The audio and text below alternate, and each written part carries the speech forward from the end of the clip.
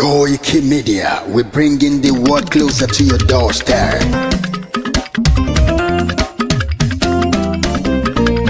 Koiki Media, Koiki Media, Koiki Media, we bringing the world closer to your doorstep. Koiki Media, Koiki Media, Koiki Media, we bringing the world closer to your doorstep. Àwọn sálára àgbà yìí dá, àwa ló láṣà àti èdè. Gbígbédè lárugẹ nílẹ̀ Oòduà o, àwa gangan ni bàbá. Koiki Media, Koiki Media, Koiki Media, we bringing the world closer to your doorstep. They never sabi wetin we carry for her. But they move closer before they go sabi.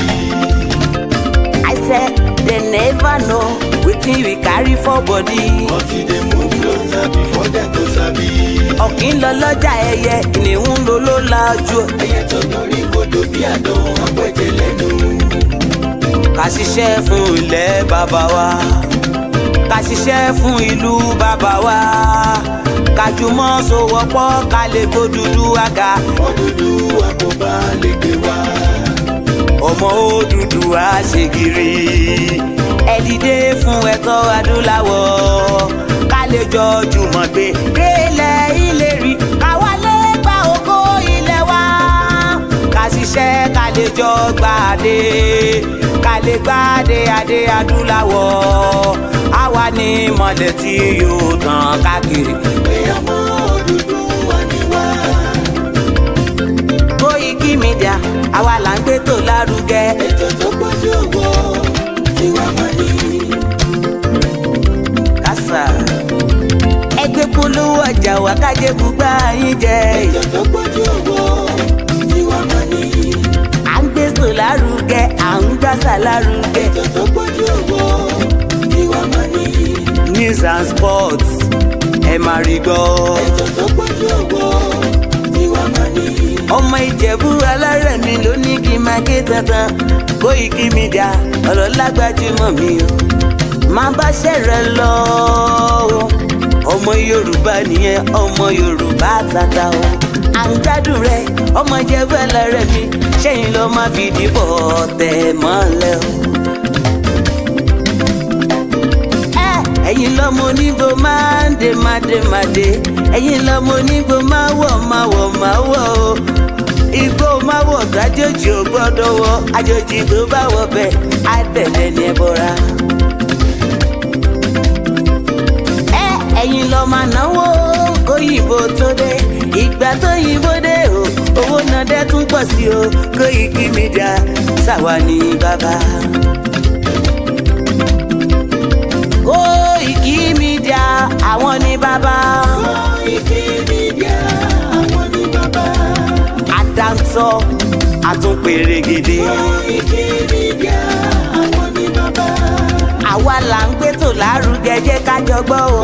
Koiki Media àwọn ní bàbá. Àtúnjà fẹ́tọ̀ ilẹ̀ wa, fẹ́tọ̀ ilẹ̀ Yorùbá. Koiki Media àwọn ní bàbá. Ọmọ Oòduà ni wá o, tọkàntọkàn.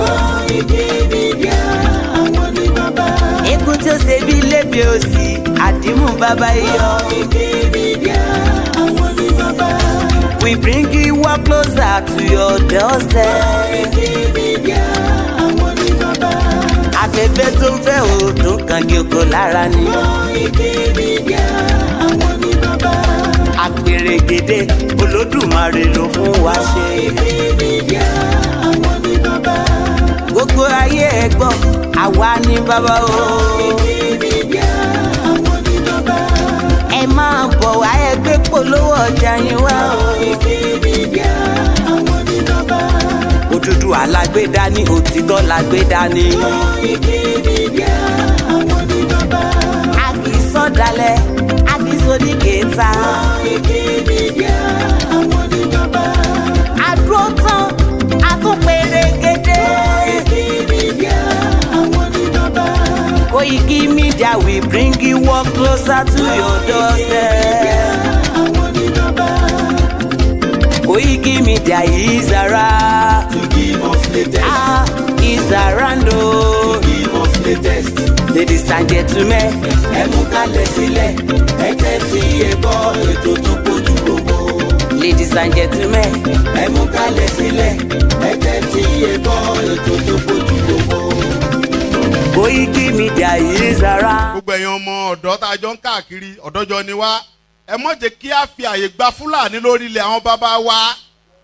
Ẹ má jẹ́ ká bú ọba mọ́, ẹ má jẹ́ ká bú jòyè mọ́. Nígbà tá a la fẹ́ jà fún àwọn ọ̀rẹ́ wa, táwa ń kọ́kọ́ ń bú ọba, tá à ń bú jòyè. Èmi náà ṣe bẹ́ẹ̀ rí, bọ́ mo pera mi padà. Ẹ má jẹ́ ká bú àgbààgbà kankan mọ́, ẹ má bú olóṣèlú kankan. Àwọn ẹ̀rù kálukú ń bẹ̀rù wọn ò lè sọ̀rọ̀. Ọba ò lè sọ, ìjòyè lè sọ. Ẹ jẹ́ ká ronú. Ẹ má jẹ́ ká bá àwọn bàbá jà mọ́, ẹ má jẹ́ á bú wọn mọ́, ẹ má jẹ́ á ṣe wọ́n àwọn ará pẹ̀lú wọn. Àwọn àgbà tán bá jó lóṣèlú, tá a bá fẹ́ kọ́ wọ́n rìn wá lọ́wọ́, á gbé wọn mọ́ra, á gbé wọn mọ́ra ni, à ní bú wọn mọ́. Ẹ má jẹ́ á ṣèjẹ̀gbọ́n, ẹ má jẹ́ á dàlúrú. A lè gba ẹ̀tọ́ wa láì ṣèjẹ̀gbọ́n. A lè gba ẹ̀tọ́ wa láì yìnbọn. A lè gba ẹ̀tọ́ wa láì dàlúrú. Gbogbo protest mo ṣe ní ìlú Nàìjíríà, mi ò rí ibi tí mo ti ẹnìkan lè sọ pé mo pààyàn tàbí mo jó nǹkan náà tàbí mo bà nǹkan jẹ́. Mo lọ písù torí pé olówó lèmi náà tí ò bá sólówó lára ń dì mọ́. Gbogbo nǹkan tọ́lọ́run fún yẹn lọ́lọ́run fún mi. Mi ṣe tálákà tó dé pé mo dìde fún jà Yorùbá. Big man ni mí, àwọn tó jẹ́ ọ̀rẹ́ mi tó súnmọ́ mi tó ní owó ní kí ni mo wá lọ bẹ̀. Pé sọ́wọ́ ni mò ń fẹ́ ni kí n sọ yìí tí mo fẹ́, mo ní ìsọ̀rọ̀ owó. Àní ọ̀rọ̀ ìran mi ni mò ń sọ. Kí n wọ gbowó, kí n gbéra, kí n pé mò ń lọ ọ̀dọ̀ ọba àgbowó, mò ń lọ ọ̀dọ̀ oníbodè òfin gbowó, kí n kójó wọlé kọ́kàn mi balẹ̀, kí n dá wa mọ́tò kí n mọ́ rìn bọ̀, kí Fúlàní mọ́ da mi dúró ń títì, kí n délé kí bàbá sọ pé kí n gbé tírélà sùn kí n mọ́ gbé lọ. Àwọn bàbá wo lè lóko mọ́, wọn ò lè lóńdò.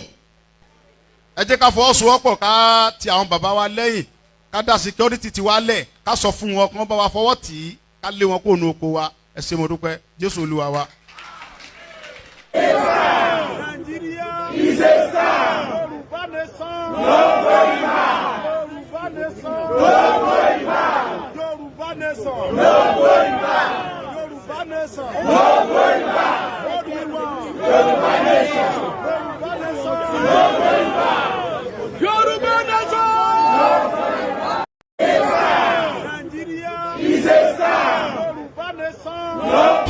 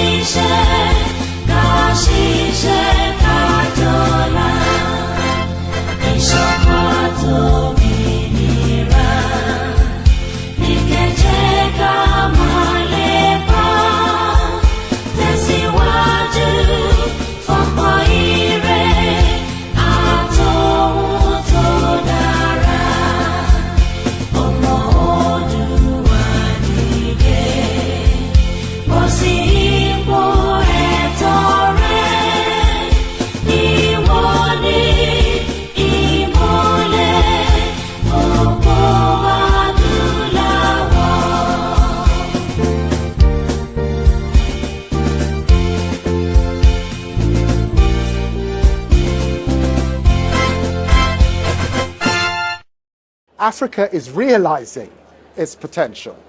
And the truth is, if I'm in the Gulf, when I speak to foreign ministers, they're talking about the continent of Africa.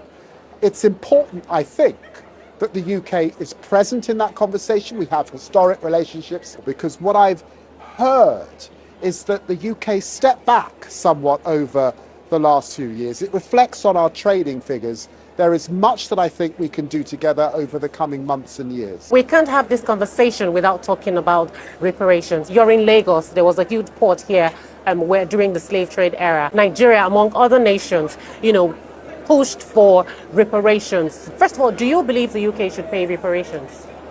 Look, I think that when we look back, on that period, there were many horrors. I am the descendant of enslaved people, so I recognize that.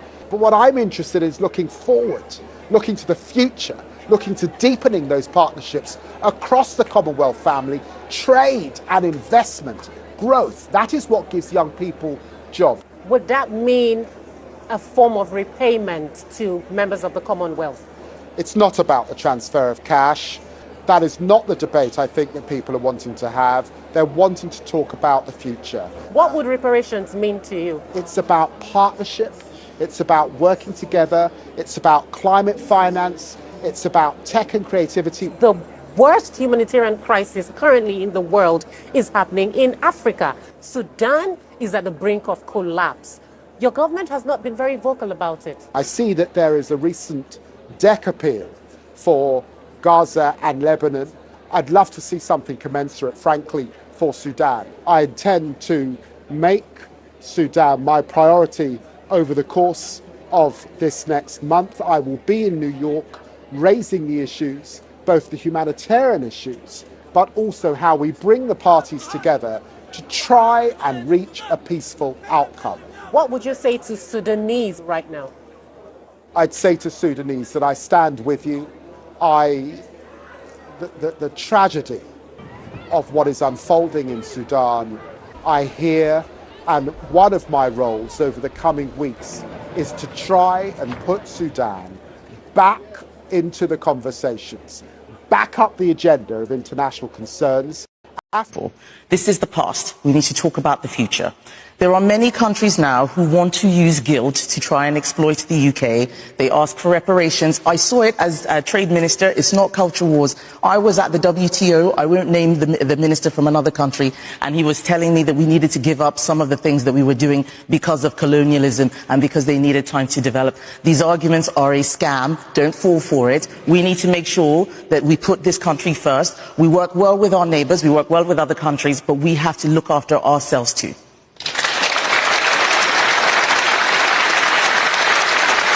Well, I mean, those advocating for reparations would say, shouldn't we just make up for some of the damage we did through slavery? As a black woman saying that, they may find that hard to understand from you. Well, there are many things that the British Empire got wrong, but there are many amazing things that the British Empire also did. And we need to be honest about that and stop pretending that it was all bad. The British Empire ended slavery, the Atlantic slave trade. We need to talk about that more. This is the past. We need to.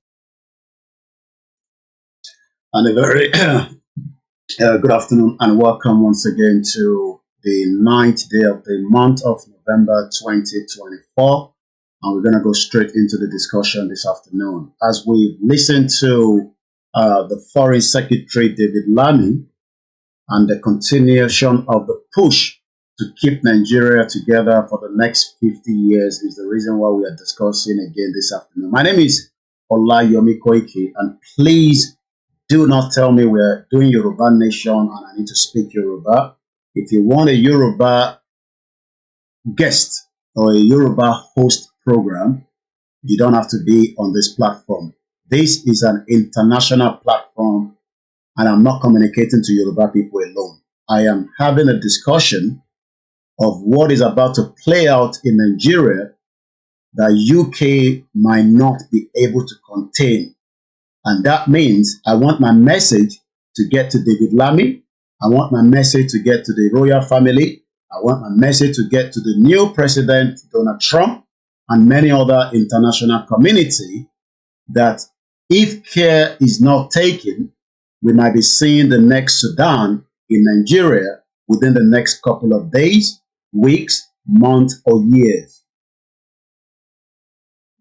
Mo kí gbogbo ọmọ Yorùbá ní gbogbo ibi tí ẹ ti ń darapọ̀ mọ́ wa lórí ìkànnì wa tí à ń pè ní Koiki Media, níbi tí a tún bẹ̀rẹ̀ sí gbéyẹ̀wò lára àwọn ìdí tí UK fẹ́ jẹ́ kí Nàìjíríà exist títí di 2075. 2075 is a long time, but it is also not long enough. By the time 2075 comes true, many of us will be dead. Many. And the chances means that we would have lost more ground, especially those of us that are concerned and worried about the future territory of Yoruba land. But the United Kingdom, as many people have been hearing in the last couple of days, are pushing that Nigeria must hold together for the next 50 years. And that means that we will see the next Sudan in Nigeria. And we are using this medium to tell all the international community to warn United Kingdom of the crisis they are pushing towards Nigeria, because Nigeria is no longer holding in the center. We are using this medium in advance, as today again is the 9th day of the month of November 2024. We are using this platform, Koiki Media, to tell the international community to call the attention of the UK government towards Nigeria, because Nigeria is no longer holding in the center. But as long as the UK continue to push that Nigeria must hold together, there will be a lot of crises. And that crisis might lead to anarchy, and we might lead to death of millions of people that will get caught up because of the British policies and agenda in Nigeria. We are pleading to the new president of the United States of America, Donald Trump, to call the attention of the British Prime Minister, Sir Keir Starmer, to pull back a little bit their agenda to continue to foster Nigeria on the millions of Yoruba people and the Biafra and the Arawa and the Ijaw that are calling for their country out of Nigeria as quickly as possible, as against the agenda that Nigeria will be a better place by 2075. That means there will be a war in Nigeria. According to the United Nations, we know, stated clearly that we can't and we shouldn't sit back if we want our own self-determination. And under the rules of engagement, self-determination is an inalienable right. And that right must be respected by the United Kingdom that colonized Nigeria and continue to push for 2075 agenda on Nigeria, especially when millions of Yoruba people and the Biafra and the Arawa and the Ijaw are calling now that this unity is no longer working. And this unity must now be respected under Article 3, the right of the indigenous peoples that have the right to self-determination. By virtue of that right, they are freely determine their political status and freely pursue their economic, social, and cultural development. But the UK government wants to put Nigeria together as it was done under a fraudulent 1914 amalgamation that has expired in 2014. We will not be able to stay in Nigeria for 50 years. So we are pleading in advance that the crisis that the UK government is pushing towards Nigeria must stop now. The UK government, under the current administration of the Labour Party, must pull back the agenda that the Yorubas must remain in Nigeria till 2075. Our leaders have spoken, and they have spoken clearly, that the Yoruba do not want to be part of the British amalgamated Nigeria again, but yet the British government under the current Labour Party are pushing that every Yoruba should sit back and remain in a one Nigeria till 2075. Many of us would have come to our old age, and that means it does not still guarantee that we will still be able to fight as at the time.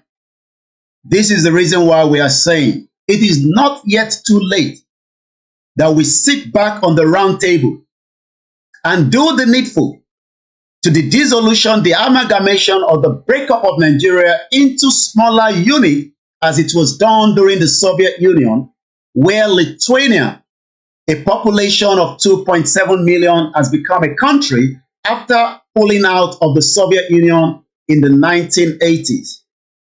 The Yorubas will pull out by fire, by force, by a peaceful means, or by war. Fáǹfààní gbogbo ọmọ Yorùbá, a tún fi opportunity nídàkún pé kí gbogbo àgbáyé kó rọ United Kingdom lábẹ́ Labour Party pé àwọn ọmọ Yorùbá àti Biafra àti Arewa àti Ìjọ wọ́n náà wọn ò lè dúró títí di 2075 tó máa jẹ́ 50 years tí Britain ń push pé kí Nàìjíríà wà together. Àwa ń rọ ìjọba Amẹ́ríkà èyí tó máa gbàjọba ní January tó ń pè ní Donald Trump kó pe UK ṣàkíyèsí fún ogun tí wọ́n ń pè sínú Nàìjíríà nítorí pé ogun Sudan ṣì ń lọ lọ́wọ́lọ́wọ́ tí wọ́n rí yọjú. A fẹ́ kúrò nínú Nàìjíríà àmọ́ a fẹ́ ìtàjẹ̀sílẹ̀, àmọ́ bí UK ṣe ń ti lọ báyìí ìtàjẹ̀sílẹ̀ máa wáyé o. Ogun ń bọ̀, à ń sọ fún gbogbo àgbáyé èní ní ọjọ́ 9 nínú oṣù kọkànlá ọdún 2024. Kò sẹ́ni tó máa lè dá Yorùbá dúró nígbà tí a bá bẹ̀rẹ̀ wàhálà nínú Nàìjíríà. Àwa ń dákun à ń rọ gbogbo àwọn tó jẹ́ ọ̀rẹ́ Nàìjíríà láti Germany, France, China, India, Pakistan títí dé àwọn African countries pé kó pe ìjọba Britain ṣàkíyèsí pé àwọn ọmọ Yorùbá lábẹ́ bàbá tiwa, lábẹ́ lídà wa, wọ́n ní a ṣe Nàìjíríà mọ́, a ní ẹ̀tọ́ láti jókòó ìjókòó àlàáfíà gẹ́gẹ́ bí intí United Nations sọ pé aláǹfààní àti dádúró gẹ́gẹ́ bí ẹ̀yà. Àmọ́ ṣe ni UK tí Labour Party jẹ́ ẹni tó ń darí ẹ̀ tí wọ́n ń sọ fún wa pé a gbọ́dọ̀ wà nínú Nàìjíríà títí di 2075. Ogun ni wọ́n ń pè yẹn o. Bógun bá dẹ̀ dé, á bá UK, á bá America, á bá African countries nítorí pé refugee máa pọ̀ ní gbogbo borderline. À ń fi eléyìí tún sọ fún gbogbo àwọn balẹ̀ Yorùbá pé ẹ pera yín jọ kẹ jáde kẹ jẹ́ ká mọ̀ pé ẹ tí sáìnì dọ́kúmẹ́ǹtì tí wọ́n gbé wá bá yín. À ń fi àsìkò yìí rọ gbogbo balẹ̀ Yorùbá pé kó jáde láti ṣe fídíò láti jẹ́ ká mọ̀ pé wọ́n sáìn dọ́kúmẹ́ǹtì tí British gbé wá fún wọn pé kó tọwọ́ bọ̀. Nítorí pé kí ni ọ̀rọ̀ tó ń bẹ nílẹ̀ yìí ó gbọ́dọ̀ níyanjú o ní kíákíá tí kò gbọ́dọ̀ pẹ́ ju bó ṣe yẹ lọ. Torí pé a ní jókòó títí di 50 years láti inú Nàìjíríà. Ogun ni àwọn bá ń pè yẹn o. Mò ń fi àsìkò yìí gẹ́gẹ́ bí iléeṣẹ́ èyí tí a mọ̀ sí Koiki Media pé káwọn bá jáde kó jẹ́ ká rí fídíò pé àwọn ọmọ kankan nípa ẹ̀, àwọn ọ̀dẹ̀ tọwọ́gbọ̀n kankan kí a lè jẹ́ kí ọkàn wa balẹ̀ torí ọkàn ọmọ Yorùbá ò balẹ̀. Ogun lẹ̀ ń pè, ogun yìí máa dé láìpẹ́ láì jìnà nítorí pé a nígbà o. Nǹkan máa bàjẹ́, nǹkan máa dàrú, a máa bà nǹkan jẹ́, a máa dà nǹkan rú gidi ni o. A máa wọ palace, a máa wọ gbogbo ibi tó bá jẹ́ ká wọ̀, a máa bà nǹkan jẹ́ gidi ni mo sọ. Nítorí pé a lè dúró títí di 50 years. 50 years jẹ́ nǹkan tó jìn púpọ̀. Àwọn balẹ̀ Yorùbá ẹ jáde síta kó tó di pé ogun máa wọlé sílẹ̀ Yorùbá. A máa pe ogun o, a máa pe ogun o. A máa pe ogun sílẹ̀ Yorùbá o. Mo ti sọ lèmi náà o. Ẹ sọ fáwọn ọba kó jáde ní kíákíá. Nítorí náà ogun ń bọ̀ o. Mo ní sọ jù báyìí lọ. Mo dẹnu dúró ná. A very good afternoon and welcome once again. Let's listen one more time to David Lammy on the interview he granted to the BBC while he was in Lagos. My name is Olamide. Share the program and let's kickstart. Africa is realizing its potential. And the truth is, if I'm in the Gulf, when I speak to foreign ministers, they're talking about the continent of Africa. It's important, I think, that the UK is present in that conversation. We have historic relationships, because what I've heard is that the UK stepped back somewhat over the last few years. It reflects on our trading figures. There is much that I think we can do together over the coming months and years. We can't have this conversation without talking about reparations. You're in Lagos. There was a huge port here where during the slave trade era, Nigeria, among other nations, pushed for reparations. First of all, do you believe the UK should pay reparations? Look, I think that when we look back on that period, there were many horrors. I am the descendant of enslaved people, so I recognize that. But what I'm interested in is looking forward, looking to the future, looking to deepening those partnerships across the Commonwealth family, trade and investment, growth. That is what gives young people jobs.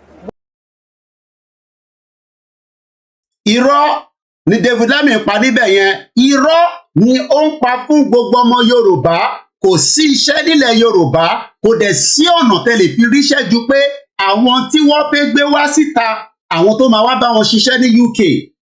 Ọ̀rọ̀ tẹ́ gbọ́ nísìnyí, òun ló jáde látara David Lammy nílùú Èkó tó ń sọ fún gbogbo ọmọ Yorùbá pé a gbọ́dọ̀ wà nínú Nàìjíríà títí di 2075, 50 years. Wọ́n wá ń bí pé ǹjẹ́ wọ́n máa sanwó padà owó ẹrú, ìyẹn ẹrú tí Bírítéènì tí wọ́n kó gbogbo àwọn bàbá ńlá wa, àwọn ìyá ńlá wa látara ìdí táwọn ọba àti àwọn British níjọ́ náà lọ́hùn kó fi kó wa lẹ́rú for many years. Ó ní àwọn lówó kankan táwọn máa san, ó ní kò sí tó ń pè ní cash transfer. Tá bá rántí pé ọ̀rọ̀ yìí ni wọ́n fi pa late MKO Abiola nígbà tó ń béèrè fún ẹ̀tọ́ reparation. Àwọn ò béèrè fún reparation, à ń béèrè fún òmìnira Yorùbá. Kò síbì kankan tá ti ń jáde tá sọ pé a fẹ́ kí British sanwó padà fún wa. Àmọ́ British ò lè kó wa jọ sínú Nàìjíríà kó wá máa sọ fún wa pé àwọn máa fẹ́ kí Nàìjíríà di the 5th largest economy by 2075. Ìdí tí mo ṣe tún lọ mú fídíò yìí wá láti fi fún yín ní opportunity. Ẹ̀yin tẹ́ ṣì ń sọ pé rọ́là ń pa, ẹ̀yin tẹ́ ń sọ pé wọ́n ti sign amalgamation, ẹ̀yin tẹ́ ń sọ pé kò sí nǹkan kan tó jọ. Wọ́n bi David Lammy, the foreign secretary, pé ǹjẹ́ bí nǹkan ṣe ń lọ yìí ní Sudan, kí ló dé tẹ́ ẹ̀ dá sí tó jẹ́ pé ti Ukraine nìkan lẹ́ ń dá sí, ogun ń bẹ ní Sudan. Ẹ jẹ́ àgbọ̀n tó sọ. Would that mean a form of repayment to members of the Commonwealth? It's not about the transfer of cash. That is not the debate I think that people are wanting to have. They're wanting to talk about the future. What would reparations mean to you? It's about partnership. It's about working together. It's about climate finance. Ó ní àwọn olówó kankan táwọn fẹ́ san fún ìlú kankan tó jẹ́ àwọn ìlú tó wà lábẹ́ Commonwealth tí British colonize for 200 years. Ó ní partnership làwọn fẹ́. Partnership wo ló ń fẹ́ kí Nàìjíríà exist títí di 2075 kàṣẹ tó wá jókòó láti gbé yẹ̀wò. Ìyẹn la ṣe ń béèrè lọ́wọ́ Britain pé kí ló kàn wọ́n nínú tó ń lọ mọ́ nísàlẹ̀ nígbà tí gbogbo tó ń lọ ní Sudan tó súnmọ́ wa ẹ̀ dá sí. Ẹgbọ́n kan tí arábìnrin bí ní tẹ̀síwájú sí. It's about tech and creativity. The worst humanitarian crisis currently in the world is happening in Africa. Wọ́n bí pé the worst humanitarian crisis tó ń lọ lọ́wọ́lọ́wọ́ inú Áfíríkà ló wà. Kí ló dé? Kí ni Áfíríkà ṣe fún British? Kí ni Áfíríkà ṣe fún international community? Àti pé kí lọmọ Yorùbá fẹ́ ṣe láti gbára ẹ̀ jáde? Àwọn ọba à ń sọ fún yín pé kẹ́ gbóhùn síta, kẹ́ jẹ́ ká mọ bí tẹ́ dúró lé, ẹ jẹ́ ká mọ bí tẹ́ fì sí, nítorí pé ọ̀rọ̀ tó ń bọ̀ yìí ó máa di ogun burúkú tó máa tún di another humanitarian crisis. Ṣó wá da kílẹ̀ Yorùbá jẹ́bi tí humanitarian crisis máa wà bó ṣe ń lọ ní Sudan? Ẹ jẹ́ á tẹ̀síwájú. Sudan is at the brink of collapse. Your government has not been very vocal about. Wọ́n ní ìjọba Britain ò ṣe kankan látìgbà tí Sudan tó ti wà on the brink of collapse. Nigeria ti wà at the brink of collapse, but British ń sọ fún wa pé ká sì jẹ́ ká wà together for 50 more years títí di 2075. 2075 fi 50 years kún ọjọ́ orí ẹ, ṣé ìwọ gan máa wà láyé àti pé tó bá tẹ̀ ti lọ níbo ni ilẹ̀ Yorùbá gbọ́dọ̀ wà? I see that there is a recent deck appeal for Gaza and Lebanon. I'd love to see something.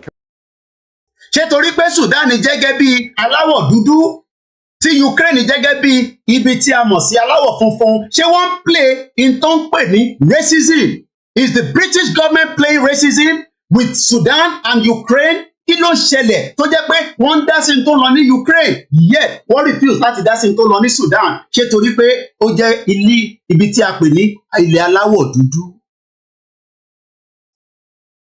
Commensurate, frankly, for Sudan. I intend to make Sudan my priority over the course of this next month. I will be in New York raising the issues, both the humanitarian issues, but also how we bring the parties together to try. Wọ́n náà fẹ́ bring the party together. Ìyí tá à ń bẹ̀rẹ̀ fún ní self-determination. Wọ́n gbé party together. Let's tell the British government you are already calling for a war in Nigeria and nobody will be able to stop it when it kickstarts. Let's continue with the program and let's leave that video. We'll play it back again. My name is Oluwole. Today is the 9th day of the 11th of November 2024 at exactly 13:05. Mo kí gbogbo wa pé ṣé dáadáa ni mo bá yín. As we continue to discuss, as we continue to engage, as we continue to share knowledge, as we continue to review, as we continue to ask questions, and as we continue to speak to the world about our plight and our quest to self-determination. Under the right, under African Union, under European Union, and under the United Nations Charter. One thing we must understand is that there is still a lot to be done to bring the conscious awareness to millions of Yoruba people. And that means that we will continue to discuss, we will continue to review, and we will continue to see how we can do more to highlight all the dangers that we are talking about. There's a lot of dangers we've had from the military, that we now have a new set of terrorists that are operating from Kebbi to Sokoto. That is a little bit of concern, and that is something that a lot of us must worried about as well. As we are doing this program, please help us to share and invite others to do so. It is important that nobody sit back at this particular junction. We are currently now in danger because we don't know how powerful these new terrorists are operating.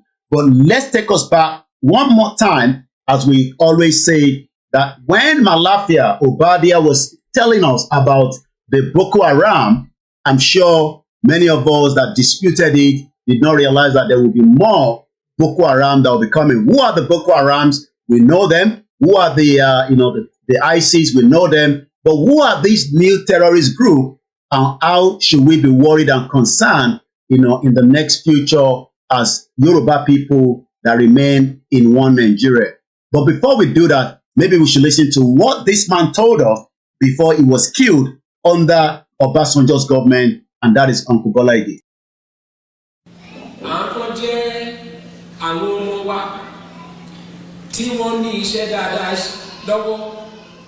Tó jẹ́ pé inú wa sì dùn wípé Ọlọ́run bùkún ọ̀pọ̀lọpọ̀ wọn ti bá ọkàn wọn dá májẹ̀mú wípé ní agbára Ọlọ́run by 2000 AD òmìnira máa dé fúnlẹ̀ káàrọ̀ òmìnira.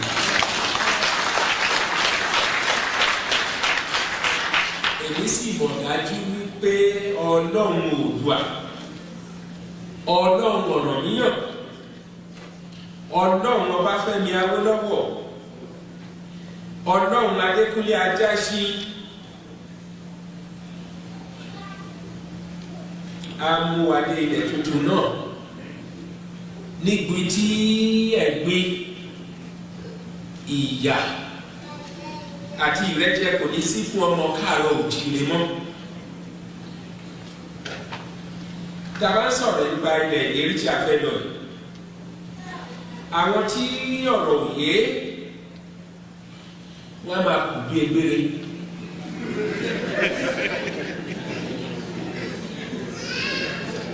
lójú àwọn egbére tí mò ń wí ó dàbí ẹni pé ohun ẹ̀yẹ ni kí ènìyàn máa wà nínú ẹ̀gbin nínú ìyà nínú ìrẹ́jẹ. a bá sì fojú wo kì í ṣe àwa Yorùbá nìkan ni ìyà ń jẹ ní Nàìjíríà bí Yorùbá ti bọ̀ wọ́n ní àrùn tó ń ṣe ojì náà ló ń ṣọ̀ọ́dún ohun tó ń ṣe Abọ́yadé ń kọ́ o ìyà tó ń jẹ Ṣógbẹ̀yìn l'Abẹ́òkúta ń kọ́ òun náà ló ń jẹ Súlè ní Kòńtàgó.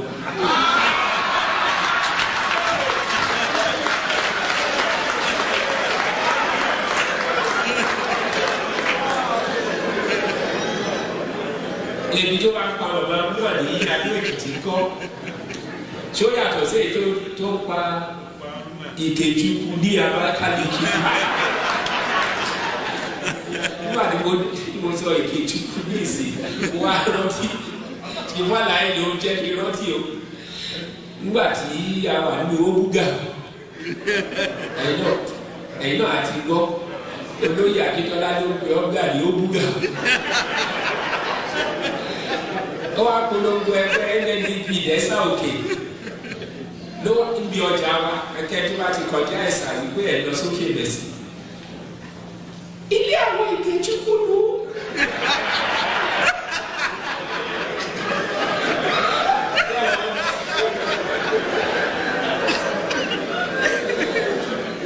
jẹ́bọ̀ àwa náà ṣe action group àti NCNC àwa ní ọgbà àgbà yẹn ló bá kúkú mú ìgè àti ìdúkú ló bá pa á pọ̀.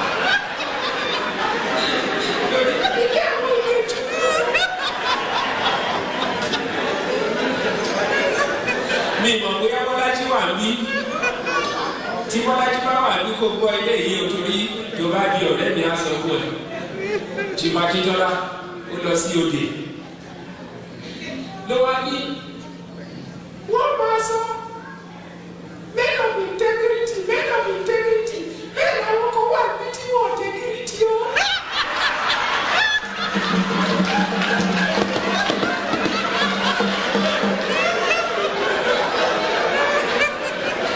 Bọ́lájí ṣe o ti gbọ́ ṣùgbọ́n yẹn Àkúrẹ́ ìlú àwọn olú àti fásọ̀rọ̀ tí ilé ìṣẹ̀lẹ̀ ṣùgbọ́n Akíntọ́lá ló ṣe campaign gbogbo ẹni ọmọ òsì kó náwó sókè o gbogbo wọn náwó sókè gbogbo ẹni ọmọ òsì kó náwó sókè gbogbo wọn ọwọ́ ni mo ti ń bọ̀ ní mo rẹ́ ní ajá sí.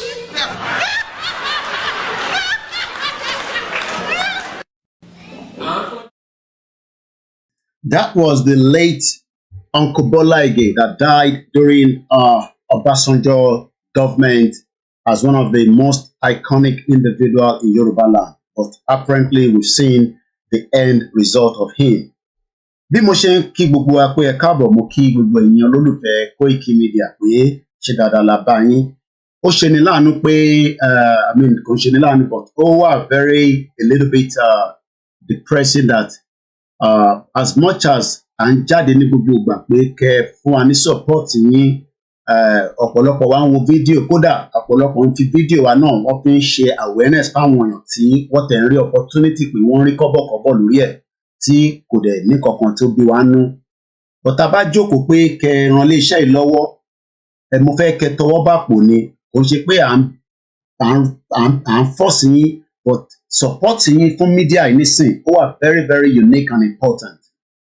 Tábà ní a fẹ́ kí media yìí kó túbọ̀ tẹ̀síwájú kó lè máa rí nǹkan tẹ́lẹ̀ fẹ́ ní ti Yorùbá nation làwa gbé dání o à ń bẹ̀ yín ni pé kẹ́ jọ̀ọ́ mo sọ pé èmi fúnra mi ti mú owó ná ọwọ́ mi mo ti ra fóònù 3 àti ná up to £1 million láti make sure pé àwọn ọmọ tẹ̀sẹ̀ ń gbọ́n wọn nísìn tó ń jáde kẹ́ lè máa rí wọn gbọ́ kó má jẹ́ pé mi nìkan ni màá máa jáde lórí ibi iṣẹ́ yìí torí èmi nìkan kọ́ ó máa rẹ kẹ́tẹ́kẹ́tẹ́ àwa ní kẹ́ jọ̀ọ́ kẹ́ bá wa túbọ̀ ó kù fóònù mẹ́ta tá a sì tún need ká lè ra fóònù yẹn kíṣẹ́ lè máa tẹ̀síwájú torí àsìkò tá a need kíṣẹ́ máa tẹ̀síwájú èmi kọ́ mò ń need èmi ní fóònù tí mo fi ń ṣiṣẹ́ níbí báyìí mo ní laptop but fóònù làwọn ọmọ ilé lò nílé kódà tá a bá gbé laptop fún wọn gan kò síná kò sí kankan mo wá ń bẹ̀ wá tá a bá rẹ́ni tó lè ràn wá lọ́wọ́ kó lè fún wa ní support yẹn kó lè ra fóònù yẹn so that kíṣẹ́ lè máa dáhùn ní awareness creation báwọn ṣe máa tún sọ̀rọ̀ ó máa yàtọ̀ sí tèmi gbogbo ẹ̀ náà máa jọ mọ́ra wọn mo wá rọ̀ wá ẹ má fi wọ́n níwọ́ wípé because ṣẹ́rí media òun ló ní the biggest job nínú iṣẹ́ yìí and as everybody knows látọdún mẹ́rin this platform kò ní shift kódà ní gba advert mo ti sùn yẹn látọdún mẹ́rin ní rí advert kankan lórí platform wa so mo ń rọ̀ wá because we see that tá a bá remind àwọn èèyàn ẹlòmíì kò ń ṣe pé ẹ̀fẹ́ ṣe ó kọ́ skip mind yín pressure wà left and right but tá a bá fẹ́ jẹ́ ká kúrò ní Nàìjíríà ní 2075 this is the time tá a gbọ́dọ̀ bẹ̀rẹ̀ iṣẹ́ yẹn o ṣẹ́rí gbogbo ìta tí ń bá bọ̀ tẹ́lẹ̀ ṣẹ́rí game tó fi play nísìn ó yàtọ̀ sí ti 4 years ago a ṣe kúrò lórí tàwọn tí oníràkàtíà tó wà àárín wa tí mo fi máa reference wọn ẹ wo bó ṣe slow wa down for 2 years èmi ìlà àtútù kó sí yo àtútù kó sí ìní báyìí pẹ̀lú ọ̀rọ̀ David Lammy àti UK government another ìmí láti fi make sure pé wọ́n suppress wa now how do we fight it media la need but when the media doesn't have money okay. Báwo la ṣe fẹ́ operate? We need substantial amount of money to continue to operate on this platform. I'm not talking about any platform. Platform tèmi mo sọ̀rọ̀. I'm speaking for my platform now because olúkálùkù ló mọ iṣẹ́ tó fẹ́ ṣe lórí platform ẹ̀. We have dedicated team and we have them that are ready to do a lot. Èyí tẹ́ máa rí àti tá a fẹ́ kẹ́ rí and we are documenting a lot of things. But tẹ́ ẹ bá fún wa ní that support ẹ ń fún wa ní the moral support which is very good ẹ ń fún wa ní the prayer support but ẹ fún wa ní the financial support. The financial support yẹn gangan òun dẹ̀ ní kókó ta lè fi exit Nàìjíríà. Mori Saraki just about few minutes kí n tó go live 10 million ló donate fún wọn ní Ìbàdàn bí Ìbàdàn lọ ti ṣe event I don't know where they were having the event 10 million naira ó dà ń kó dé ọ brother mi ọ̀gbẹ́ni Bobby ni mo ti ń wò or bóyá another channel anyway ó kọ donate 10 million so that means pé àwọn prepare fún 2027 whether we like it or not tá a bá gbé ìgbésẹ̀ tó pọ̀ dáadáa we will remain in Nigeria for 2027 and we will remain in Nigeria for 2075 I don't pray for such. Èmi ò pray pé ká wà nínú Nigeria even tó bá possible gan before the end of this year. But how do we make that effort? It is part of you to support. Bẹ́ẹ̀ ṣe ń support àwọn tó wà nílé náà, ẹ gbọ́dọ̀ máa support media yìí because àwọn tẹ́ ń support nílé financially, most of them would not even endorse a Yoruba nation. It's because support kan rí lọ́wọ́ wa. Èmi náà ti send ìgbà tí mo ní láàárọ̀ yìí. Èmi náà ti send 50,000 nígbà tá a bí jẹ́ káwọn èèyàn kú. For how long are we going to be doing that? So mo bẹ̀ wá. Let us please help this channel so that we can grow faster and we can do a lot. So let's just please, remember that bẹ́ẹ̀ ṣe ń support àwọn tó wà nílé ẹ máa support the platform. Òun ṣe pé kẹ́kẹ́ wá gbọ́n kan tí kò kì í sọ ó ní action. No, it's about making this platform to become more stronger. And there's a lot of things that we want to do. Òun ṣe gbogbo ẹ̀ la máa sọ fẹ́yìn. Ẹ̀yin kọ́ máa gbọ́ mẹ́sẹ̀gì yẹn ni. We did it before, we can do it again. And this is not the time to pick. Really, attention time láti joke rárá. We are seeing it. Ṣé mo parọ́ mọ́ David Lammy polo Nàìjíríà ní ṣe bí wúwo alárí? Ìbá rí fídíò tó sọ̀rọ̀ nísìn. Oh, expect káwọn ọba sọ fún yín kó ti sign agreement. Mo ti challenge àwọn ọba yẹn nísìn pé kó jáde kó ṣe fídíò. Káwọn jáde kó ṣe fídíò pé àwọn ọmọ kankan nípa ẹ̀. À lè mú yẹn dání as a document pé wọ́n mú kankan nípa ẹ̀. But tó bá jáde, that means something has been done. And I hope, many of us will help to make this platform stronger. Kò sí time, lásìkò yẹn mọ́. Britain will make a lot of move. And àwọn dẹ̀ ní resources. David Lammy bá kúrò Nàìjíríà nísìn, á padà sí bíbá, wọ́n bá àwọn partners wọn sọ̀rọ̀. Pé gbogbo bí tá bá ti lọ ń bá wọn sọ̀rọ̀ lẹ́yìn ọkọ máa gbọ́. Bẹ́ẹ̀ tí mọ̀ pé yẹn lọ́tọ̀ wọ́n ń ṣe lọ́wọ́lọ́wọ́ nísìn. Pé gbogbo bí tí Yorùbá àti Biafra bá ti ń bá ẹni ìlú sọ̀rọ̀ kọ́ máa gbọ́ sí wa lẹ́nu. Pé because àwọn ọba wa ti sọ pé Nàìjíríà gbọ́dọ̀ exist. Bí ẹ̀gbọ́n kan tí mo ń sọ. Britain sọ fún àgbáyé through their network, through their partnership, because ọ̀rọ̀ partnership ni language tó ń lò. Orí ètò Koiki Media láwà ọjọ́ 9 nínú oṣù kọkànlá 2024. Wọ́n sọ fún ìlú kọ̀ọ̀kan pé ẹ má fún backing fún Nàìjíríà fún Yorùbá àti Biafra torí wọ́n ti rí i pé méjèèjì yẹn fẹ́ pull out together. Tó bá dẹ̀ pull out ó dàbí àti yọ shock absorber kúrò lára mọ́tò ni ó máa wálẹ̀ ni. And if they are doing that, àwa náà gbọ́dọ̀ gbéra láti jẹ́ kí àgbáyé mọ̀ pé irọ́ ni wọ́n ń pa àwọn ọba wa tó bá náà wọ́n sign any agreement. Kó ṣe fídíò jáde, kó ṣe communicate, but I need the video. Ó dẹ̀ gbọ́dọ̀ wá láti Ilé Ifẹ̀, ó dẹ̀ gbọ́dọ̀ wá láti ọ̀dọ̀ bàbá wa Àwùjalẹ̀, ó gbọ́dọ̀ wá láti Èkìtì, ó gbọ́dọ̀ wá láti Abẹ́òkúta, gbogbo àwọn ibi tí àwọn ọba ńláńlá wà, a gbọ́dọ̀ gbọ́ voice wọn pé àmọ́ kankan nípa amalgamation tí Koiki sọ yẹn. Bí ẹ bá ti sọ bẹ́ẹ̀ ẹ mọ̀ nípa ẹ̀. Tí ọba kankan bá ti jáde láti sọ pé àwọn ọmọ kankan nípa ẹ̀, ẹ ti sign amalgamation. Ẹ má sọ fún wa pé wọ́n sign amalgamation. Bàbá mi Àjàlá ń pè mí lánàá pé kò sí kankan tó ń jẹ́ amalgamation. Amalgamation wà. What is sign amalgamation? That is a fact. Àwọn bá gbọ́dọ̀ jáde láti sọ fún wa pé wọ́n sign amalgamation. If otherwise, we will continue to shout that it is sign amalgamation. Ẹ má parọ́ fún wa. It is sign amalgamation. Ẹ ti sọ fún British pé ká wà nínú Nigeria for the next 50 years. And it is important that we continue to tell many Yoruba people that our life is now in more danger because wọ́n sọ fún wa pé more terrorism wọ́n build ẹ̀ ní Sokoto tí Kebbi ibo lẹ́rù kan kó wọn bọ̀. Ẹ̀gbọ́n kan tí arákùnrin sọ tó bá jẹ́ pé rọ́lá ń pa nígbà tó ń sọ fún wa pé inú igbó ló ti máa kọ́kọ́ ṣẹlẹ̀ wọ́n máa jáde sí títì ṣé wọ́n ti pa ọba lẹ́kìtì ṣé wọ́n pa ọba káàkiri nílẹ̀ Yorùbá títí dé Kwara State.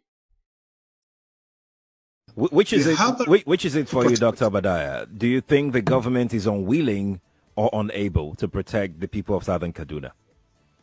In fact, it is not only unable, it is unwilling, and we have good reason to feel that they are part and parcel of the killers. Let me make some revelations to you. That's a very big allegation, Dr. Obadiah. The government is part and parcel of the killers. Yes. That's big. Yes. Yeah. Okay, how would the government just say, oh, it is revenge killing and so on? Then you leave it there. Oh, because it is revenge killing and so on and so forth. The body language of this administration, the body language of the state government shows clearly that they have a hand in the killings. No doubt about it. Because, you see, General Abacha, and people don't give him his due. Do you think you would have tolerated such nonsense? And let me make some revelations, because some of us also have our own intelligence networks. Okay. Have met with some of the bandits. We have met with some of their high commanders. 1 or 2 who have repented. They have sat down with us, not once, not twice. They told us that one of the northern governors is the commander of Boko Haram in Nigeria. Boko Haram and the bandits are one and the same thing. They have a sophisticated network. During this lockdown, their planes were moving up and down as though there was no lockdown. Moving ammunitions, moving logistics, moving money, and distributing them in different parts of the country. They're already in the south, in the rainforest of the south. They're everywhere. They told us that when they finish these rural killings, they will move to phase 2. The phase 2 is they will go into the urban cities, going from house to house, killing prominent people. I can tell you, this is the game plan. By 2022, they want to start a civil war in Nigeria. Mo wá ń bi gbogbo ọmọ Yorùbá pé ṣáà la fẹ́ dọ́gun sílẹ̀ Ẹ jẹ́ ká wo 2 years ago was that video. Only by almost 3 years ago. Only by 2022. Adẹ̀wà ní 2024. Military then sọ fún wa pé we now have a new Boko Haram tó ń pè ní Lukarawas. Tó ṣe bẹ̀rẹ̀ ní Sokoto àti Kebbi. Níbo lẹ rò pé wọ́n ń bọ̀? Ọ̀dọ̀ wa ló ń bọ̀. You know why? Because there's an agenda láti make sure pé bí a ṣe ń pariwo pa fẹ́ kúrò nínú Nàìjíríà wọ́n máa fi ara ni wá ọdẹ máa fara nira wọn ni kò ń ṣàwà lórúkọ Jésù inshallah lágbára àwọn tó nílẹ̀ Yorùbá torí pé ohun tá a fi ń sọ̀rọ̀ lójoojúmọ́ ohun mẹ̀kúnnù tó ń bínú pé kí ló dé tílé ayé rí báyìí fáwọn táwa bá wà òkè nílùú òyìnbó millions of our people are suffering kò ń ṣe pọ̀ lẹ́ni wọn. And this is the reason why the awareness must continue. Mo kí àwa tí wọ́n ṣe fi 10,000 pé ká fi ṣe lára owó fóònù bẹ́ẹ̀ náà bá send 10,000 tabaríyàn 10 tabaríyàn 20 ara gbogbo ta fẹ́ rà. Táwọn ọmọ tó ń bá mi ṣiṣẹ́ tó bá wà comfortable nílé a lè ríṣẹ́ kankan ṣe. That's the fact. And I'm squeezing myself with the little resources tí mo ní. And I pray Ọlọ́run àbò gbogbo aláṣìírí kò lè sọ èmi mo sọ fún yín pé mi ni last man standing. But what we need now is we need to prepare more of Koiki voices kó máa jáde kò bá jẹ́ fún 30 minutes kò bá jẹ́ fún 40 minutes mo dẹ̀ kí gbogbo medias wa pátápátá from the Yoruba world media níbi tí wọ́n ti ń gbé ohùn síta lójoojúmọ́ láti jẹ́ kó yé wa pé ọ̀rọ̀ tó wà nílẹ̀ yìí kò sẹ́ni kankan tó ń bẹ́ni kankan jà àbínú Bọ́lá Tinubu bọ̀ à ń sọ fún Tinubu pé a ti wà nínú danger. It is either you do something or you do nothing, but ní dákẹ́. We will not allow you to put us in that method of slave trade again. And this is the reason why tí a fi lọ sí the next discussion láti Yoruba world media as yesterday when our father, the leader of the Yoruba self-determination, spoke to us regarding what we need to know when it comes to ọ̀rọ̀ in tó ń lọ pẹ̀lú David Lammy nínú Nàìjíríà látara irọ́ tó ń pa fún rẹ̀ tó ń ṣàwá tó ní ká keep Nàìjíríà. We are telling David Lammy that Yoruba people under your British government will pull out of Nigeria peacefully with all the reasons that we must pull out because self-determination remains our right. And you must respect that right. David Lammy gẹ́gẹ́ bí òjíṣẹ́ ni fún ìjọba Britain but àwa náà gbọ́dọ̀ sọ fún wọn pé àwa tí a jẹ́ ọmọ ọkọ Yorùbá a ní àfẹ́ Nàìjíríà mọ́ ẹ máa kọ sínú comment section ẹ máa share program nígbà tẹ́ ẹ bá share program báwo la ṣe fi gbọ́ nǹkan tá à ń sọ nígbà tẹ́yìn náà bá pín ẹ bá wa pín. We are doing everything possibly best. A wà lórí audio tó ń pè ní mixlr a wà lórí Twitter space a wà lórí Twitter Instagram mi ti padà dúpẹ́ fọ́lọ́run. In as much as most of my utterances ni wọ́n ṣe máa ń shut down Instagram mi but ẹni tó bá ti rí wa lórí Instagram èyí lẹ gbọ́dọ̀ wá wa lórí platform tó kù kò sí nǹkan tí mo lè ṣe sí yẹn. I wish I can control Instagram but I can't. Mo wá kí gbogbo ọmọ Yorùbá pé a ti bọ́ sí Saturday ọdún ń lọ lójoojúmọ́. Àwa ti lo 25 àwọn kan ti lo 35 àwọn kan ti lo 40 so ẹ wá ń sọ fún wa pé tí bá tún lo another 50 years nílùú ajé 75 years so ẹ ń sọ fún mi pé kí n má wá sílẹ̀ Yorùbá ó kúkú bẹ́tà káwá dógun sílẹ̀ nígbà yẹn náà because in terms of fún wa nísìnyí pé ká dúró sínú Nàìjíríà ká dúró sí UK because if UK is push yes wọ́n fún àwọn níwèé lóòótọ́ ká bá lọ ṣiṣẹ́ so kémi wá ṣiṣẹ́ títí tí máa fi retire lóòótọ́ màmá gba pension millions of our people are not being paid pension wọ́n ò rí pension gbà nílùú òfò nílùú burúkú. Wọ́n fi àjà wọn yẹn wá lọ́tún lọ́sì. Our people are suffering for a very long problem that British created.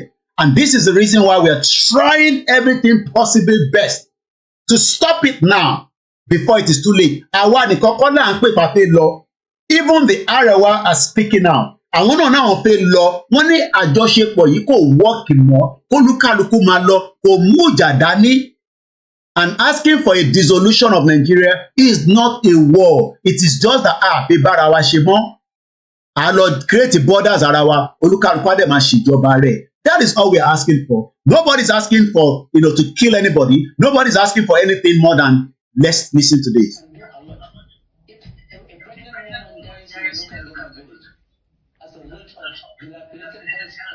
Am I being audio? Me, my mute me saying.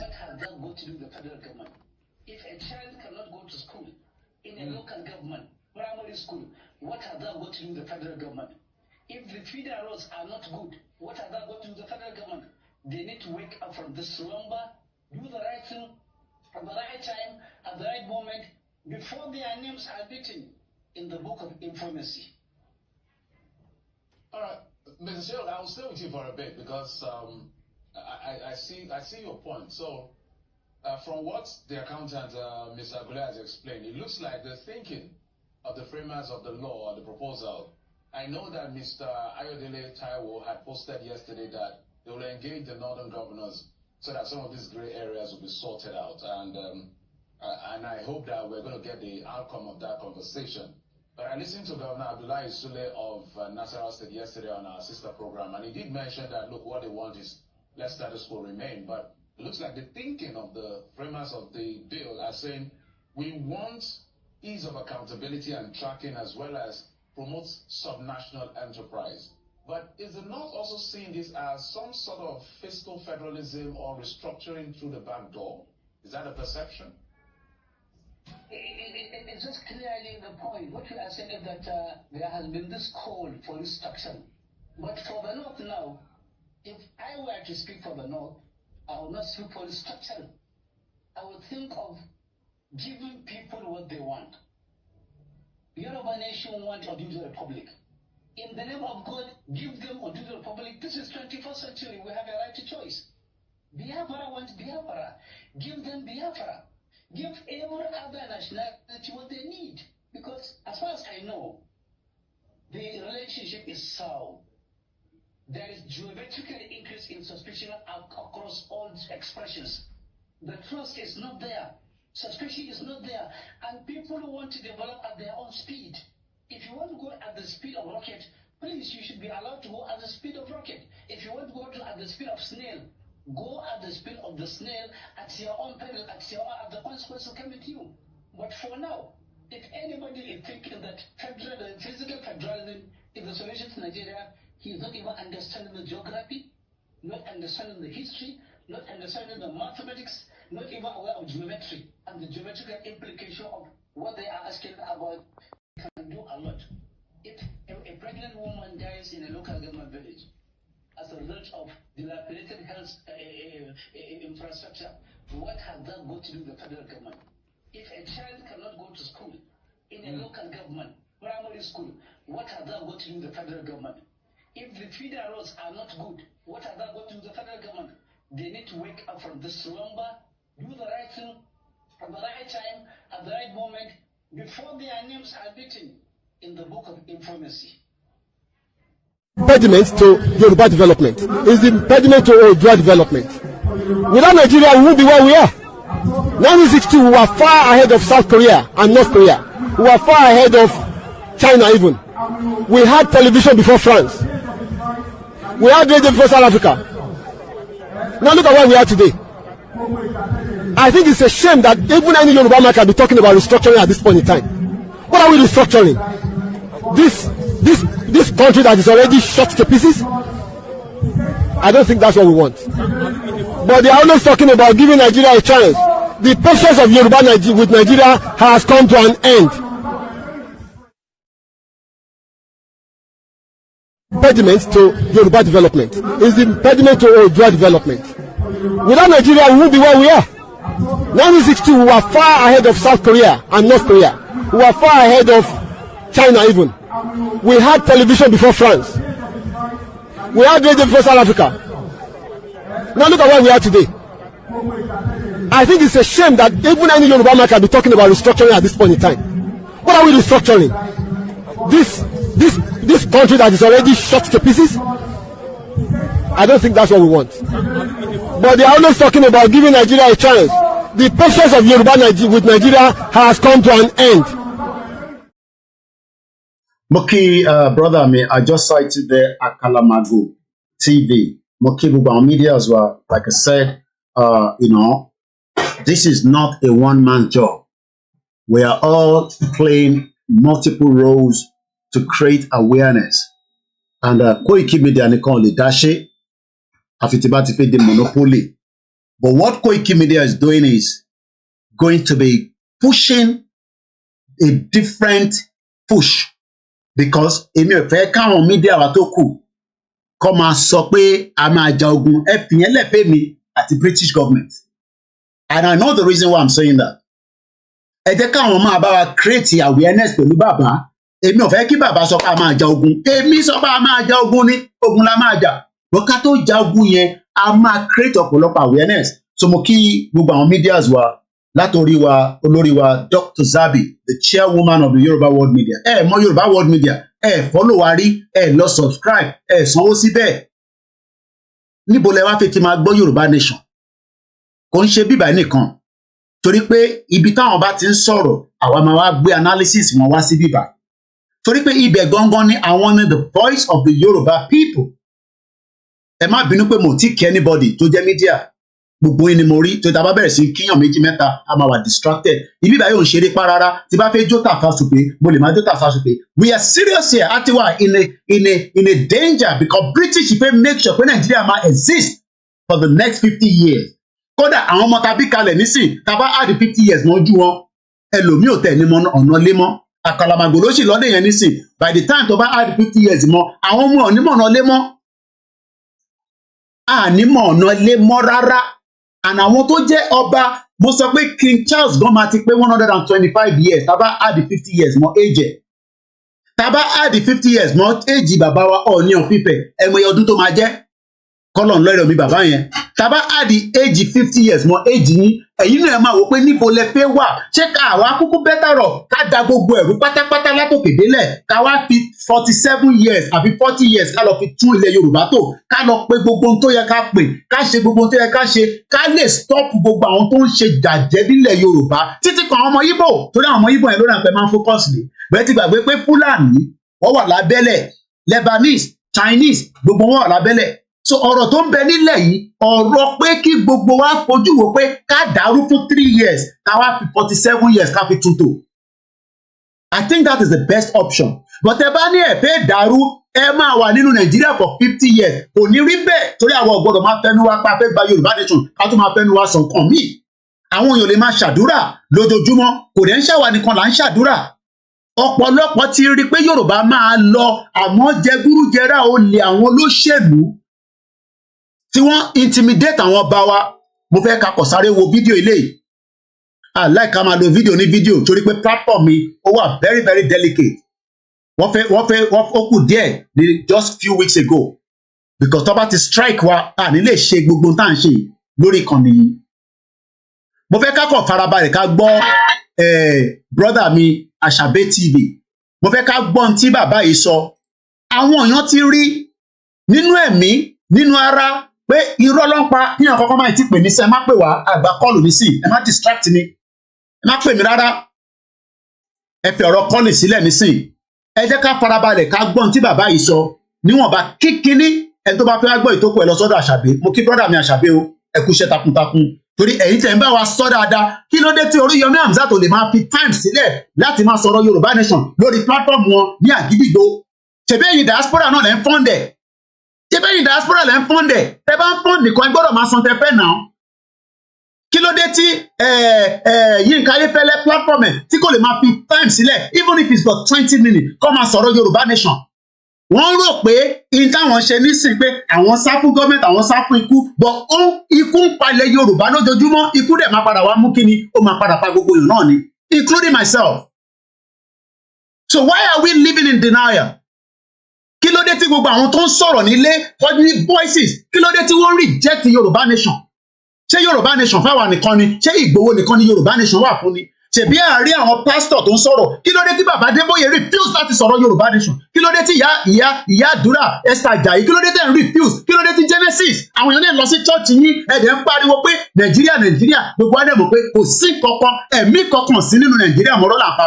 We are all liars and deceivers. Ẹ jẹ́ ká gbọ́n tí bàbá ìsọ̀ mú bọ̀.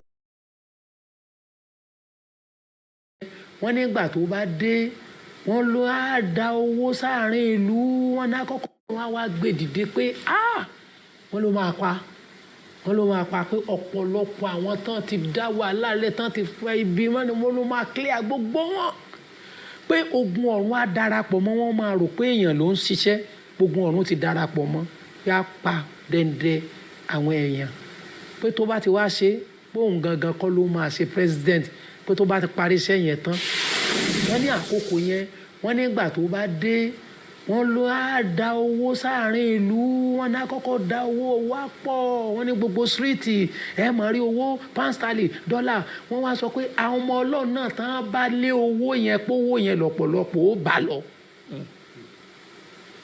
péjọba kan sì ń bọ̀ wọ́n ní yóò fọn owó dà síta pé gbogbo wọn tó bá ti lé owó wọn náà máa bówó yẹn lọ pé lẹ́yìn ẹ̀ ìjọba olóòótọ́ yẹn wá dé bó ń bọ̀ pé inú Yorùbá ló ti máa jáde pé nìyẹn máa jẹ́ kó wọ́n ló máa jẹ́ bàbá gan ṣe sọ kan wọ́n ní ó máa fẹ́ ìbọn ní ó máa fẹ́ níbi ẹni tó máa fẹ́ ní làgán lẹ́nu. Hi there, did you know?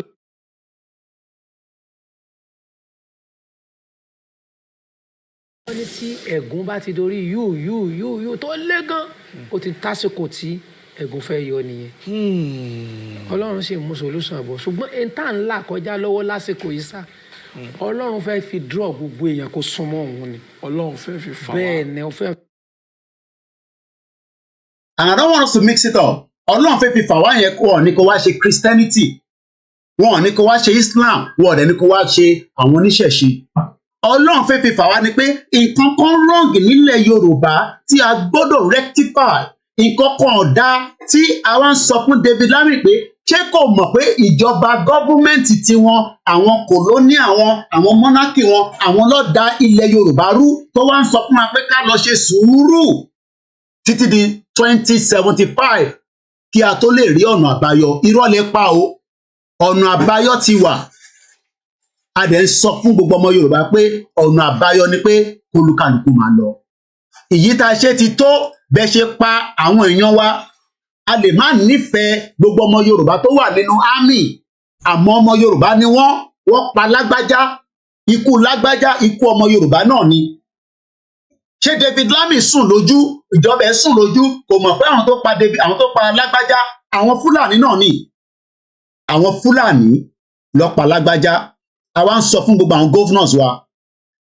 lóòótọ́ ẹ̀yin ni Elédùmarè gbé ọwọ́ lé yín pé kẹ́ máa darí wa àmọ́ a máa da gbogbo state rú pátá ni mo sọ gbogbo local government pátá la máa dàrú gbogbo local government ò ní nísinmi àfi tá a bá gba Yorùbá nation ìgbà yẹn ó kù díẹ̀ ni ẹ lọ máa múra sílẹ̀ fún wa gbogbo local government kò ní sísinmi níbẹ̀ kò sẹ́ni kankan tó máa kúrò ní state ẹ̀ inú state yẹn náà láti máa ṣe crisis inú state yẹn láti máa dá gbogbo sùúrùtù yẹn sílẹ̀ and it will happen very soon kò sẹ́ni kankan tó máa travel láti Kwara gbogbo 191 local government kò ní nísinmi níbẹ̀ torí pé ẹ fún àwọn èèyàn wa nísinmi ebi ń pa àwọn èèyàn ìyà ń jẹ wọ́n ẹ̀yin ń gbádùn ẹ̀ ń ṣe gbogbo tó wù yín. We will disrupt everything and I mean it we will disrupt it. Write this down a máa disrupt gbogbo activities tó ń ṣẹlẹ̀ ní gbogbo state láti Kwara títí dé Lagos state it will happen ìjọ yẹn tẹ fẹ́ mọ̀ yẹn là ní sọ fún yín òru ni wọ́n ń ṣèkà òru la máa wọlé wá bá yín ní gbogbo state yẹn òru la máa wọlé wá bá yín and I mean this now òru la máa wọlé wá bá gbogbo yín ẹ ní kúure because ẹ lè máa fi àwa sí ìgbèkùn kí àwa máa support àwọn èèyàn tó wà nílé tí wọ́n dẹ̀ ń ṣe ọ̀lẹ gbogbo ọmọ Yorùbá ẹ lọ máa múra sílẹ̀ inú state yín láti máa sọ fún wọn pé a fẹ́ gba Yorùbá nation láti ṣẹ̀dùnmàrè ni mo sọ inú state ilẹ̀ Yorùbá kọ̀ọ̀kan láti máa sọ pé a fẹ́ gba Yorùbá nation ò ní wá sáyé lórí social media mo sọ fún yín everybody gbọ́dọ̀ múra sílẹ̀ ní gbogbo local government tó bá wà àtọbìnrin ni àtọmọdé ni àtàgbàlagbà ni àtọlókòwò ni àtẹni tó disagree ìyà ń jẹ gbogbo ọmọ Yorùbá àwọn olóṣèlú ló ń gbádùn ẹ wọ́n máa sọ fún wa pé ká má sọ̀rọ̀ ọmọ Ìgbò Sanwó-Olú ó fẹ́ Ìgbò nínú ọdún yìí náà ni kí ẹ̀kọ́ máa bá mi sọ̀rọ̀ pé ká má sọ̀rọ̀ ọmọ Ìgbò àwọn àtọmọ Ìgbò àjọ máa ṣe tá a máa fi jáde kúrò ní Nàìjíríà ni I will work with Simon Ekpa bẹ́ẹ̀ bá fẹ́ kú ni kẹ́ kú bẹ́ẹ̀ bá fẹ́ kú nǹkan kú a máa bá Simon Ekpa ṣiṣẹ́ tá a máa fi exit Nigeria that is what we are going to do we will shut down the whole local government in Yoruba land à ń sọ fáwọn gómìnà pé tó bá rò pé rọ́lá ń pani ẹ dán wa wò ó kù díẹ̀ It is just a matter of time. Ẹ pé bàbá Akintoye kájọ yanjú ọ̀rọ̀ tó wà nílẹ̀ yìí nípa pé Yorùbá fẹ́ lọ. If not, ẹ ní lè ṣèjọba nínú state yìí ni mo sọ. Ẹ ní lè ṣe anything nínú ilẹ̀ Yorùbá. Torí pé nǹkan lẹ́ni ilẹ̀ yẹn. Ẹ lè polórí burúkú ti yín fún ọdún mẹ́jọ. Ẹ máa fi kówó jọ, ẹ máa fi fẹ́yàwó, ẹ máa fi ní girlfriend, ẹ máa fi travel. Ẹ wá fẹ́ fi ní gbogbo alára. Ẹ ní kúre ni mo sọ, Ògún máa wọlé pa gbogbo yín ni. Láti òkè délẹ̀, láti Sanwó-Olú, títí dé Ògùn state, títí dé Kwara, títí dé Ọ̀ṣun state, gbogbo ilẹ̀ Yorùbá ẹ̀ ní ṣoríire ni mo sọ. A máa make sure pé ilẹ̀ Yorùbá yẹn gangan, ilẹ̀ north kan láti máa jà, ilẹ̀ Yorùbá yẹn láti máa kọ́kọ́ dàrú ká tó gbà lọ sí north. Nígbà tá a bá ba bíbà jẹ́ tán, àwa lọ bá wọn ní north. Tó bá fẹ́ fọ ogun kó fọ ogun, ẹ sọ fún David Lammy pé ogun bọ̀ ní Nàìjíríà. Ogun máa dé Nàìjíríà mo sọ fún yín láìpẹ́ láì jìnà. Ẹ ní kúre. Ẹ jẹ́ àgbọn tí bàbá wa sọ, bàbá Akintoye lánàá. My name is Oluwole Koiki. Ẹ bá ń bá orí share button. Ẹ jẹ́ àgbọn tí bàbá sọ lánàá.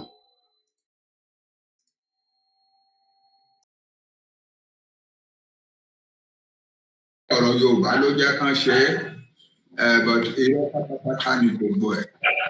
Àwọn fúnra wọn ò fẹ́ kí Yorùbá ní kí Yorùbá kúrò ní Nàìjíríà, kí Yorùbá ní ìlọsíwájú rárá wọn ò fẹ́. Nǹkan tí wọ́n fẹ́ ni pé kán máa ṣe politics, kán máa rí nǹkan tó bá wà Nàìjíríà kán máa pín mọ́ra wọn lọ́wọ́. Kí Yorùbá ká máa jìyà, the masses of Yorùbá people máa jìyà. Onílé lọ́nà Yorùbá kọ́ adẹni tá a bọ́ sí ẹ̀bá títì máa tọrọ oúnjẹ jẹ.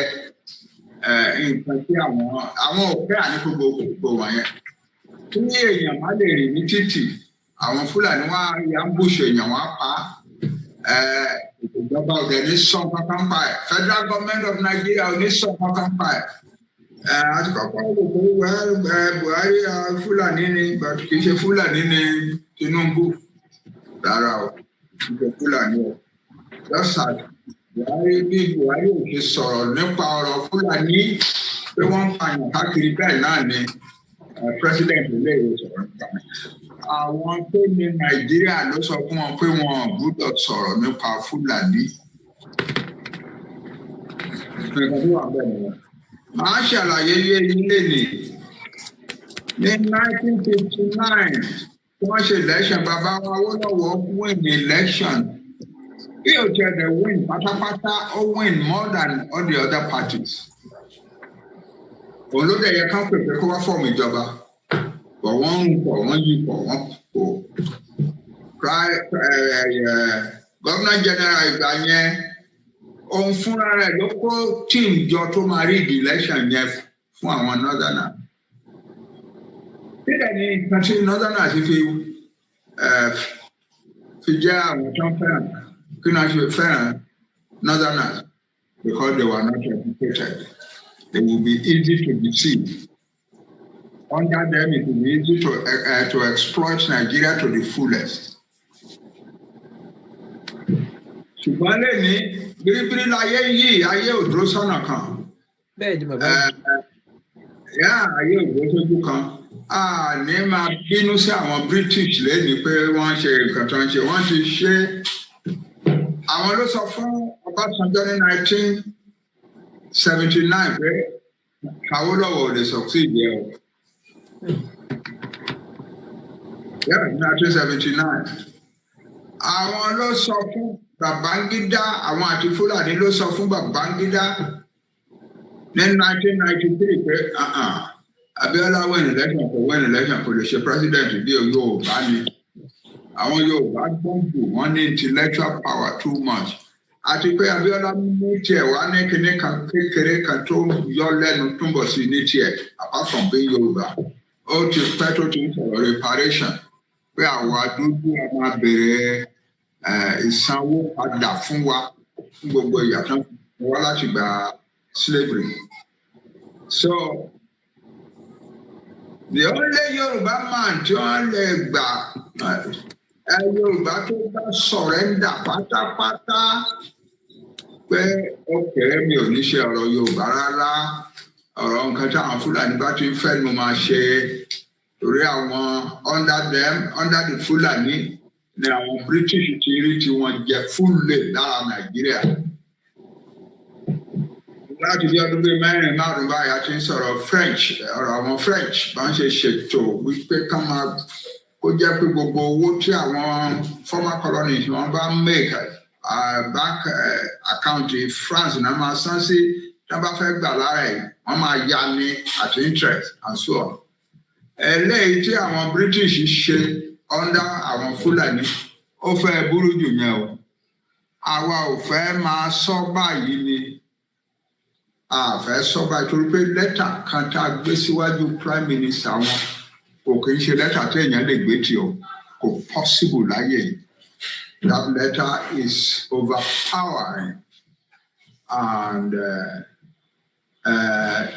so ọ̀rọ̀ tí Foreign Secretary Lammy, David Lammy pé ó wá sí Nàìjíríà kò ní kankan ṣe pẹ̀lú ọ̀rọ̀ Yorùbá rárá kò ní kankan ṣe. Irú remark tó dẹ̀ yẹ kí Prime Minister ṣe náà in a developing country like Nigeria náà ni wípé I hope pé lẹ́gbẹ̀rún ọdún èní ẹ̀yin lè máa jẹ́ the greatest economy in the world that kind of trash. It has nothing to do with the Yoruba people. It has nothing to do at all with the letter we submitted to the Prime Minister of the United Kingdom. Therefore, ẹ̀yin ọmọ mi káàdù gbogbo ayé ẹ má bẹ̀rù. We are in this war to win it and we will win it. So ẹ má bẹ̀rù rárá. Ọjọ́ ló ti plan láti wá. Mo like ibi tí bàbá ti sọ̀rọ̀ ń bẹ̀ yẹn. We are in this to win it and we must win it. We will win it, thank you, and nobody can stop it. So ẹ fẹ́ gbọ́ ìtókù ẹ lọ sórí Yorùbá World Media níbẹ̀ lẹ sì máa gbọ́ ọ̀rọ̀ tí bàbá wa fi bá wa sọ̀rọ̀ lánàá ìwọ̀nba tí a máa lè lò níbẹ̀ òun ni a ti lò yẹn. Nígbà tí a ti jọ àwọn ọ́díò kankan síta brọ́dà mi kan náà ó ti fi voice tiẹ̀ náà ó fi ránṣẹ́ sí mi pé ẹ bá wa fi eléyìí náà ẹ bá wa fi kún èyí tí ẹ ń lò lọ lọ́wọ́lọ́wọ́ ẹ jẹ́ ká gbọ́ èyí tó sọ láti iléeṣẹ́ wa níbí báyìí. Ẹ bá mi gbọ́ wọlé share button èèyàn 153 ló ń wò mí lọ́wọ́lọ́wọ́ lórí Koiki Media èèyàn 70 péré ló sì bá wa ṣe thumbs up yẹn ibì kan wà níbẹ̀ tó sọ pé ọlọ́wọ́ báyìí ẹ kọ thumbs up ó máa recommend the video yìí for the next channel the next person kódà àwọn tí wọ́n bá wà against wa mo wá ń sọ fún gbogbo àwọn ọmọ APC pé a nífẹ̀ẹ́ yín gan àmọ́ àwọn tí wọ́n ń darí APC wọn nífẹ̀ẹ́ yín rárá torí pé epo tẹ́ ń rà nísìnyí àti APC àti PDP gbogbo alájọ ń rà ní ọ̀wọ́n gbogbo ráìsì tí wọ́n gbogbo tá a ṣe fẹ́ gba Yorùbá nation àkọ́kọ́ gbọ́dọ̀ sọ fáwọn bàbá pé kó má jẹ́ kí ogun kó bẹ́lẹ̀ nílẹ̀ Yorùbá ẹja gbọ́n tí arákùnrin wa ṣe. Now, this is the message for all king in Yoruba land. Ẹ̀yin ọba ilẹ̀ Yorùbá, ẹ̀yin ọba ilẹ̀ Yorùbá, ẹ̀yin ọba ilẹ̀ Yorùbá, either òjọba politician or òjọba original tífà mú tífà yàn. Àwọn ọmọ Yorùbá ló rán wa sí yín. Àwọn ọmọ Yorùbá ní ká sọ fún yín pé ìyà tí àwọn jẹ tí bàbá àwọn jẹ bàbá àwọn tó jẹ títí tí bàbá àwọn náà tún jẹ títí tó fi dórí àwọn náà títí àwọn ò fẹ́ káwọn ọmọ àwọn tó ń bọ̀ kí wọ́n jẹrú ìyà náà. Àwọn ò fẹ́ kí àwọn ọmọ wọn tó ń bọ̀ kó jẹrú ìyà náà. Gbogbo èèyàn balẹ̀ Yorùbá, gbogbo àwọn ọmọ Yorùbá pátá wọ́n láwọn ò fọwọ́ sí amalgamation another amalgamation tẹ́ fẹ́ sign pẹ̀lú British. Oko ẹrú tó ti kọjá àwọn ò rẹ́dì láti ṣe mọ́, àwọn fẹ́ dá dúró ni. Ilẹ̀ Yorùbá tiwa ni ká dá dúró sí, Yorùbá nation a fẹ́ dá dúró ni. Àwọn ò fẹ́ kẹ kó àwọn pé British kan wọ́n ń tọ́ ṣé gbogbo títànjẹ tó ti tàn àwọn bàbá wa jẹ kọjá ìyẹn náà lẹ tún fẹ́ kó àwọn sí. Àwọn ò ṣe, àwọn ń fi àsìkò yìí sọ fún yín báyìí gbogbo ibikíbi tó bá wà lẹ̀ Yorùbá. Àwọn ọmọ Yorùbá sọ pé àwọn ò fẹ́ amalgamation anything, àwọn fẹ́ dá dúró ni. Ẹ̀yin bàbá wa ẹ má pògùn léra yín lórí o. ẹ̀yin bàbá wa ẹ má jálé agbọ́n o ẹ̀yin bàbá wa à ń fàsìkò yìí sọ fún yín o ẹ má jẹ́ káwọn pọlitíṣà kan ti ọwọ́ yín bọ̀bọ̀kúbọ̀ o ẹ má jẹ́ ká kógun jara wa nílẹ̀ Yorùbá o à ń sọ fún yín o ojú tàwa ti là débi pé tẹ bá jálé agbọ́n ata yín o ẹ má jẹ́ ká bẹ̀rẹ̀ sí ní para wa fúnra wa o ẹ̀yin bàbá wa à ń sọ fún yín ẹ má fọwọ́ sí ìwé kankan a fẹ́ dá dúró ni nílẹ̀ Yorùbá ẹ má jẹ́ kí ogun ṣẹlẹ̀ nílẹ̀ Yorùbá o torí ànígbà o gbogbo tó bá gbà la máa fún o ẹ lè máa wò pé àtó kankan ẹ lè máa wò pé akéré o ibi táwọn ẹsẹ̀ àwa gan gùn dé ẹ̀yin ò mọ̀ o ẹ má kógun jalẹ̀ Yorùbá à ń sọ fún yín o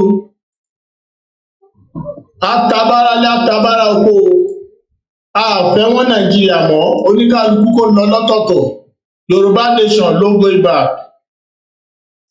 mo kí brọ́dà wa a máa ṣojú òpó in the next 30 minutes tẹ́yìn náà máa dá sí i mo lè wá fi àǹfààní ìkápí kí àwọn ọmọ Yorùbá tí a jọ wà lórí ìkànnì torí pé ó má dàbí ìgbà tó yẹ pé ṣé torí ìwọ ló jókòó sórí fọ́nrán ni gbogbo bí platform tó kùnà lọ ti máa ń kí wa tiẹ̀ ṣe fẹ́ wá yàtọ̀ Ọlọ́run ní jẹ́ kí tèmi yàtọ̀ mo kí ẹ níbẹ̀ ìyá wa Ìfagbémilékè ibùdó pé wọ́n kọlu kọ́kọ́ wọlé àmọ́ mo fi tẹlẹ́dùmarè mo fi kí ẹ Ọmọbọ́lájí Abdullahi mo kí ẹ brọ́dà mi mo kí ẹ Ọlámilékan Olúṣẹ̀sí mo kí ẹ̀yin tẹ́ wà ní Belfast mo kí màmá bọ̀bọ̀ mo kí Yetunde's kitchen mo kí brọ́dà mi Kúnlé mo kí gbogbo ẹ̀yin tẹ́ wá láti Dublin náà Dizzyman 123 Yorùbá self-determination is an inalienable right èmi náà fi fóònù kan ṣe níbí báyìí ni mo bẹ̀ wá lẹ́ẹ̀kan sí ẹ bá wa dá sí iléeṣẹ́ yìí kí á lè ra fóònù tó kù fáwọn ọmọ wa kí ẹ lè máa gbọ́ wọn kétékété Dizzyman sọ pé the Scottish March for Independence is not disrupted by the police. The Yoruba people's self-determination is legal and it is illegal as well in Scotland. Ọmọtóyọ̀ṣọ́ Ọláwùnmí mo kí yín mo kí Àrólé Odùduwà ó ní please love and share mo kí ìyàwó Eunice Adélẹ́yẹ wọ́n ní a very good morning to you my dear brother ẹ kú iṣẹ́ o the Lord will continue to strengthen you. Ká ṣe ní kíákíá torí àsìkò mo kí bàbá wa Àlàdé wọ́n ní the sound is very low. Bí alátọ̀dọ̀ yín ni o sound yẹn wà òkè bí alátọ̀dọ̀ yín ni Olújìmí Káyọ̀dé mo kí wọ́n ní Kóìkì a kú ìparí oṣù bẹ́ẹ̀ ni ìparí oṣù kẹ oṣù máa ṣẹ̀ṣẹ̀ bẹ̀rẹ̀ ni Ọlọ́run Yorùbá nation á dá dúró Skytech we are all Yorùbá nation believers in our nation freedom recognition all over the world Yorùbá nation no going back mo kí ẹ triple DRS ẹ bá ń kí gbogbo àwọn tí woolwich lẹ́ẹ̀kan sí mo kí ẹ Ìfagbémilékè mo kí ẹ Azeez Gbadéṣeré láti ìlú Amẹ́ríkà ní Florida mo kí gbogbo ẹ̀yin ti United States ní gbogbo bíi pé ẹ kú new president yín tó máa wọlé ní January tó bá máa sign ẹ tó bá sọ ẹ̀yin rather ìyẹn Donald Trump and we hope Trump will look into Africa kó jẹ́ kó lókàlùkù máa lọ nígbà tí ìjà bá bẹ̀rẹ̀ Blessing Dabi but the Yoruba people you are fighting for need to stop the delusion. It's the same thing. Everybody has their issue. Biafra, not everybody believe in it. So as much as you might say what you are saying, not everybody believe in it. Go along the program now. So not everybody believe in Biafra, but yes, we will have Yoruba people that doesn't believe in it, and we also have Yoruba people that would also not believe in the self-determination. That does not mean we must not continue to fight for our people. Mo kí ẹ lẹ́ẹ̀kan sí o Azeez Gbadéṣeré mo kí Sunday Oyèwọlé mo kí ẹ bàbá mi Benjamin Adumati gbogbo gbà ni bàbá mi máa ń fi owó ránṣẹ́ sí wa ẹ ṣé gan ni Precious Family TV mo kí ẹ wọ́n ní Biafra declares let Yoruba move into action bó ṣe láti rí nìyẹn if the Biafra are moving the Yoruba must move as well I believe that is the only option and that is the only way we can slow down the government if they are going to attack the Biafra in December. As we all know, the fight for Yoruba nation is a fight for freedom for the Biafra. The fight for Biafra nation is a fight for Yoruba nation. We may have our differences, but let us remain together to push Nigeria out of the way. Just like Obasanjo said, push them out of the way. I am not calling for violence. This platform is not for violence, but this platform is preparing Yoruba people for war against those that wants to kill us, against the terrorists that continue to push their agenda on the Yoruba soil. And we must also have enough weapons to fight because that is the only language that terrorists understand. America will not use microphone to eliminate terrorists. British will not use the same thing. We need a lot of weapons to fight, to defend ourselves and to protect our territory. Káṣe ní kíákíá torí àsìkò. Olúwamúyìwá Adékúnlé mo kí ẹ̀ńtẹ́ wà lórí Mixlr. Mo kí Dennis. In fact, our freedom left with the Obas, but they are so comfortable, and I love that part. And this is very serious. Àwọn ọba wa gangan níṣẹ́ tó yẹ kó ṣe tó pọ̀, but rather they are just sitting behind the fence. Àwọn gangan ló níṣẹ́ tó pọ̀ láti ṣe. Ṣé ti ṣe kí ní tán ní kò ṣe? Ice. Ti gbàgbé, okay. Àwọn leader, àwọn ọba wa, mo fẹ́ ká máa rí ojú wọn kébì náà gbójú tèmi wọlé. Mo fẹ́ kí gbogbo máa wo, kò ń ṣe gbogbo wọn léléyìí o. Ó dàbí kí n lọ gbé àwọn tí wọ́n wá fún ti bàbá wa Olóyè Ìgbòho náà kí á dẹ̀ mọ́. Aláwọn ọba tó ní tó support Yorùbá nation, but a ní ọ̀pọ̀lọpọ̀ àwọn tí wọ́n ní no, àwọn ò fẹ́ Yorùbá country nísìn, àwọn máa sáìnì ìwé àdánù pẹ̀lú àwọn British. Bàbá mi Benjamin Adumati, I need the mobile phone ẹjọ́ etí Ọlọ́run bá bùkún yín ní náírà lẹ́fẹ̀ẹ́ fi ṣọ́ndẹ̀ ni àbí ní pounds. Mo fẹ́ ra fóònù yẹn lénìí tó bá possible ẹjọ́. Dennis, in fact, our freedom is left with the Obas. Ọba wo ló ń sọ̀rọ̀ ẹ̀? Kábíyèsí o, bàbá mi Ọ̀jájá tí mo fọwọ́ gbá orí fún yín báyìí. Àrólé Odùduwà, tẹ́ bá gbé ohùn síta nísìn, kábíyèsí, a máa defend gbogbo ilẹ̀ Yorùbá on your behalf. Tí bàbá aláṣọ fún kò bá lè defend ilẹ̀ Yorùbá, àwa máa defend ẹ̀ fún yín. Àwọn ọmọ yín ni o. Ẹ lè ní ọmọ kéékèèké ni wá, a máa fẹ́nu wa defend ẹ̀, a fi gbogbo nǹkan defend ẹ̀, ẹ̀ẹ́dẹ̀rọ wa lágbára dáadáa. Tó bá jẹ́ pé mo mọ̀ pé ẹ̀rù ò bà yín torí ẹ̀rù ń bá ọba ilẹ̀ Yorùbá. Ẹ má jẹ́ kí Sultan of Sokoto àti British kọ́kọ́ yín sí ṣọ̀lọ̀bọ̀ against wa. Àwa nífẹ̀ẹ́ yín gan ni kábíyèsí. But tí ẹ bá ń bójú sẹ́yìn náà pariwo báyìí, gbogbo ilẹ̀ Yorùbá pátá la máa make sure pé a strangulate ká fi jáde nínú Nàìjíríà bó ṣe máa rí nìyẹn. Mo kí ẹlẹ́ẹ̀kan sí Dizzyman. Olújìmí Kálọ́wọlé, àwọn èèyàn pín ètò yìí mọ́ torí pé bóyá wọ̀ nífẹ̀ẹ́ sí nǹkan tá à ń ṣe nínú ìbàdàn. Mo kí ẹlẹ́ẹ̀kan sí Tony Adigun. Mo kí Ọlá Michael. Mo kí Yàwá Eunice lẹ́ẹ̀kan sí. Mo ti kí gbogbo ẹ̀yin tẹ́ mo ti kí bẹ́ẹ̀ yẹn. Màmá mi ìyá ní Yorùbá nation is what we want. Ọmọkọ Yorùbá tòótọ́ wants to go. Àfẹ́ Nàìjíríà for 2075 ìlú òpó. Mo kí akéde. Mo kí Real Yorùbá lórí àwọn tó darapọ̀ mọ́ wa lórí Twitter space. Mo kí ẹ̀yin tẹ́ ń gbọ́ mi lórí Instagram. Ó tó jọ mẹ́ta. Mo kí Gani Olóyèdé, Adéwùnmí Adénípẹ̀kun mo kí ẹ. Mo kí Ọlámilékan Ọpẹ́. Mo kí Ọlárẹ̀wájú dáadáa. Mo kí gbogbo ẹ̀yin ọmọ Yorùbá pé akọni Yorùbá ni wá. Kò sẹ́nì kankan tó máa threaten wa. Àwa lá nílẹ̀ wa. Yakubu Kọ́láwọlé mo kí ẹ. Mo kí lẹ́ẹ̀kan sí Adéníyì. Karim Abdulrahman mo kí gbogbo ìlú Ìbàdàn. Mo kí gbogbo ọmọ Yorùbá àtàwọn tó disagree. Mo kí ẹ Gabriel Son, Friday Godwin, ó ní no more Nigeria. Mo kí ẹ̀yin tẹ́ wà ní Anambra. Mo kí ẹ̀yin tẹ́ wà ní Kano. Mo kí ọmọ Yorùbá tó ń bẹ ní Sokoto. Àníṣẹ́ ogun ti wọlé, ọ̀nà wo la máa gbà? Ẹni tó bá wá sọ pé ogun ò tí wọlé, ẹ̀mọ̀ pàwọn máa ń ní ẹ̀rí. Tó bá di ìwọ̀nba díẹ̀ sí nísà máa ṣojú òpó ẹ láǹfààní àti wá pè wọlé. Àní bú ọba lórí bíbà àbọ̀ a máa pè wọ́n ṣàkíyèsí ni. Ẹja gbọ́ ohun tí bàbá yìí tó sọ fún wa nípa bóyá Yorùbá ti wà nínú ogun àbá sí nínú ogun. Torí pé gbogbo wa náà la mọ̀ pé a ti wà nínú ogun. Ẹja gbọ́n tó sọ. So what do they expect of us now that this war is on our doorstep? Of course, there has got to be civil mobilization. And if we keep waiting for this to be centrally handled, we're all going to become, if we're not already, slaves in our own land. That for me is personally intolerable. It's not an acceptable condition. And whatever it takes, I stand ready to contribute in any way.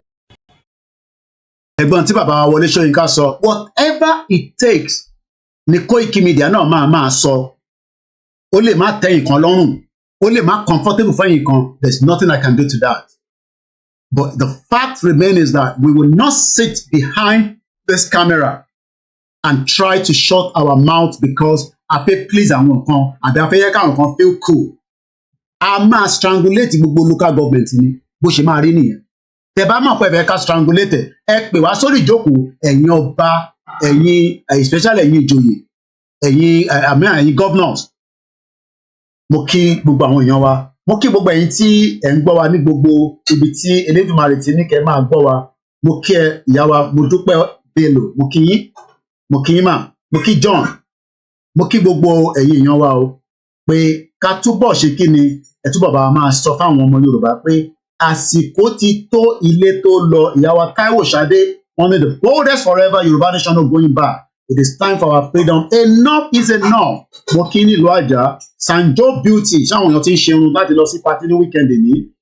Mo kí gbogbo ilẹ̀ Yorùbá o pé ẹ máa gbáradì torí pé a máa jáde kò sẹ́ni tó máa dá wa dúró. Bàbá fádáhùn sí ìmá masaka orúkọ yín sà Adérẹ̀mí ní Kóìkì sir, when Baba Bola Ige was making this speech all this Afenifere bàbá mi sùn òdù àwọn ti gbowó wọlé wọ́n ní I do support monthly on paper èmi mọ̀ yẹn bẹ́ẹ̀ tẹ̀ sọ fún wa ṣé gan ni sà mo dúpẹ́ lọ́wọ́ gbogbo ìtàn fún wa ní super chat orí backup channel wa ló wà kò sí lórí Koiki Media wọ́n ti yọ monetization mi. Mr. John my father served government for 35 years kò gba pension tó bá jẹ́ pé UK ni a máa gba pension free bus pass a máa gba owó kódà oríṣiríṣi owó lọ́mọ máa gbà fún ìtọ́jú ara ta ṣe ń sọ pé God bless UK bọ̀ kò wá pé jẹ́ kó bless ilẹ̀ Yorùbá tó ń jẹ́ àjẹsọ́pọ̀ ìtàfínwá ìpínlẹ̀ upset yẹn. Lálẹ́ yìí ní aago 6 máa wà lọ́dọ̀ bàbá Bàkáì níbi tá a ti máa gbóhùn sókè náà. Ìyá mi màmá dáadáa Margaret Ìbíjọkẹ́ wọ́n ní UK should attend to the letter received by number 10. It is time they release the people in Nigeria to live their lives. Bọ́ọ̀tẹ̀ release wa máa release ara wa. Ìyá wa Elizabeth Olúwagbémiró wọn náà ń kí wa láti bíbá ẹ̀. When UK made BRICS exit happen, Nigeria is one of the places they counted upon to survive. Ṣé àwọn àwọn iṣẹ́ kọ́ jáde nínú exit British tọ́jọ́ wà nínú EU? Búsàrí Karim mo kí yín. Mo kí Ọlá Nails Lounge. Ìkànnà lẹ́yìn a máa ṣe níbẹ̀ mo ti rọ́wọ́ yín tó fine dáadáa. Kudos to you Koiki, we want our Yoruba nation. Mo fẹ́ kí olúkálukú nílé iṣẹ́ tájọ́ máa ṣòwò. A lè ṣòwò kankan nínú Nàìjíríà ká ní àṣeyọrí. Bàbá mi Olújìmí Kọ́láwọlé ní no more to amalgamation ti tán. Bàbá mi Benjamin sọ pé ẹ máa rántí láti support Koiki torí pé ilé iṣẹ́ kan tó fẹ́ ṣe ọ̀pọ̀lọpọ̀ iṣẹ́ ni tí kò dẹ̀ ní rẹ̀ láíláí. Ẹ jẹ́ ká fi kíkì yẹn sílẹ̀ bẹ́ẹ̀ for now ká padà sórí ìkànnì láti máa bá ètò yẹn lọ torí pé aago 2 hours bá lù lọ́dọ̀ mi mo fẹ́ fẹ́yìn náà l'opportunity láti jẹ́ kí ohun yìí kó jáde nínú broadcast yìí. So let's go back to more discussion. Ẹ jẹ́ ká lọ báyìí. I have multiple cameras and I have to take some of them down. So ẹ fún mi ní a bit of time to listen to ilé iṣẹ́ ṣe pé now. Ẹ jẹ́ ká kọ́kọ́ lọ sọ́dọ̀ BBC bí BBC ṣe gbé kalẹ̀. Ẹ jẹ́ ká lọ sọ́dọ̀ BBC.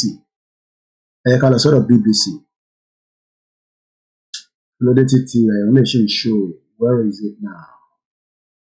Mo kí èèyàn wa o. We love you all and we appreciate you all on this platform. Àdẹ̀kóyàn ẹnìkankan kéré. Ẹni tí ń bá dárúkọ ẹ má fi ṣèbínú. Ẹni tó bá mọ̀ nípa MixLR wàláì ó cheaper fún yín láti gbọ́ wa látòrí ẹ̀. But ẹ̀yin tẹ́ bá ní data that's fine. Tó lè fi máa rójú mi mo rí Ṣẹ́gun Honorable tó jọ́ mẹ́ta. Mo kí bàbá wa David Ṣótúndé ọ̀kan láwọn. Mo kí ìyàwó mi dáadáa náà ẹ bá ń dúpẹ́ lọ́wọ́ ẹ̀ fún ìtọ́jú tó ń ṣe fún mi. Lóhùn ló ń jẹ́ ká máa dúró dáadáa báyìí. Tó bá ní pé àṣẹ Yorùbá nation mọ́ àṣẹ náà ni but kò sọ bẹ́ẹ̀. Ojoojúmọ́ ló ń fẹ̀mí ẹ̀ pé kílẹ̀ Yorùbá kó tètè bọ́ sí ní kíákíá. Ẹ bá ń kí ìyàwó mi náà dáadáa. Ẹ bá ń kí àwọn ọmọ Oòduà torí pé wọ́n sọ pé bàbá wọn inconvenient wọn nínú ilé ní gbogbo gbà. Mo kí bàbá mi David wọ́n ní think Yorùbá first. It is time to exit the bloody Nigeria. Gbogbo àwọn tó ń pera wọn ní conservative àti liberal ẹ jẹ́ kí gbogbo àkájọ sowọ́ papọ̀. Ká push away. Tábà kúkú délé lérí náà kò kúkú ṣèmi ní fẹ́ jẹ president kò ṣèmi fẹ́ jẹ vice president. Àwa máa bá ṣe tiwa lọ. Àdé máa make sure pa accountability wà fún ìjọba gọ́ọ̀mẹ̀ntì wa. Àní embassy tiwa, àní iléeṣẹ́ tiwa, àní gbogbo nǹkan. Àwa máa fi èdè yìí sọ̀rọ̀. Ṣé David Lammy ṣé etí ń dùn pé a fẹ́ máa fi èdè wa sọ̀rọ̀? A fẹ́ lo English. English is a 419 country language. Ìdí tàbọ̀ mẹ́rin gan sẹ̀ ẹ̀ má ẹ̀kọ́ ló ẹ̀ tàbọ̀. Ẹ ká kọ́kọ́ sáré ka pépà yìí. BBC, how the UK big role in Africa is changing. Irọ́ ló wà níbẹ̀. Irọ́ gidi ló wà níbẹ̀. It's all lies. Tó bá trust the British wò wá ti gbé ẹni gógó. Àwa ti gbé pẹ̀lú wọn. We know what we are talking about. Ẹ bá mi gbọ́ wọlé share button ọbẹ̀ yìí. Ẹ bá mi gbé ọwọ́ lé share button yẹn. Thank you so much those of you watching me on the Twitter. 46 people. We can push it to 100. I know we can do so. Wherever you're watching me, let's just do one more share. Ẹ bá mi share. Mo kí Rahim Abbas. Ó yẹ kí n reduce the audio yẹn ni because mo monitor àwọn comments yẹn.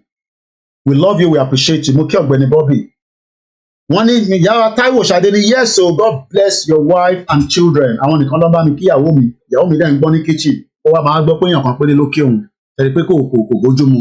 Mọ́mì mi Comfort Adélẹ́yẹ ní mọ́mì wa thanks very much regard to ọmọ Oòduà. Wọ́n kí ẹ níbí báyọ̀ ìyá mi. Wọ́n kí àwọn ìyá Oòduà ń kí ẹ o. Ò dáhùn mi sí yàn. Àwọn ìyá Oòduà ń kí ẹ o. Òun náà kí yín o. Triple DRS ò kíyàwó mi o. Ó ní without their permission and support you can't do anything. Ó ní òun bá ń kí family mi. Ẹ ṣe gan ni. Let's move forward quickly torí àsìkò. Dizima náà ní òun bá mi kí àwọn family mi. Mo kí gbogbo ẹ̀ family náà. Gbogbo ẹ̀ tẹ́ wà ń lé. Èèyàn kan pè mí bàbá Kóìkì. Òun ti ní 200,000. Òun 100,000 owó lé sí. Gbogbo yẹ kò yẹ kó máa ṣẹlẹ̀. Ó yẹ ká ní government. Ìlú ìníṣẹ́ jẹ́ ká lọ báyìí. Tó bá lọ sí Sodok Council nísìn. Sodok Council. O nílé ni wàá lọ síbẹ̀. Ibẹ̀ lọ ti máa sort it out.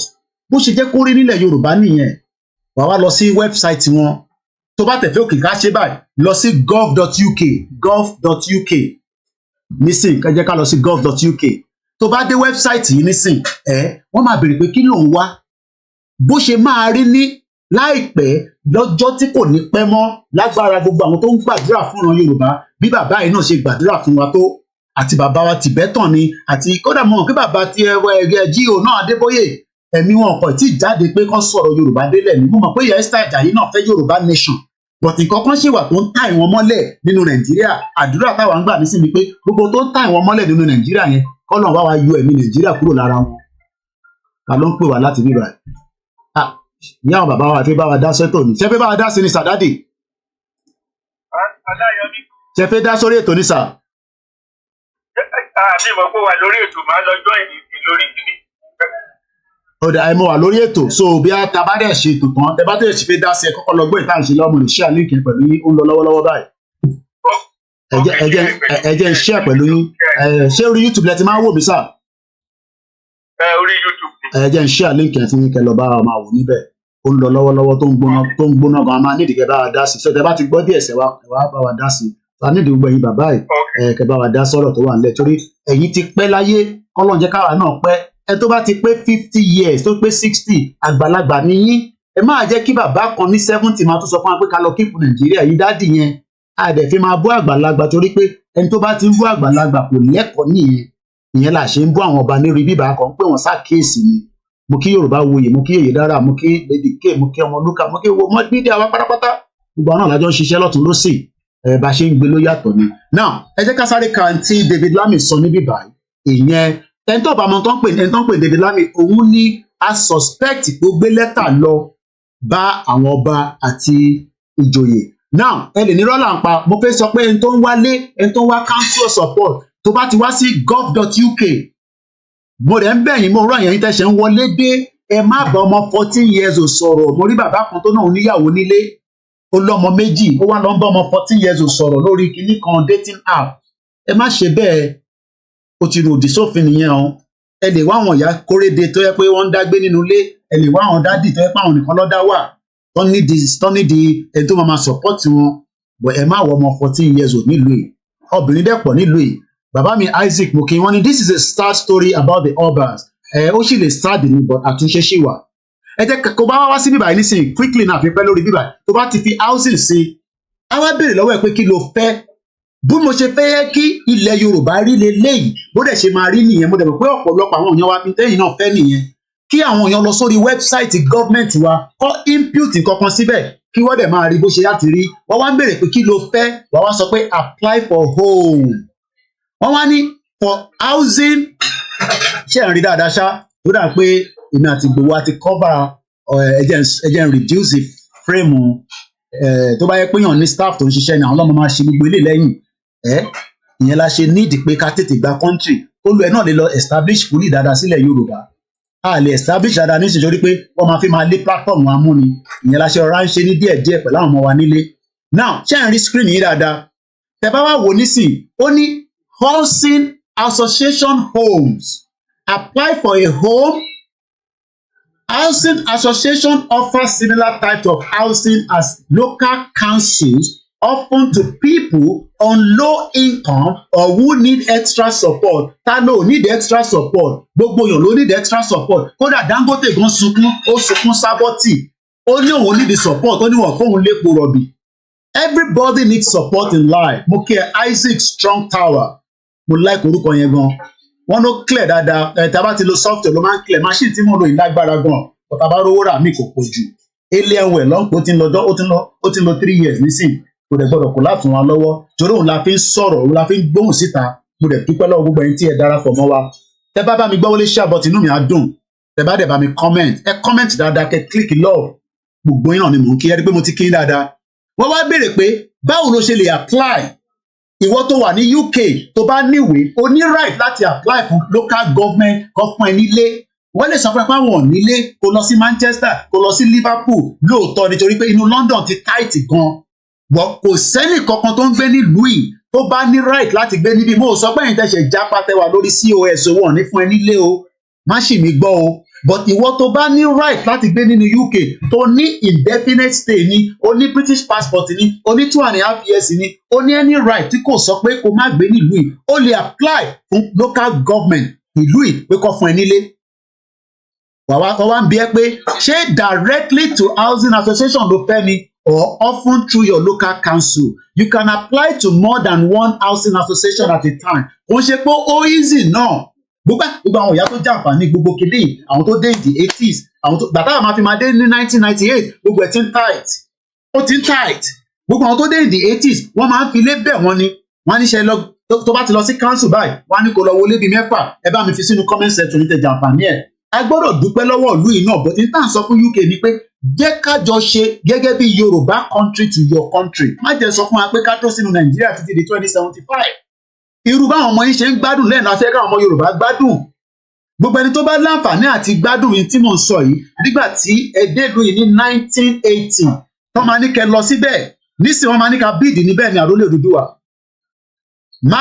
Makun Grill wọ́n ní we are ready to make Yorùbá nation a great again 40 years ilẹ̀ Yorùbá máa dán bí more than gold ni I am not joking we all have the skills but má support Nàìjíríà torí pé Tinubu ló wà níbẹ̀ think about Tinubu máa kúrò níbẹ̀ òun ló fẹ́ poison ẹ̀ tó fẹ́ pàdánù yẹn bó ṣe pa lágbájá so ká má pẹ́ lórí eléyìí once you apply you will be put on a waiting list lóòótọ́ priority wà ẹni tó bá lọ́mọ wá fún ní priority gbogbo eléyìí la ṣe mo kí àmì Bridget Awoni ìyá dáadáa mo kí gbogbo ẹ̀yàn ọmọ Yorùbá o eléyìí la ṣe ń sọ pé a fẹ́ Yorùbá country so that kí wọn náà lè rí ilé gbé kó má máa tọrọ pé o fẹ́ rent ilé a gbọ́dọ̀ send owó sí ẹ èèyàn kan lé ní nísìnyí mo sọ fún pé mo ò lówó èmi náà láwọn ọmọ mi kan tó ní ó fẹ́ gbalé nísìnyí ó ní 150,000 láti fi kún èèyàn mélòó la fi máa fún lówó ṣẹjẹ ká fìyàn sílẹ̀.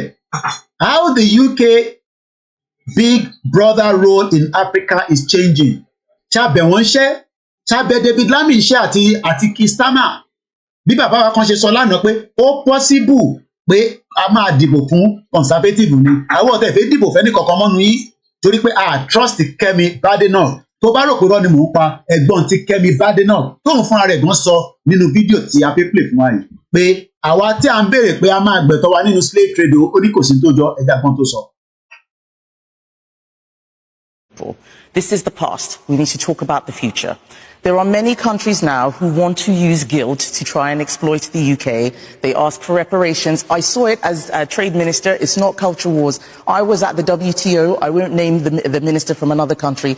And he was telling me that we needed to give up some of the things that we were doing because of colonialism and because they needed time to develop. These arguments are a scam. Don't fall for it. We need to make sure that we put this country first. Only we have to first put British first before Nigeria. But British wants to put Nigeria as a second-hand class country for 2075. So if Kemi Badenoch, the current leader of the Conservative, is telling us that don't fall for it, it's a scam, we are also telling the British government that it's a scam to tell us that Nigeria should remain one till 2075. It's a scam. And I want Kemi Badenoch to listen to this, and also David Lammy. Scam me, and we're not going to listen to that.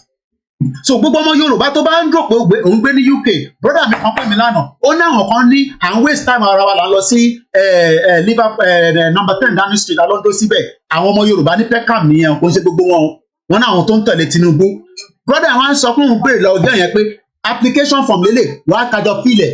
púpọ̀ nù yẹn àwọn ọmọ bẹ ṣe wọlé náà ṣèbí ẹ̀ ṣe interview ṣèbí dropping lẹ́ ń ṣe fún visa nísìnyí so anybody lọ́lẹ̀ fún ní visa kò dàbí ìgbà táwa lọ ṣe application èmi lọ sàbújá ni wọ́n òyìnbó interview mi ni tó bá jẹ́ pé púpọ̀ nù yín tẹ̀ ṣe ń dé nísìn tẹ́ ń wá against Yorùbá nation púpọ̀ nù yín wọ́n ní fún yín ní visa tó bá yẹ pẹ́ lọ ṣe interview ni torí pé ẹ lè fi ìdí ìgò ẹ lè fi kọ ha àmọ̀ pé wọ́n bá ń ṣe application yẹn shut up your dirty stinking mouth táwọn sọ pé Yorùbá nation ẹ̀yin wà ní London ẹ̀ ń sọ fún wa pé àwọn waste time ara wa báwo ni wọ́n ṣe wọlé gọ́sẹ̀ idiot people all over the place ẹ̀yin ìka burúkú yìí o torí pé wọ́n ti ráyè lọ ìwọ wá dé síbí báyìí òun ṣerun òun lọ́pàá tí lójoojúmọ́ orí iṣẹ́ kékèké ṣe bó o bá níwèé gan nílùú gbogbo la mọ bá ṣe ń dọ́gbọ́n sí ká má go into that nítorí bí platform yìí wà too sensitive ẹ̀yin wá ń portray Yorùbá nation pé Yorùbá nation tó ń ṣe yẹn báwo ni wọ́n ṣe wọlé tí bá mọ̀ pé gbogbo yín náà wọ́n bá yín gbé application wọlé ni ṣé wọ́n lo kàn kankan nínú application ṣèbí wọ́n kàn lọ submit ni wọ́n dẹ̀ ń ṣe interview mọ́ nísìn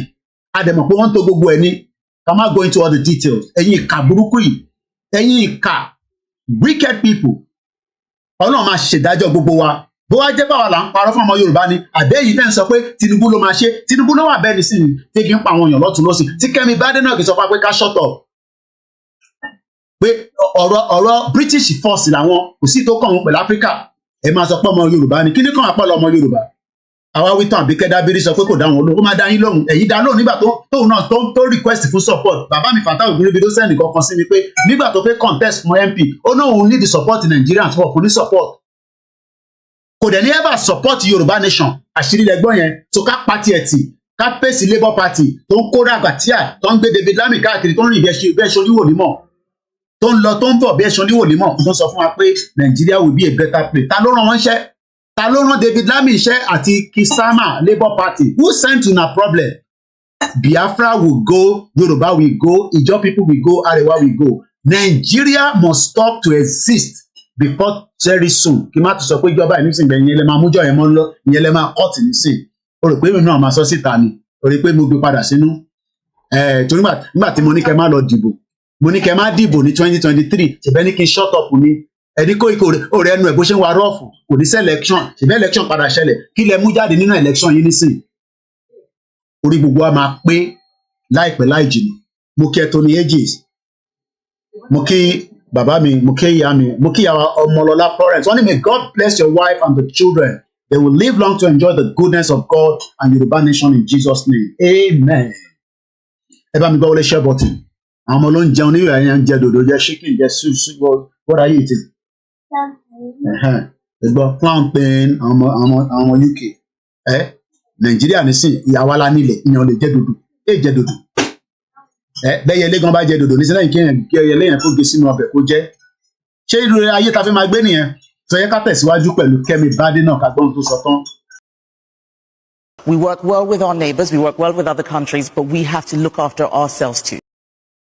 Only we work with other neighbors, we work with Nigeria, but we have to first look after ourselves. British will always look after their children. Àwọn ọmọ wọn lélẹ́yìí wọ́n kàn jẹ́ pé ilẹ̀ Yorùbá ló ti wá ní bàbá wọn ní Yorùbá ìyá wọn ní Yorùbá. But British children ni wọ́n bọ́ ṣe wà yẹn British ò dẹ̀ expect pé kí nǹkan ṣe wọ́n kò sí ìtò kan Britain ó gbọ́dọ̀ fún wọn lóúnjẹ bí wọ́n bá jẹun ó gbọ́dọ̀ tọ́jú wọn wọ́n gbọ́dọ̀ ṣubú nínú ilé wọ́n máa question ẹ ìwọ tó ṣẹ̀ ń dé tó ṣẹ̀ wọ London mo ń sọ fún yín lójoojúmọ́ sùúrù la fi ń gbé níbí báyìí o Ọlọ́run á dẹ̀ fún gbogbo wa ní sùúrù má rò pé gbogbo ìtò ń ṣe Nàìjíríà pẹ̀lú ìyàwó ẹ̀tẹ́jọ́ kò possible níbí báyìí o bó ṣe ń gbọ́n ọmọ yẹn lórí tó ń gbọ́n ọmọ yẹn lórí tó bá ti dé school wọ́n máa sọ fún wọn ní school pé my daddy is giving me some headache ó ń kàn mí ní kò ọ̀ní lè sọ yẹn but wọ́n ní my daddy is use my head like that ìkànnì ní kò wọ́n ń bọ̀ nílé ẹnìyẹn social service ọgbẹ́ ọlọ́mọ lọ nìyẹn eléyìí ṣe pé ìyá kan ló ń ṣe ìwọ ló ṣe rẹ̀ tó ti gbọ́ létí kó ìkíní sìn tó bá mọ̀ pé bíbá yóò pé ẹ kò pé àwa náà but I manage it fún 25 years padà lọ sí Nàìjíríà for now o lè fẹ́ gbé ní bíbá kó tún fẹ́ máa operate bí Nàìjíríà o sí nínú territory Nàìjíríà mọ́ territory UK ló wà ìyẹn ní Kẹ́mi Badenoch sọ pé we gotta first think about ourselves inú kan pẹ̀lú Yorùbá Olúkẹ́mi lòun jẹ́ lóòótọ́ bàbá àwọn ní kíní òyìnbó lòun fẹ́ bíbá lòun gbé ọ̀rọ̀ Nàìjíríà ọ̀kan òun nísìn òun ni leader bíbá yìí nísìn bí bíbá ṣe máa make sure pé owó àti nǹkan mẹ́nìmẹ́nì á sì máa jáde ní Nàìjíríà a lè bá British ṣe gẹ́gẹ́ bí ọmọ Yorùbá but a fẹ́ bá British ṣe bí Nàìjíríà kò possible a máa ṣojú òpó láìpẹ́ yìí.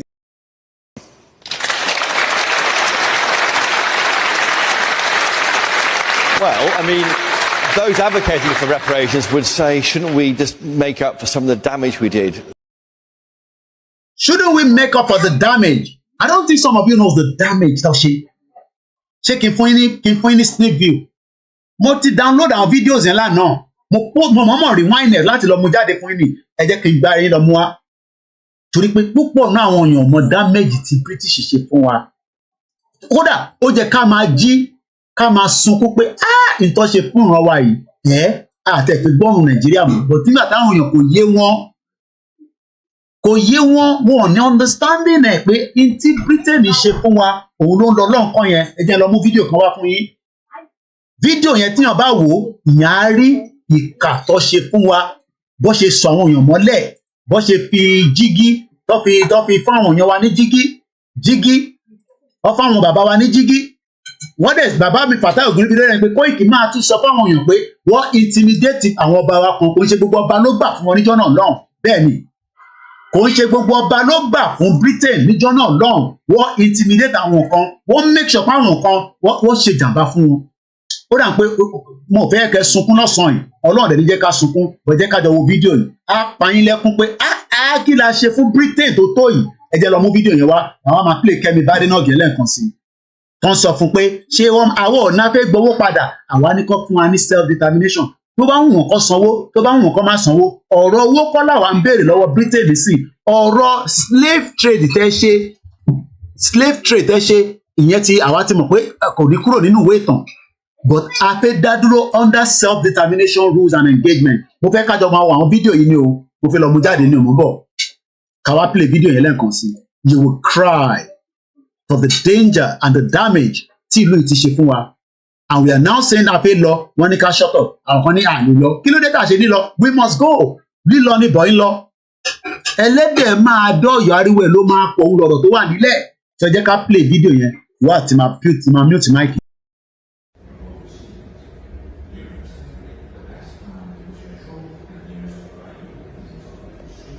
ok mo mọ tó ṣẹlẹ̀ ń bẹ́ẹ̀ ti Kẹ́mi Badenoch yẹn ń bọ̀ ẹ jẹ́ ká adjust gbogbo ẹ̀ dáadáa kò sí mo gbọ́ sound ti Kẹ́mi Badenoch yẹn mọ́ ok mo ní láti a máa rewind again so mo fẹ́ kí Kẹ́mi Badenoch kó máa wo fídíò yìí ẹ bá mi sọ fún Kẹ́mi Badenoch àpẹ síkú àpẹ sárùn mo fẹ́ kó wo fídíò yìí pé n tí Britain ṣe fún wa òun lélẹ́yìí àwọn ò ní gbàgbé láéláé àwọn ò ní kó sanwó padà fún wa àmọ́ a fẹ́ dá dúró gẹ́gẹ́ bí orílẹ̀-èdè gẹ́gẹ́ bí ìran kan tí ó ti wà rí tó dẹ̀ tún máa wà whether they like it or not mo fẹ́ ká jọ wo àwọn fídíò tó ń bọ̀ yìí ẹ jẹ́ mute mic yìí.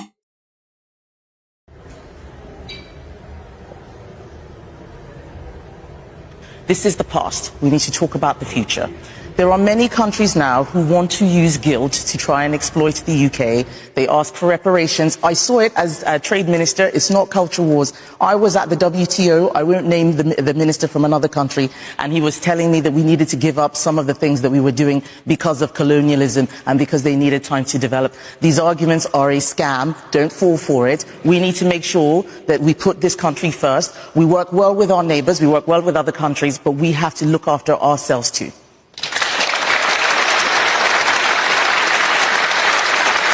Well, I mean, those advocating for reparations would say, shouldn't we just make up for some of the damage we did through the slavery? As a black woman saying that, they may find that hard to understand from you. Well, there are many things that the British Empire got wrong, but there are many amazing things that the British Empire also did. And we need to be honest about that and stop pretending that it was all bad. The British Empire ended slavery, the Atlantic slave trade. We need to talk about that more. This is the past. Africa is realizing its potential. And the truth is, if I'm in the Gulf, when I speak to foreign ministers, they're talking about the continent of Africa. It's important, I think, that the UK is present in that conversation. We have historic relationships, because what I've heard is that the UK stepped back somewhat over the last few years. It reflects on our trading figures There is much that I think we can do together over the coming months and years. We can't have this conversation without talking about reparations. You're in Lagos. There was a huge port here where during the slave trade era, Nigeria, among other nations, pushed for reparations. First of all, do you believe the UK should pay reparations? Look, I think that when we look back on that period, there were many horrors. I am the descendant of enslaved people, so I recognize that. But what I'm interested in is looking forward, looking to the future, looking to deepening those partnerships across the Commonwealth.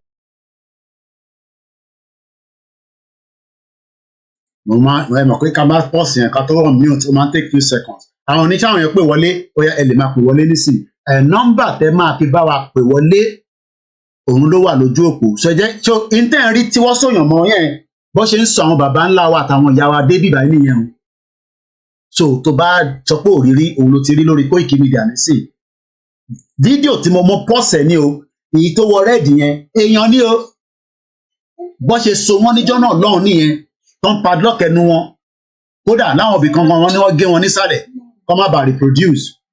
That is the wickedness of human nature. Ẹ̀yin tẹ̀lé ń sọ pé wọ́n lè amalgamate wa irọ́ ni àti kúrò ní that stage. Ṣé nígbà tí wọ́n tọ́kọ gbogbo àpapọ̀ ní 1884 ta ni wọ́n pè? So ẹni tó bá fẹ́ pè wọlé ẹ bá máa pè wọlé ní méjì mẹ́ta ká tètè máa gbóhùn yín. Ẹ já lọ sọ́dọ̀ the first caller ọ̀dà ń pè látòrí nọ́mbà méjì náà tẹ bá ní ẹ bá wa mute yẹn la máa bára wa jà ẹ bá wa mute ẹ bá ti ń pè tẹ́ ẹ bá ti ní ta máa disconnect yín lẹ́sẹ̀kẹsẹ̀.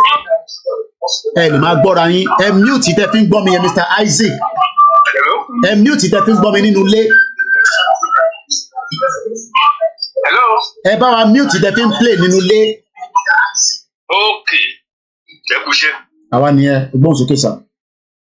Ọlọ́run á ràn yín lọ́wọ́. A ràn gbogbo alọ́wọ́ lágbára Jésù Kristi. Mo fẹ́ kí ká túbọ̀ enlighten àwọn ọba tí ó dàbẹ̀ ni pé wọ́n rò bá ní wọn lára. Wọ́n mọ̀ pé Nàìjíríà nìkan kọ́ o, kì í ṣe Yorùbá nìkan o. Kò máa tí ì pé 2 weeks táwọn Hong Kong gba ọlọ́pàá independence. Wọ́n ti yarí mọ́ China lọ́wọ́ pé no àwọn ò tẹ́ ẹ̀ fẹ́ gbọ́ wọn kan mọ́. Pé kí China máa lọ ń tiẹ̀. Olùbá ni olúkálukú ló ń fẹ́ òmìnira. Gbogbo àwọn island gbogbo àwọn tó jẹ́ island British àti ti France àti gbogbo wọn ló ti sọjí ló sọ pé àwọn fẹ́ dá dúró kì í ṣe àwa nìkan kó mọ̀ pé ọjọ́ iwájú àwọn youth tó wà nílẹ̀ ó wà very important. So ẹ bá wá fún wọn time limit láti reply ọ̀rọ̀ tẹ́ ẹ sọ pé wọ́n jẹ́wọ́ ibi kan bá ọ̀rọ̀ Yorùbá nation dé. So ẹ̀yin náà agree pé kọ́ jáde kọ́ ní sùúrù sà mo fẹ́ kó má jẹ́ pé mi ohun tó nǹkan tó máa ní Koiki nìkan ló sọ̀rọ̀ so ìtẹ́yìn náà sọ ni pé ẹ fẹ́ káwọn bá jáde ẹ bá mi sọ bẹ̀yìn dáadáa káwọn èèyàn gbọ́. Ó yá títí ìparí oṣù yìí kì í ṣe tó máa pẹ́ tó máa jókòó lé lórí. Ó yá títí kó olúkálukú jẹ́wọ́. Tó bá ní platform tó olúkálukú ti máa jẹ́wọ́ anything any way tó máa kò sọ́ba tí ò kàwé mi sí ní Yorùbá tó ní the interpretation mọ́. Yes, gbogbo ibi tó ń bá dé èyí tó lọ́wọ́ sí èyí tí ò lọ́wọ́ sí kó jẹ́wọ́ ìgbà tí ọ̀rọ̀ bá máa túra ẹ̀ sọ kọ́ náà sọ pé ìgbà kan ní kìnnì kan ṣe kìnnì kan àwọn olóòtú kan ṣe kìnnì kan so wọ́n ra kó tètè respect ara wọn wọ́n lè mọ̀ pé àwọn náà lọ́mọ ọba ìgbọ́mọ wọn sábúrò pé kó máa di pé ọmọ wọn ò ní lè fún wọn yangàn láwùjọ mọ́ lọ́jọ́ iwájú.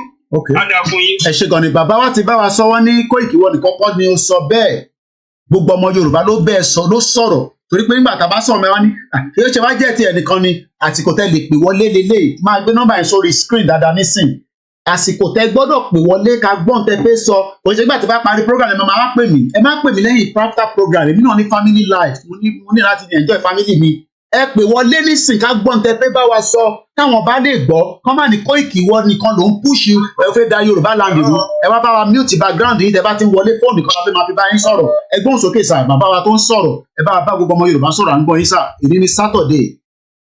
Ẹ kú àkókò yìí o. Àwa ni ẹ sà. What I just want to say is that everybody is pretending and everybody know what is going on. So as you said, káwọn ọba yẹn come out wọn á sọ position wọn. But one thing is certain, if they don't don't, if British or Britain or United Kingdom, whatever you call them, don't want to de-amalgamate Nigeria peacefully, they would de-amalgamate Nigeria the Yugoslavia way. People are tired, people are frustrated, anger everywhere. Those of us in that one want keeping Nigeria. Let British know that the migration in their country has just started, whether legally or illegally. Either they de-amalgamate Nigeria peacefully or they de-amalgamate Nigeria the Yugoslavia way. You understand what I say? Because the pain in the country is beyond human comprehension. Every day, people receive different costs. I won't say more than that. Ẹ ṣé gan ni sà. Bàbá wa ti ní Britain a máa kọ́ àwọn èèyàn wọlé tó máa wá síbí báyìí torí pé kí ni a lè máa sọ fún wa pé ká má di amalgamate Nàìjíríà nǹkan lọ bó ṣe jẹ́ kó lọ mọ́ ẹja tó gba kọ́là tó ń bọ̀ nọ́mbà yẹn máa wá sórí screen ẹ má bínú ẹ̀yẹ yan wa pé Koiki owó náà ní ká pè wọlé ò fún wa ní nọ́mbà jàre má yọ wá lẹ́nu wàhálẹ̀ ti pọ̀ jù nọ́mbà yẹn máa jáde nísìnyí láìpẹ́ yìí bàbá tó wà lórí ètò ẹ bá wa gbóhùn sókè wọn adjust gbogbo ẹ̀ náà ní kó bá lè gba mọ́ránmọ́rán ẹ ti wà lórí ètò sá. Nǹkan tẹ̀ fẹ́ sọ ni pé dábà fún àwọn ọba ẹni ẹjọ́ mi fún ọ. Tí wọ́n bá jáde síta, wọ́n sọ bí gbogbo nǹkan ṣe rí fún wa. Wọ́n bá ṣe parọ́ fún wa, àwa ọ̀dọ́ máa dìde, a máa dìde pẹ̀lú wọn. Ó ti àní tèkè yìí sí pẹ̀lú wọn. Nígbà dábà mú kí ni láìkì àwọn bàbá yẹn wọ́n ti dìde rẹ̀ pẹ̀lú wa. Àwa ò ní gbà ká fún wa lọ jẹ́ 50 years again, àkúrò bára wa. Wọ́n bá kọ̀ láti jáde to pay off this month. Wọ́n gbà fún wa máa bẹ̀rẹ̀ máa tó gbogbo ní wọn ni. Ànígbà fún wọn. Àní tèkì ní ìsìn àwọn ará kan. Àní tèkì ní ìsìn pẹ̀lú wọn. Fún ọ̀dọ̀ wọn bá wọ́n tẹ̀sí tí pẹ̀lú àwọn ọdún máa tó lọ ìbò lọ pé àwọn ti fi wọ́n pọ̀pọ̀ fún wa o. Àwọn ò ṣe wọn o. Ẹ bá jà tèkì ní ìsìn rárá pẹ̀lú wọn. Àwọn ti fi tó wájú ọ̀sẹ̀ wọn tí wọ́n pọ̀ gbé ìranù.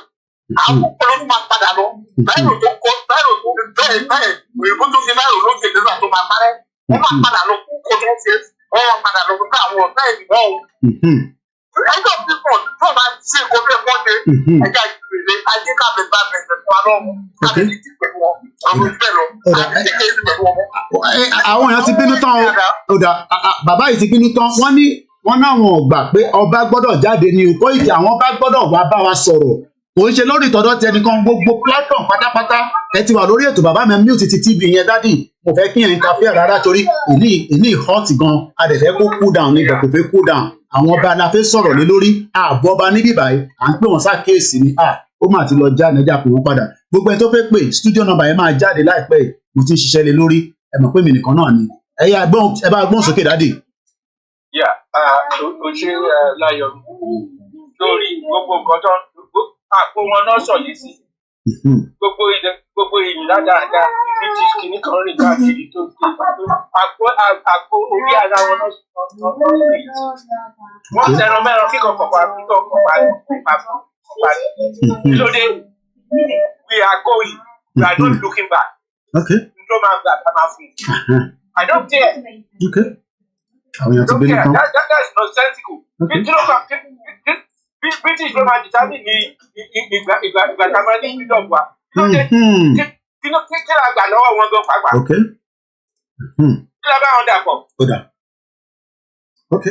Ìwà sọ fún àgbẹ̀ 65 years. Which economic theory is that? All this bullshit. Ìbò ti wọlé o. Rúra dáadáa wò nìyẹn.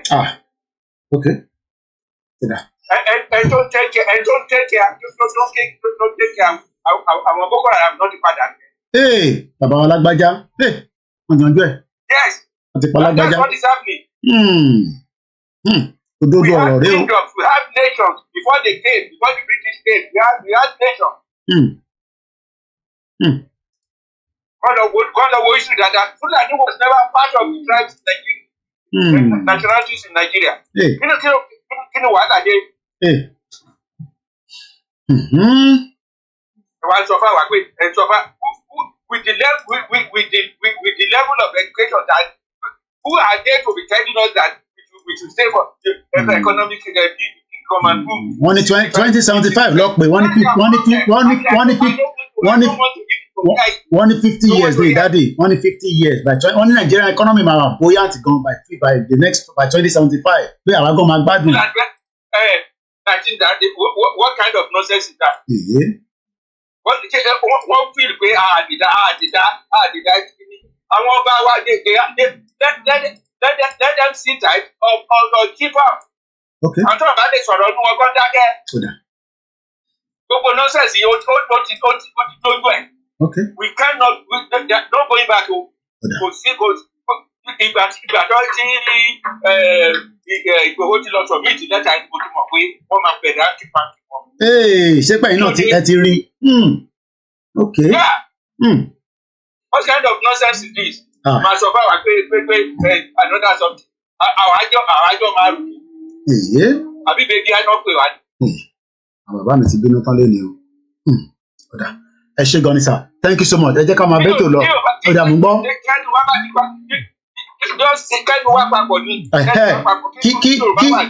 Kí Yorùbá kìíní kan kọ́ wà together, kí gbogbo aká wà together, eléyìí tí gbogbo wà ní separate kò jẹ́ kí Britain mọ̀ pé alágbára èèyàn ni wá, ọlọ́pọlọ èèyàn ni wá, a ní kí gbogbo ajá kájọ put together. Ó dà. Ok. Àwọn èèyàn ti bínú tán lórí program lẹ́nu o. Ó dà. A máa gbé ìjọba lórí kíní wọlé. Ẹ ṣé gan dádì. Dádì náà wọn kí àwọn ní tó bá máa ṣẹlẹ̀ ní kò ṣẹlẹ̀. Ẹ ṣé gan ni sà. Ẹ tún láǹfààní àti pè wọlé 3 minutes ni kó má bàa pẹ́. Èmi kàn ni mo fẹ́ sọ̀rọ̀ ilẹ̀ láǹfààní àti sọ̀rọ̀ nísìnyí o torí ti bá parí program kẹ́ máa pè mí o. Ẹ ti wà lórí ètò láti Dallas. Ẹ bá gbóhùn sókè sà. Ẹ bá mute background. Mi ti bá ti gbé kọ́ọ̀lù yín ẹ̀yẹ mute background kó má máa interfere torí ọ̀rọ̀ tó wà nílẹ̀ ọ̀rọ̀ tó bá gbogbo ẹni. Ẹ gbóhùn sókè sà. Àti wà lórí ètò ẹgbẹ́ yín.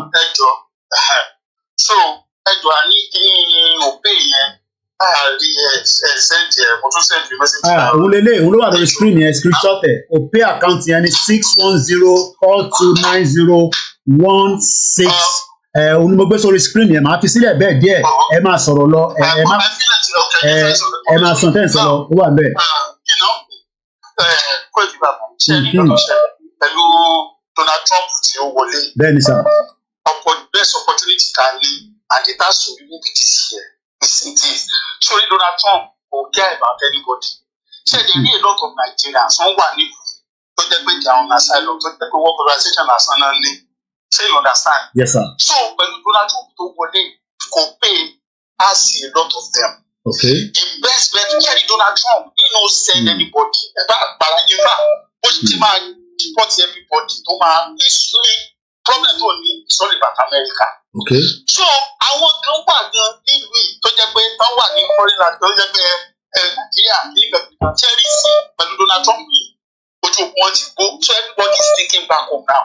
So now what I want to say now is that gbogbo nǹkan tá a bá bẹ́ẹ̀ ṣe ẹ̀jẹ̀ àṣẹ lọ́dún yìí kó kálukú padà sílùú ẹ̀ kápọ̀ bá ṣe lọ́ máa yọjú lù wá. Ṣé lọ́dọ̀ àwọn bá ń ṣe kìnnìkan Britain wá wọn lẹ́nìkan wá wọ́n rí pàtì serious tí gbẹgẹ bá bẹ̀rẹ̀ lẹ́nu èmi ń bọ̀ lé tí gbẹ̀gẹ́ bá bẹ̀rẹ̀ lé mi I dey tell you my brother they go see say we go go gbogbo àwọn bá sórí gbogbo yẹn eléyìí ò ṣe ní 2022 this is 2024 thank you my brother. Ẹ ṣé gan ni fún gbogbo ẹ̀yin tẹ́ ń béèrè pé Koiki akúkú fẹ́ fún ẹ lówó ò dá wa lóhùn àkáǹtì náà ni ó wà lórí screen yẹn má bínú ẹ jẹ́ ń sáré ẹ tó ń pè yẹn mo fẹ́ override ẹ jẹ́ kọ́kọ́ wá sí bíbá iná TJ bàbá àwọn tó lọ sí embassy nìyẹn wọ́n lọ bá wọn pò lẹ́mbàsì àwọn tó ń béèrè account number agbọ́dọ̀ fún wọn adúláfẹ́ ra fóònù lẹ́nìí mo fẹ́ send ẹ̀ sí brother mi ni o TJ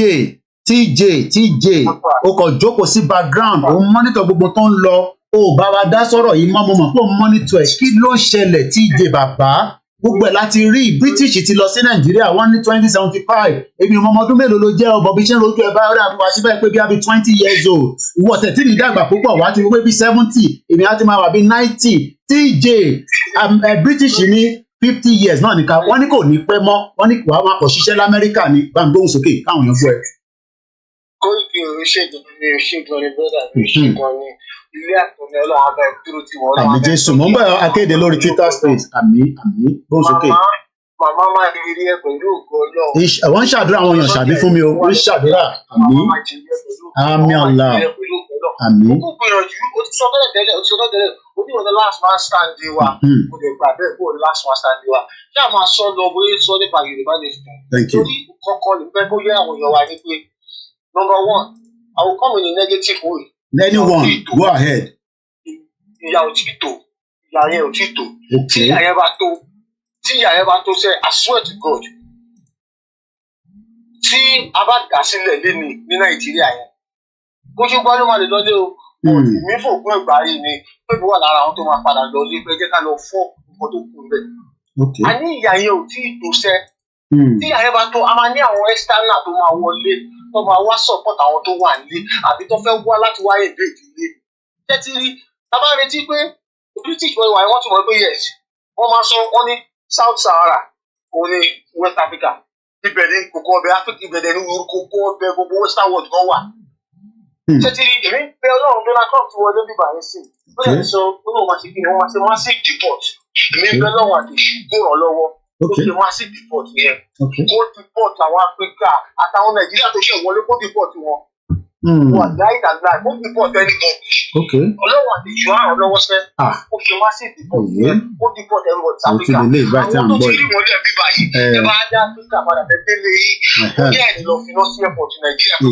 wọ́n máa ní ká máa jún kankan. bẹ́ẹ̀ bá kí ẹ ṣe jẹ́tìrì wo àwọn ọ̀rọ̀ kan wà pé ọ̀rọ̀ wèrè ni. èmi kọ́ ẹ̀ ọ̀rọ̀ wèrè ni. wọ́n bá ti wà lẹ́yìn a gbọ́dọ̀ dáwó káwá resort ẹ̀ káwá tukọ̀ padà. we are the only one of this thing tábà vandalize ẹ̀ ẹ̀ ní wọ́n pé yes we are kept our life. gbogbo iná lẹ máa pè é má wọrí gbogbo ẹ̀ tẹ́ ń pè tíjẹ ń bá wa sọ̀rọ̀ lọ́wọ́ àwọn eléyìí lọ síwájú ẹ́mbásì ni ẹ bá rántí gbà kan tí wọ́n lọ sẹ́ńbásì tí ìjẹ wà lára àwọn tó lọ sẹ́ńbásì kódà òun àti American police ọjọ́ mú kan lẹ̀ níjọ́ yẹn Ọlọ́run ló máa ṣàánú ẹ̀. àti ìṣètò bá ṣe tó ṣe it's our right to fight whoever oppressing our life. When we understand that it's our right to fight whoever oppressing our life. America mo wà yìí and I'm not. ipe ká sọ̀rọ̀ ipe ká jà fún nǹkan tó jẹ́ tọ́lù. election bọ̀ nígbà yìí wọ́n jẹ́ ká yí kó yé wa pé wá kò sí nǹkan kan tá a lè ṣe. kò sí nǹkan tá a lè ṣe America is made by white. tó bá lọ pé blind mind white wà lọ́la àfọ́jú tó jẹ́ àfọ́jú white men tó bá fi compare tó bá gbé sílẹ̀ pẹ̀lú any black tí black yóò bá ní solid strong nílẹ̀ as a president. àti àríbó ṣe lọ nínú election yìí tàfẹ́ tójú bá ń dùn gbogbo náà láàrin. ọmọbìnrin tó. má lọ sí gbogbo bẹ́ẹ̀ everybody mọ̀ má tẹ̀ náà lọ sí bẹ́ẹ̀ everybody ti rí Kẹ́mi Badenoch gan kò lè débì kankan bó ṣe wà yẹn. so wọ́n sọ fún wa pé bíbá this is their own country we have to go and fight for what belongs to us. Yoruba has been exist tó tó di pé ìbò dé. ọmọ aládé ni wá wẹ akíndùn ọmọ àṣẹ tó dé fún ìbò dé tábà ṣe tán a máa jà pọ̀ tó tí nìkan tó wà lẹ́yìn ibi òwò yẹn sọ̀rọ̀ a máa fọ́ kínní yìí ni tábà jà no pain no gain. No pain, no gain. Tẹ́tí ọmọ Yorùbá tó máa ń gbọ́ program ẹ̀kọ́ máa láti kó máa gbọ́. I don't give a fuck about anything. Amẹ́ríkà ni ó máa ń lo Amẹ́ríkà ẹ̀yìn tó máa Amẹ́ríkà náà lè wọlé. Ẹ tó bá kú ló máa sọ good story tó kù lẹ̀. Ẹ jẹ́ ká lọ change idea àwòrán wa. Ṣé láwọn ọba tẹ̀sán pé kó wá jáde kó sọ̀rọ̀ ẹ̀? Ẹ wọ́n come outside and say anything. Ṣèbí ìyàwó Tinubu ó sà fún ọ̀ni. Ó fún ọ̀ni ní $3 million. Wọ́n ní kọ́ni máa fi manage ni. Kọ́ni ní empire tó pọ̀ wọ́n ní ìdòwò táwọn máa fi manage. So nígbà tó bá lè gbé adúrú owó yẹn fún ọ̀ni. Ilẹ̀ Yorùbá ò lè ro kó lè ráyè. So kí lè wá sọ yìí náà? Táàbà mú àwọn pípọ̀ yìí, táàbà mú wọn dá níṣẹ́, ká dín pẹ̀lú wọn bó ṣe dín pẹ̀lú ayé wa. We are not going anywhere. O ṣe gan ni, thank you so much. We are not going anywhere. O ṣe gan ni, mo bí ṣe gbọ́n wọn inú mi dùn gan, mo like voice tó gbé wọlé. Tó wà lẹ́yìn, tó bá sọ pé Yorùbá yẹn àti ìṣetán láti yú ara wa. Tá bá ṣetán láti yú ara wa tàbí jẹ́ Yorùbá, a máa jà fún ẹ̀tọ́ wa. Ẹ̀tọ́ máa kú wa kú, ẹ̀tọ́ máa kú wa kú. America doesn't belong to me, but I'm a privileged to be a citizen. If it don't belong to me, ilẹ̀ Yorùbá yẹn ni. Ilẹ̀ Yorùbá ti tó a máa gba ilẹ̀ Yorùbá wa. Thank you so much. TJ bàbá, akéde wo ni mo fẹ́ kó wọlé kó tó di pé kọ́ọ̀lù máa override torí pé àwọn Twitter space wọ́n máa ń lọ́ọ̀kì wọn jẹ́ kẹ́ráyè sọ̀rọ̀. Akéde oya gbóhùn sókè gbogbo ẹni tẹ́ ń pè ẹ máa pè wọlé. Àkànjú èmi ti jẹun mo ti yó. But mo fẹ́ kájọ woro tó wà nílẹ̀ millions of Yorùbá people ti jẹun nọ́mbà yẹn ló wà lórí screen ẹ má wọrí gbogbo ẹ ṣe ń pè èèyàn kan gbọ́dọ̀ sọ̀rọ̀ kan ká tó yẹ kí èèyàn kan sọ̀rọ̀ a fẹ́ lọ sórí Twitter space ẹja gbọ́n tákéde fi sọ̀rọ̀ gbóhùn sókè àkéde. Iṣẹ́ náà nìyẹn sà ẹ ká sùn sà. Ẹ rí ọ̀rọ̀ wo la fẹ́ káwọn bá sọ kò sọ̀rọ̀ lẹ́nu ọ̀dọ́ sọ. Bẹ́ẹ̀ ni pàtó fẹ́ fún wọn ní opportunity láti fi sọ̀rọ̀. Bẹ́ẹ̀ ni pàtó fẹ́ fún à ń ṣe nípa nípìtì fún wọn abẹ́ bọ̀wọ̀ ẹ̀nu kì í ṣàṣìkò ilé ẹ̀kọ́ wọn jáde ká ní wọ́n sọ̀rọ̀. Ìgbà tí ṣíìpù lọ submit petition. Ìgbà yẹn ni wọ́n pè ẹ jáde nígbà yẹn pé mítìkì fẹ́ jáde. Táwọn bá fẹ́ sáì wọ́n tó ní báwọn fún àwọn àkáùsì. Ìgbà yẹn ló ti yẹ káwọn wá dìbò nípa ìpèkìtì tó wáyé pé kò ní ọ̀nà. Kì í ṣe ìgbà tí British ti wá lé èèyàn wá làwọn á expect wọn wá sọ̀rọ̀ wọ́n á wá pa ọ́ fún wa náà. Ìyẹn la bá ṣe fún wọn. Ọ̀rọ̀ tá a ní ká wá sọ báyìí wọ́n máa pa ọ́ fún wa. Olóṣèlú nígbà tó kọ́ wọn lẹ́kàn tó wá fún wa sọ. Ṣé nípa fún wọn opportunity kan wá sọ̀rọ̀? Kò sọ̀rọ̀ tó máa fẹ́ sọ báyìí wá sọ̀rọ̀ tó máa dùn wá nínú ni. Wá tó pé wà á ní mọ́gà ni. Ìgbé wa ní mágà ni. Lórí ẹlẹ́sẹ̀ kan wọlé, èèkàn àti kó jáde. Ó jọ gàdé kò jọ gàdé. Ẹ sọ̀rọ̀ jáde pé British fẹ́ sign another amalgamation. Bẹ́ẹ̀ni. And British rán yẹn wá sílẹ̀ Yorùbá. Wọ́n ò jẹ́ wọn ò jẹ́. Nínú yẹn ti ń fún wa ní sáà rẹ̀. Àwọn bá dẹ̀ dákẹ́. Àwọn bá náà wọ́n náà ń ṣiṣẹ́ lé lórí náà ni àwọn bá sọ pé àwọn ń ṣiṣẹ́ lé lórí.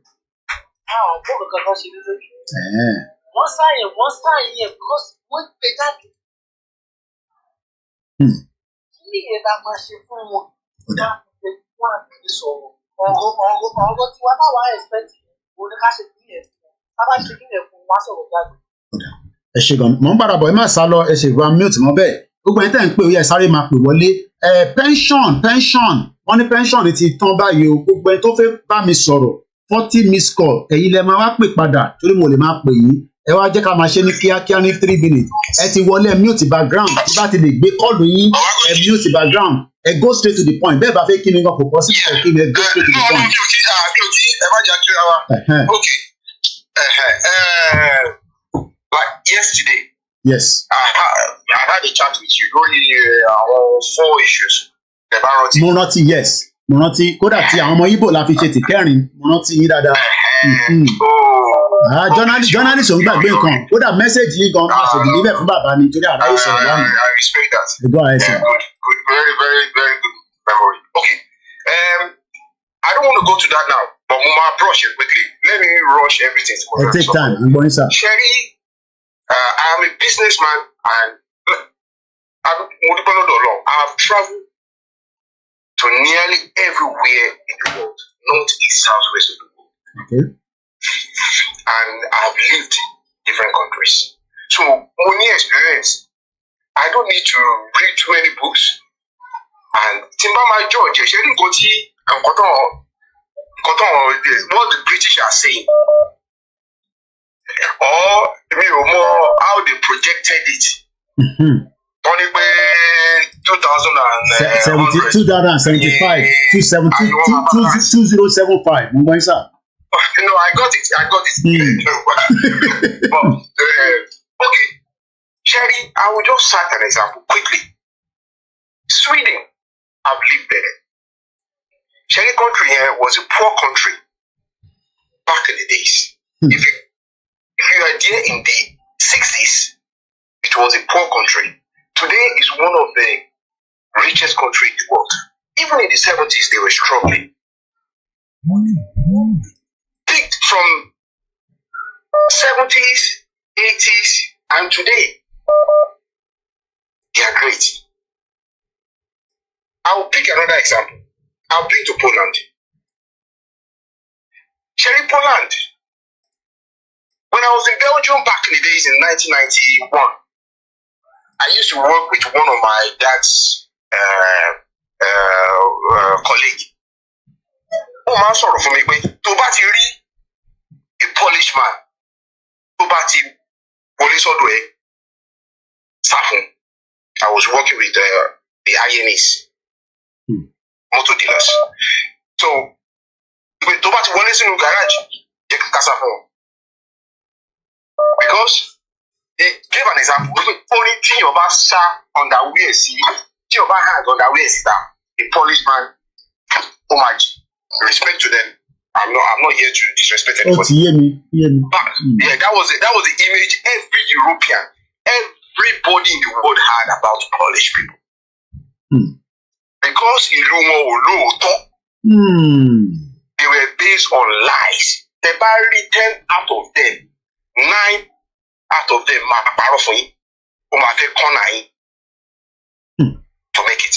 Now, this is the situation we have in Nigeria. Before I go now, I will cite another example. Fún àwọn projection tí British project, you know, give everybody really get it right, but not they are just talking nonsense. And to jókòó tó sọ̀rọ̀ yẹn, we are far ahead ní ọpọlọ pẹ̀lú wọn. Brazil, China, Nigeria, India, and one other country. One PA together in the early 80s. We were projected to be the richest, the most powerful because of the populations and everything and the resources. Our countries in any. I also backslide, you have one. I also body rewally. But the projection about Nigeria then, today, are we enjoying anything? Are we as good as China? Are we even near to are we I mean fit in China, India, Brazil and Nigeria all over your king Olano. So the projection doesn't make any sense. It's a mere stupid things that people put together. Our factors should make sense. Nobody should take that serious. Please, I beg everyone. Okay. So, if it's a projection, I want to nullify that one straight away. And I can go on and on. But let me run it up.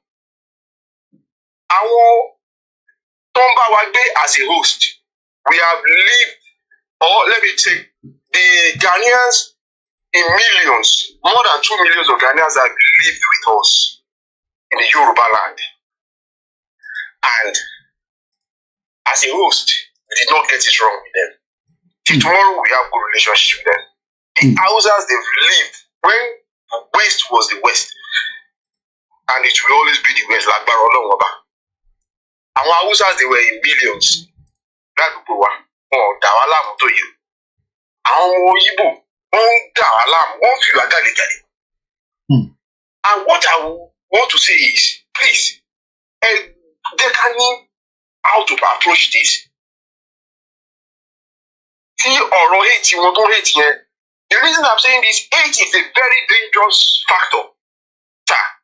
Hate if I go on and on, it pass from generation to generation and generation, and it will but it will remain there forever.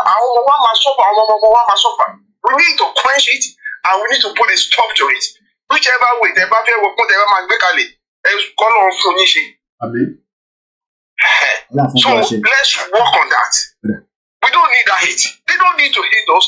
Hate won't bring so many things. Terrorism and all this and killing and all that. So please, lastly, sir, ọ̀rọ̀ tí mo sọ nípa nullifying their projection yẹn. Yes. A ń láti sòótọ́ ọ̀rọ̀ àwọn olùtẹ̀mí ti dé tó ṣoríire. Tẹ́ bá pick ìlú kan láyé yìí, pick only one country. I've been in Belgium, Luxembourg, everywhere, France and Asia. Tẹ̀lé àwọn olú tó ṣoríire, wọ́n lóòótọ́. Tẹ́ bá kó citizen mẹ́wàá, mẹ́jọ máa ṣòótọ́. I need one project. I don't know who's going to come up with it. How can we go? I don't know what you can do.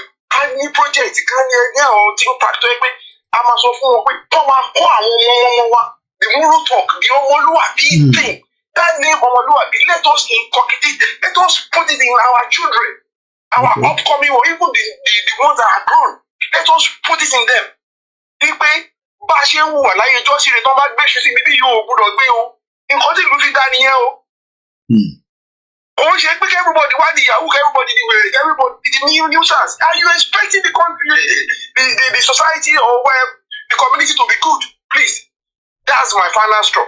And jẹ́ ká wá ọgbọ́n tá a máa fi jẹ́ ẹ fẹ́ mú governmental person mọ́ra tá a máa fi sọ fún ọ pé plan wa rè. Come and teach ẹ ní school, primary school, come and teach ẹ ní secondary school, come and teach ẹ everywhere pé ọmọlúwa this is how you behave, this is the moral about it, this is how you don't lie or you lie or you wá sọ fún ẹ pé ìmú ẹ bó ṣe máa rí rèé tó bá ṣe parọ́ inú wọn máa dùn. Àwọn eastern part of Europe tí wọ́n ń parọ́ all those countries I can name them. Wọ́n ò ṣoríire. Nísìnyí náà wọ́n ti rí pé òun tọ́ ló lè jẹ́ kí ìlú dùn. Poland is getting better now because they are now adopting wípé òun tọ́ ló lè ṣe. So that's it. I won't say more than that. Please, I've taken too much of the time. Well, it's okay. Adúpẹ́ fọ́lọ́run. Àbáwá igbó wa lọ sí igbó bíi tí a fẹ́ lọ. Mo kí Bishop Adesina, mo kí ìyá mi tó ṣe ìgbòrí wọlé. Mo kí àròlé Odùduwà. Clement says, and I quote, when Nigeria break apart, we should have nothing to do with them. No embassy, no relationship for the next 50 years for making effort in firm yearning of the 1914 expiration of the amalgamation. Gbogbo ẹ̀yin tẹ́ ń pè náà ni mo fi máa pè ní méjì mẹ́ta padà torí gbogbo ilẹ̀ ní right. Ẹ̀yin tẹ́ wà lórí Twitter space a sì máa gbé gbogbo yín wọlé torí pé gbogbo náà ni ọmọ Yorùbá. Even if you are APC, PDP wá bá wa sọ̀rọ̀ ẹ ti wọlé ẹgbọ́n sókè sà. Ẹ rà sọ ẹ kú àjọyọ̀ sọ. Àwa ni ẹ sà. Ogun State èmi ti sọ̀rọ̀. À ń gbọ́ yín kétékété. Ẹ ṣe kò ní sà. Àwọn ọba àlè ní ká máa dúró àwọn ọba ní pé kọ́ support wọ́n ti jẹ́ dodo wọn lè so dodo ẹ̀gbọ́n mi. Ṣé Naija àwọn ìjọba fẹ́ ṣẹlẹ̀ tí Nàìjíríà bá ti burst kí everybody títí náà wà títí everybody fọ́ síta wọn ò ní fi wá lókù sílẹ̀. Jẹ́ lára wa ni nǹkan tó ń jẹ ní fẹ́ pẹ́ẹ́nu kúrò àwọn alábàágbára wa tí ó bá ti dogun everybody mọ̀ pé yes ó ti di wèrè tán. Kápá gbójú ara wa jẹ́ ẹ̀dọ́ fẹ́ ṣẹ́kù máa ṣẹ́kù àmọ́ pa àwọn kan fẹ́ mi wọn ṣe kí ni àwọn ṣe pọ̀ káfẹ́ kọ́ tó kù nìyẹn ṣùgbọ́n tá a bá nípa lórí àwọn ọba yìí mọ̀ sí wọ́n sì jẹ́kújẹ.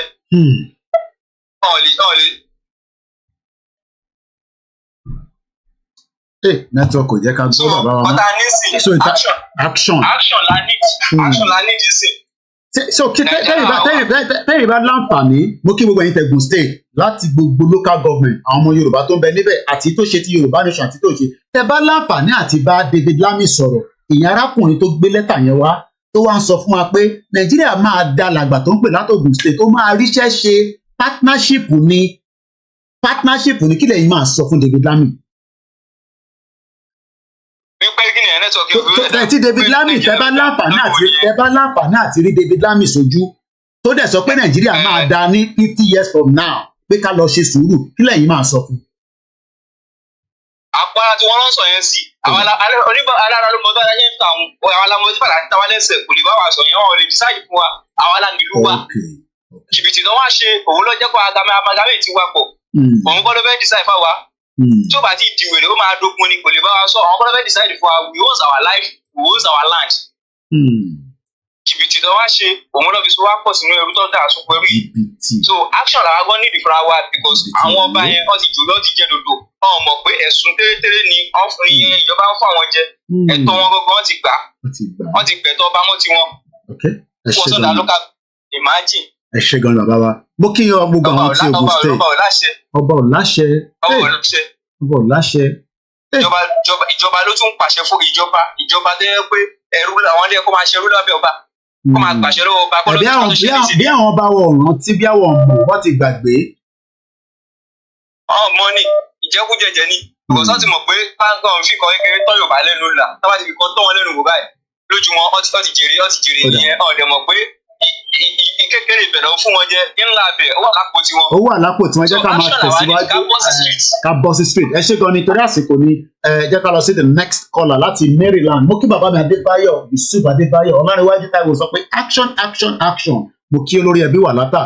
Fẹ́yìn tẹ̀ ń wo àwọn fídíò tó wà ń sàlẹ̀ yẹn arákùnrin tó so mọ́lẹ̀ yẹn bó ṣe kó wa lẹ́rú nìyẹn ní on the left hand side eléyìí tẹ́ ẹ rí yẹn shinap mirror àtàwọn nǹkan tí àwọn òyìnbó fún àwọn bàbá ńlá wa àwọn ọba tó fi kó wa lẹ́rú wọ́n wá ní kò ń ṣe gbogbo ọba o wọ́n náà àwọn ọba kan wà tí wọ́n náà wọ́n nígbà níjọ́ náà wọ́n intimidate wọn ni ṣé Britain intimidate àwọn ọba tìsín ni àbá àwọn ọba tìsín ló kọ́ accept gbogbo rubbish yẹn ẹ bá gbóhùn sókè ẹni tó ń pè wá. Hello, Swaglaye. À ń gbọ́ yín mà. Ẹ kú iṣẹ́ takuntakun. Àjọ ń ṣe náà ni mà. Ọlọ́run á fún yín ṣe. Àmì Jésù á fún gbogbo wa ṣe. Gbogbo wa náà ta àjẹjà because mo wà lára kan lára àwọn mega rally. Wow, very good. Ẹ ṣe gan ìyá mi, ẹ ti wà lórí ètò. Ṣé rí nǹkan tó ṣẹlẹ̀? Ọ̀rọ̀ àwọn èèyàn wa níbi yẹn kódà tá a bá ní kò sí wa irọ́ la pa. Mi ò mọ nǹkan táwọn ọba tó ń rò ṣé ojú wọn fọ́ etí wọn di wọn ò rí lọ àbí wọn gba ojú láti sọ̀rọ̀ ọmọ nǹkan tó wọ láàrin jẹ yẹn a lè sọ pé bóyá wọn ò ní kankan fi rán náà pa kí wọn jáde ká fi ẹ̀gbọ́n táwọn aráàlú tí ò mọ nǹkan tó lọ bíkọ́ irú nǹkan bẹ́ẹ̀ náà tó ṣẹlẹ̀ èmi gan náà ìgbà tí mo dé western world yìí ni mo tó rí wípé Nàìjíríà wọ́n fẹ́ pa wá akọ̀ròyìn lásán ni òkú làwọn èèyàn tó wà bẹ́ẹ̀ bẹ́ẹ̀ nǹkan mo fi máa jáde skul kò ṣiṣẹ́ kò sí kankan kò sí ná ẹ̀jẹ̀ tún ní ẹ̀ láìsí pé káwọn èèyàn wà bẹ́ẹ̀ ló yẹ kó fọwọ́ bọ̀ wé yẹn gbogbo ọba tó fọwọ́ bọ̀ lágbára Ọlọ́run orí àwọn ọmọ kéékèèké tán fìyà jẹ orí arúgbó tán fìyà jẹ orí ọ̀dọ́ tán fìyà jẹ á pa gbogbo wọn lẹ́kún alẹ́ kò sí kankan nínú wọn tí wọn máa dùn lágbára Ọlọ́run torí àwọn bàbá yìí àwọn bàbá Akíntóyè bàbá Ìgbòho wọ́n gbìyànjú gbogbo anybody tó ń ṣe Yorùbá nation wọ́n gbìyànjú ṣùgbọ́n àwọn èṣù lẹ́yìn ìbejì tán jẹ́ ọba yẹn náà ń dá gbogbo wàhálà ìṣílẹ̀ náà jẹ́ kó ṣeé ṣe inú tiwọn náà jẹ́ ní dùn kálẹ̀ kódà inú wọn bá dùn láàárọ̀ kò ní dùn lọ́jọ́ alẹ́ wọn lágbára Ọlọ́run tó bá wá sẹ̀ tó bá fẹ́ gbọ́ tó bá yá Ọlọ́run á gbé egun yẹn dìde ká ní gbogbo ìlú yẹn lára ká fi máa bọ́ lágbára Elédùmarè torí àgbà sí àdúrà àwọn tó wà bíbá iṣẹ́ padà sílé oníkálukú bí ẹni pé èèyàn kan dààmú ara ẹ̀ gan nìyẹn ṣe ní àgbègbè àwà yìí a lè máa sọ́pà owó téèyàn rí tí òfin dùn lórí owó téèyàn rí tí wọ́n pẹ́ àtọ̀rọ̀wò gan náà iṣẹ́ tá a máa ṣe àmọ́ bí ìlú ṣe rí téèyàn bá tóbi téèyàn bá débi tó ti wá yàtọ̀ tí bá ṣe wà níbà ó gbójú nǹkan tẹ́ gbọ́dọ̀ ṣe bọ̀tùbí tẹ́ ti wá kò sí yẹn bẹ́ẹ̀ ṣùgbọ́n ní bíbá yìí gbogbo bá a ṣe ń gbìyànjú tó wọn ọ̀jẹ̀ kó yọ ẹ bá fún wọn lówó nílé kò tó wọn kí ló fẹ́ tó wá máa ṣe iṣẹ́ bẹ́ẹ̀ pọ̀ bíbá iṣẹ́ téèyàn ń ṣe bíbá kò ṣiṣẹ́ kékeré mo mọ̀ wípé bó sì wù kó pẹ́ tó Ọlọ́run á bi wọ́n léèrè lójú ẹ̀ ní gbogbo wa ìlọ́ọ̀dẹ̀ ni àwa gbà sí Nàìjíríà gbà sí Yorùbá nation lójú wọn lágbára Ọlọ́run á padà wá sí ìyàlẹ̀ jẹ wọn ẹ máa bẹ́ tó bọ̀. ẹ ṣe gan ni mo kí mega rally nílùú Amẹ́ríkà ẹ jẹ́ ká lọ sórí Twitter space ká lè máa balance ẹ̀ mo rí brother mi Ben mo ń bọ̀ wá sọ́dọ̀ gbogbo yín náà Yorùbá greatness ẹ bá wa gbóhùn sókè ká gbọ́ látọ̀dọ̀ yín torí pé a fẹ́ fún gbogbo èèyàn láyè kó má jẹ́ pé ojú kan ló máa pọ̀ sí jù ẹ bá wa gbóhùn sókè à ń gbọ́ yín ẹ̀yin tẹ̀ ṣe ń pẹ́ ẹ ṣe sùn ẹ gbóhùn sókè à ń gbọ́ yín. Yeah, ṣé ẹ gbọ́ mi? I'm driving at the moment, so ní bínú ọ̀rọ̀ tí mo fẹ́ sọ is ṣé ẹ gbọ́ mi? Ẹ máa sọ̀rọ̀ la à ń gbọ́ yín mà à ń gbọ́ yín mà. All right, now the problem that we have, and we have to be realistic with ourselves, is our Yoruba politicians àwọn ní ọ̀dàlẹ̀ Yoruba land, and they are the ones that we have to face. Even in terms of the petition, it's those Odale politicians that they're facing. Amazingly, you'll find that they're only few. But because we haven't put out a proper campaign against them, we're just going out in circles. So what I'm suggesting is there should be a grassroots campaign against these evil Yoruba. Look, what we have are enemies within. If we don't face them or find a strategy to face them and discount them, then we're just going round in circles. Okay, for example, àwọn Igbo tó jẹ́ pé wọ́n attack wa, tani fún wọn láyè. Isn't that these Yoruba politicians, the liberal ones, the Yoruba ones that are amongst us? Àwọn ló yẹ ká face now. Àwọn ní ọ̀tá Yorùbá, àwọn ni wọ́n fún àwọn jẹ́ kí àwọn tí wọ́n jẹ́ kí Yorùbá kí wọ́n jẹ́ kí wọ́n máa mọ́lẹ̀. Nítorí pé kí ni nínú alátẹnujẹ nǹkan tí wọ́n máa rí jẹ They're only thinking of themselves. They're not thinking of the Yoruba nation that is even greater than them. Okay. So let us be realistic. We need to fight. We need to face our enemies, and the enemies that we really have are the Yorubas amongst us. Okay. They are the ones that we need to be calling out. You see, Tabati Sheye, Tabati Bewajati. Yes. The rest is easy because then majority of us that we really want our freedom, we will now come out in full. But so long as we are just dancing around the circles and not calling out these evil Yoruba politicians, then I'm afraid we're literally wasting our time. So we need a grassroots campaign. Okay. We need a grassroots campaign against these Yoruba politicians in all our universities, in all our markets. Okay. And make it clear exactly what it is that they're doing. Oda. Because without them, okay, for example, let the caller finish and then I'll bring it in. Just hold on there. These Yoruba politicians are voted into the Senate. Okay. They are voted into they are holding House of Representatives. They are holding wards. Okay. And communities. What are they doing to improve, to prioritize Yorubas first? Okay. They are giving out our jobs that should be going to the youth. Are being given to all these non-indigenous Yoruba people. And will be watching some imagine most of the public houses publication houses are being held by these Igbo people. Okay. The free healthcare and the education. Why are we servicing these non-indigenous people? Why are they not going to their states to claim what is rightfully theirs? Are we not all receiving federal government allocations? Okay, all right. Let me ask a question there. And caller, just reduce the TV set there. The caller on the other line there. Reduce the set, please. I'm going to bring you in a minute. Reduce the set because it's filtering back out. The question is, Tabashi Wanino Nigeria. Is it not the reason why we are one Nigeria? We want Nigeria. Everybody has the right to go to any state, and the governors can work with anybody from other indigenous people. I'm just asking a question because as long as we hold on. Let me wait 1 minute. When we are one Nigeria as it is right now, every Nigerians have the right to move anywhere across any part of Nigeria without no restriction. Any Nigerian has the right to apply for a job. Is entirely up to whoever gives them the job.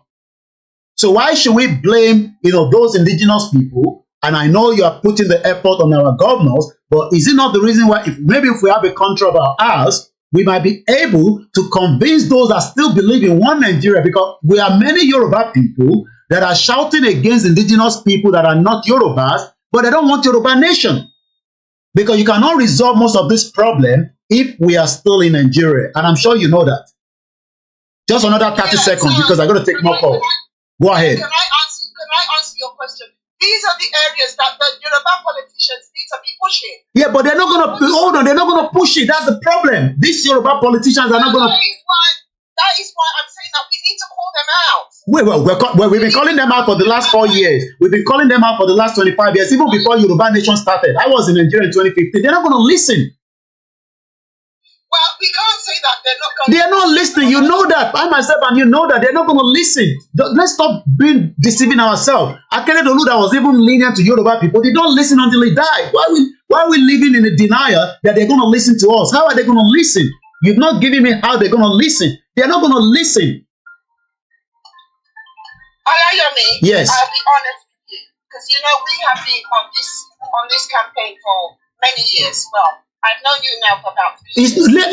Let's leave that alone. How are they going to listen is the question. No, that's what I'm going to answer. I'm just trying to answer your question. Yeah, there's a lot of calls on the line. Go ahead. I have not seen that we have actually had a one-to-one with these politicians. How do you know that? We've only been speaking on the social media. Oh, maybe that. Okay, I'll come back to you. Maybe that is what you are thinking. It is far beyond social media. I was in Nigeria in 2021.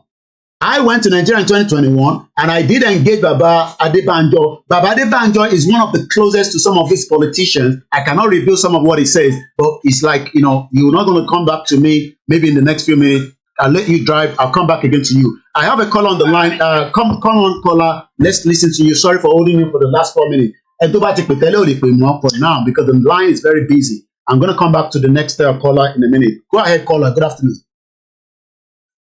Good afternoon. You're welcome to the program. How are you? How is the family? Well, the family are doing very well. I've pushed them upstairs, so they are not being disturbed. Go ahead. No problem. Yeah, I'm not in Yoruba. Yeah, I can understand. Don't worry. Go ahead. No? I know that. I can see the name already. Yes. Ngozi. Go ahead. I thank you so much because I love what you are doing. I love your energy. I love everything in you because you know the truth. You know what my sister, this caller is saying is, is totally fallacy. We cannot depend on them anymore. How many years? How old am I? How old are you that we shall depend on these fucking people that taking our country? Our country, we are not British. I'm not British. Yeah, I'm not American. I have opportunities to be here and obtain their passport, but it doesn't mean anything. There's nothing like home. If, okay, everybody said, okay, let us go and speak to our governors. Let us go and they're not listening. Do you know how many years we are speaking? Okay, our sister in UK Parliament, and that's our brother. What are they saying? Because they're comfortable here. They're comfortable. Okay, why is that? Dublin, Ireland, they break up.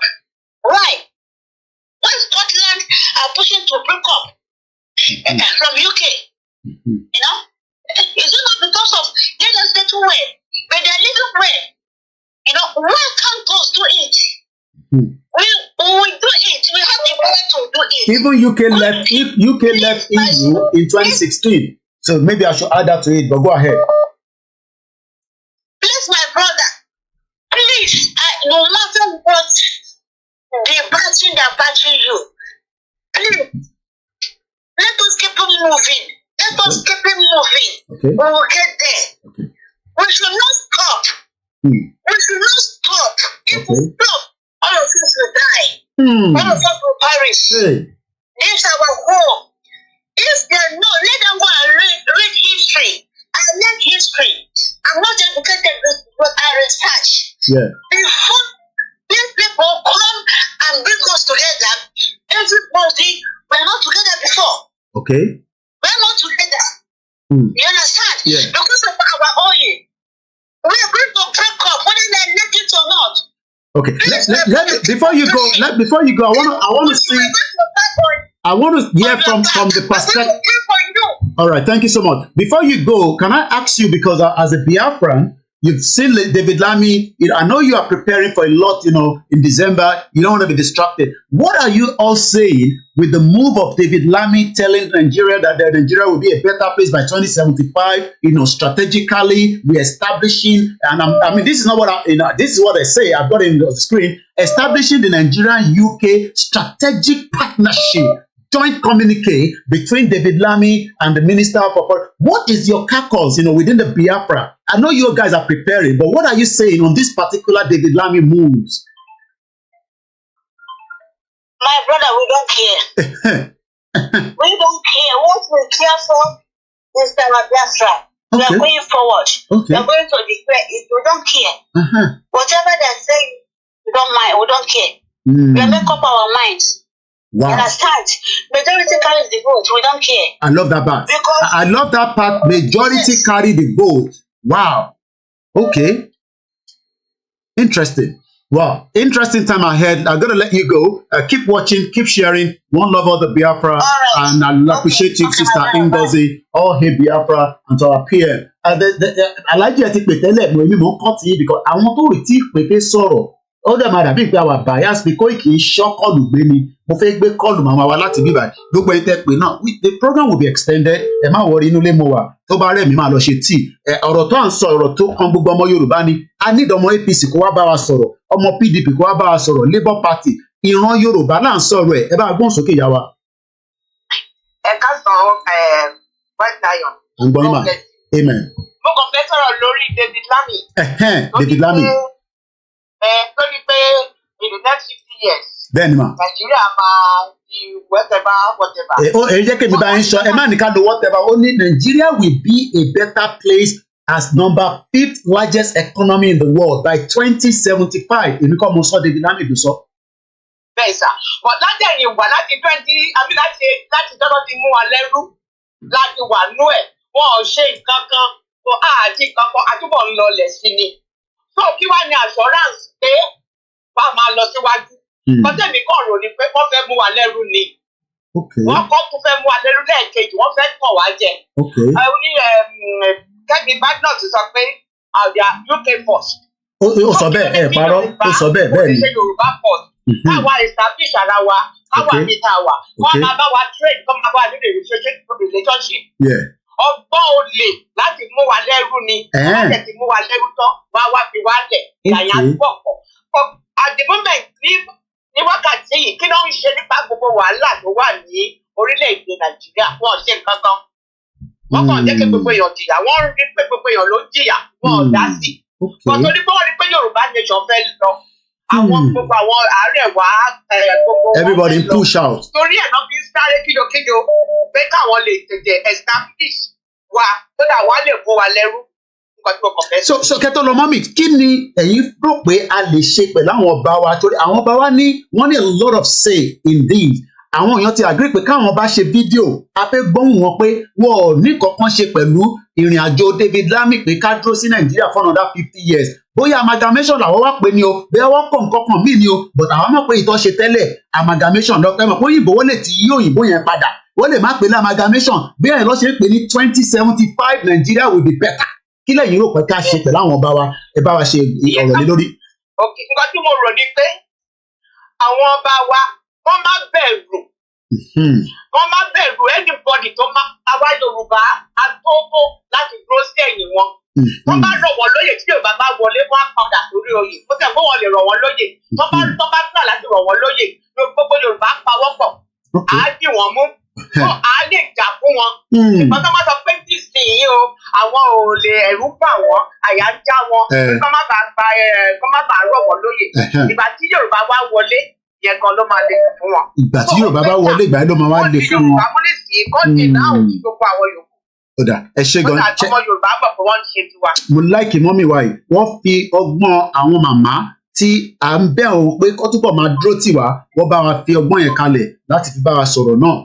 Ẹ̀yin tẹ́ ń pè tẹ́ bá ti pè tẹ́lẹ̀ tí mo mọ̀ kò ní da pé ara jẹ́ ilẹ̀ ń gbé Ọláníran ọjà lọ sórí Twitter space ẹ ní 2 minutes ẹ bá gbóhùn sókè ní kíákíá ẹ má kí ni ẹ lọ straight to the point orí kíkí yẹn máa ń dá time dúró ẹ lọ straight to the point Ọláníran kò dẹ́ ṣe tẹ máa wọlé tẹ máa sọ pé ẹ fẹ́ tajà tẹ bá ti sọ bẹ́ẹ̀ àníjẹ́ kẹ wọlé mọ́ ẹ bá ṣí máìkì yìí kẹ gbóhùn sókè Mr. Ọláníran lórí Twitter space. Ọ̀dà pé Mr. Ọláníran tí ráyè gbọ́dọ̀ move forward torí pé networking hold wọn kọ́ọ̀lù pọ̀ rẹpẹtẹ tó fẹ́ wọlé ẹ tó bá ti wọlé ní kó kọ́kọ́ wọlé kó bá wa sọ̀rọ̀ ẹ bá gbóhùn sókè Bishop ẹ bá wa ṣe ní kíákíá torí a mọ̀ pé ẹ máa ní nǹkan tẹ́ fẹ́ sọ tó pọ̀ ẹ go straight to the point Ọláníran máa padà sọ́dọ̀ ẹ̀ mo kí ẹ Clement no more pension wọ́n ní pension sọ fáwọn ìyá wa wọ́n ní kò sẹ́ni kankan tó máa gba pension o screen yẹn ni mo share pẹ̀lú yín lẹ́ẹ̀kan gbogbo ẹni tó bá ń retí pension ní Nàìjíríà ẹ̀ ní rí pension gbà kò ń ṣe èpè ní kọ́ mo sọ èyí tí wọ́n sọ láti Nàìjíríà ni pé kò sí pension fún civil servant wọn náà ti yá gbogbo owó pension fund ìyẹn Bọ́lá Ahmed Tinubu ẹ bá gbọ́n sókè Bishop Adesina.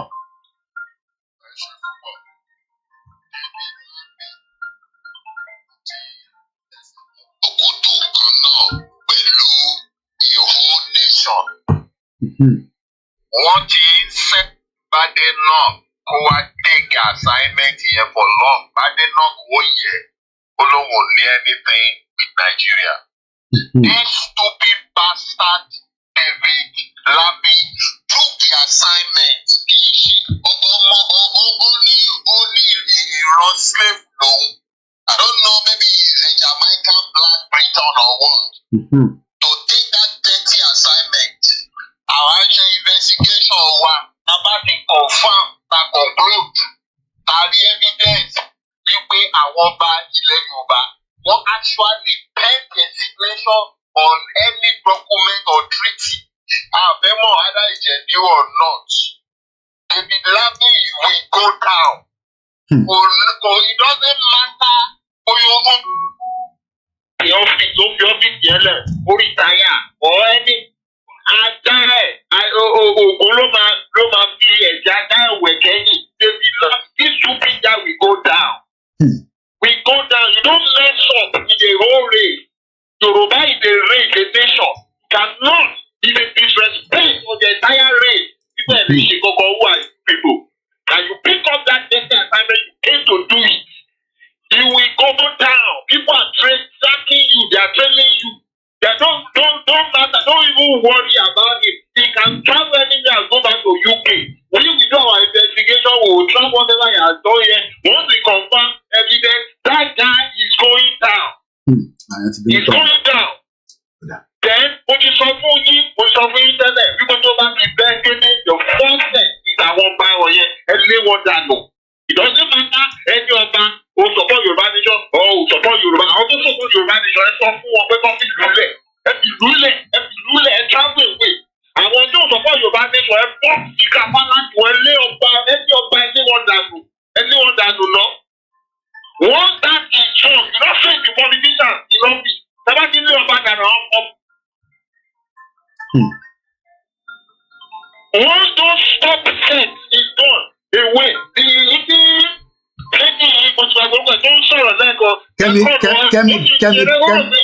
Kemi, bad enough.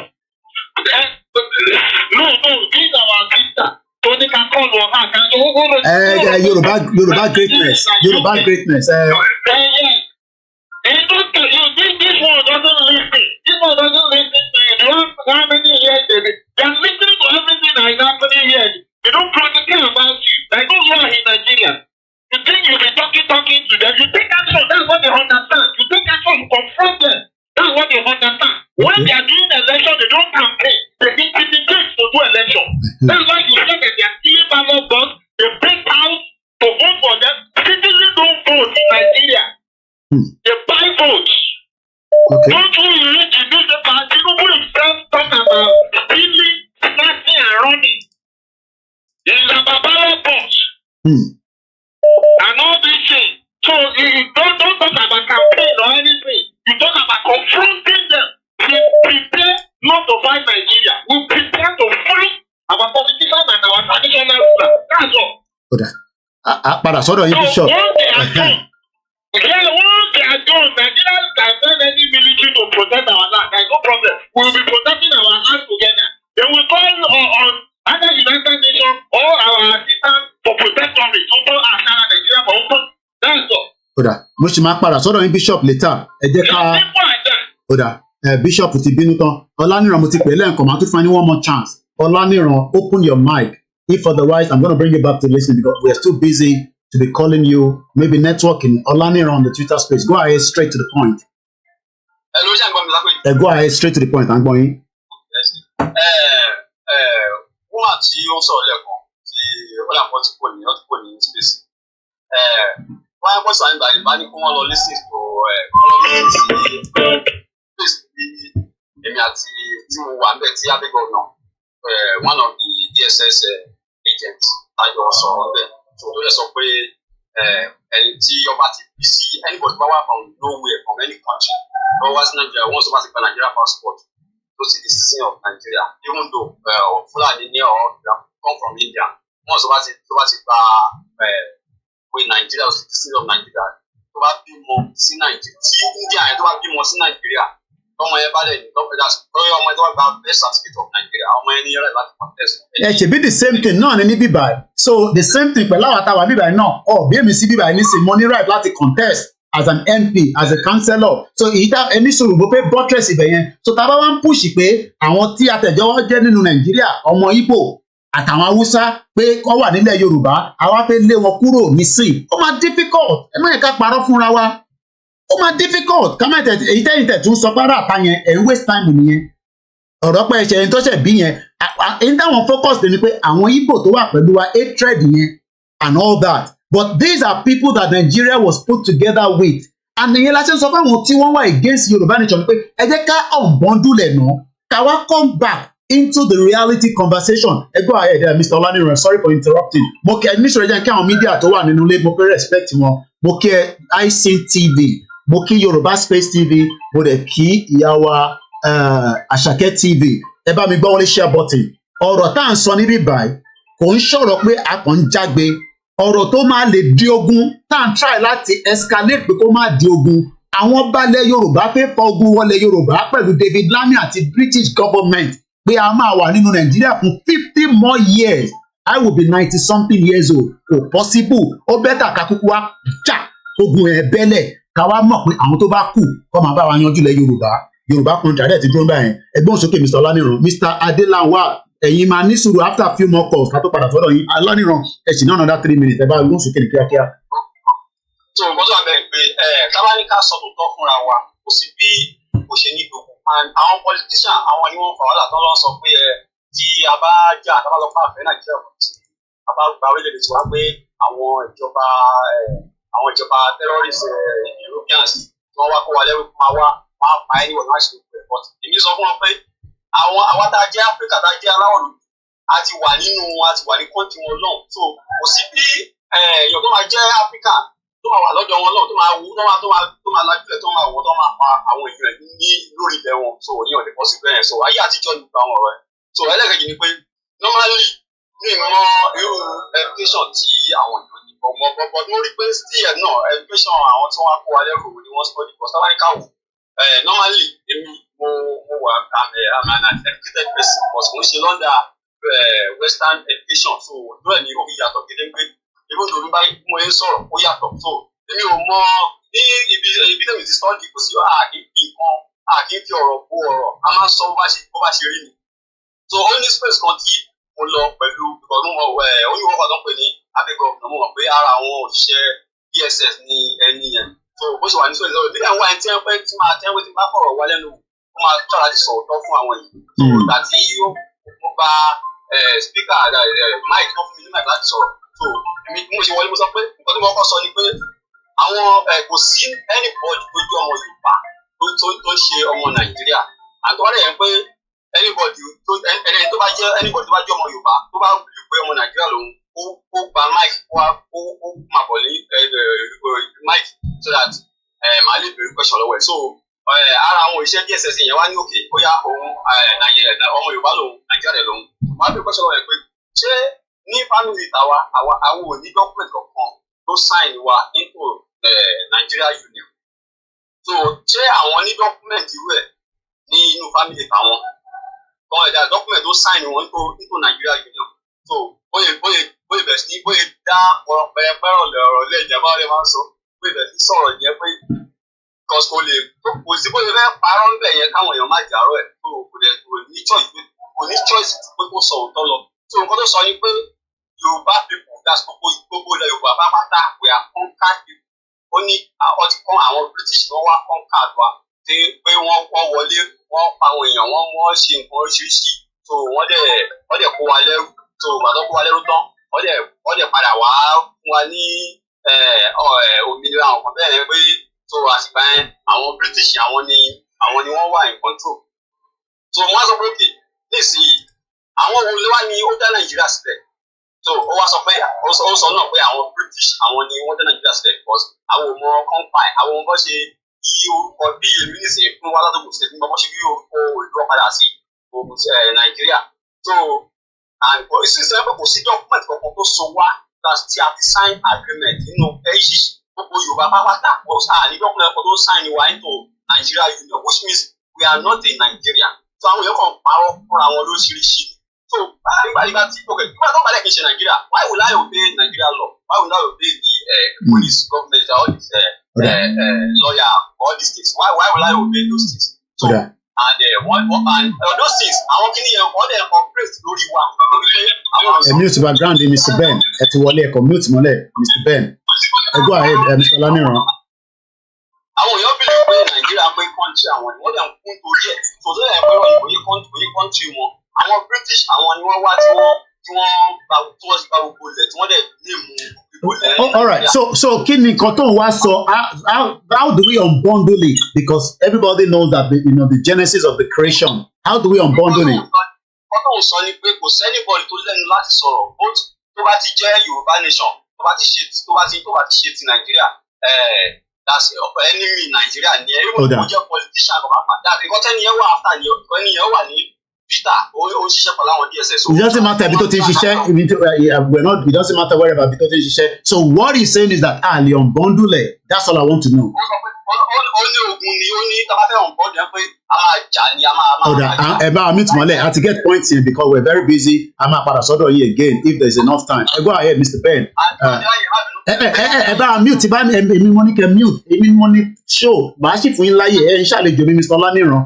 I have about 500 calls tó ń wọlé ẹ ṣì máa ráyè sọ̀rọ̀ ẹ ṣe sùúrù àbárawájà níbí báyìí ogun yẹn náà lọ máa padà ṣẹlẹ̀ èmi ti sọ yẹn láti 4 years ago ẹ bá gbóhùn sókè Mr. Ben quickly.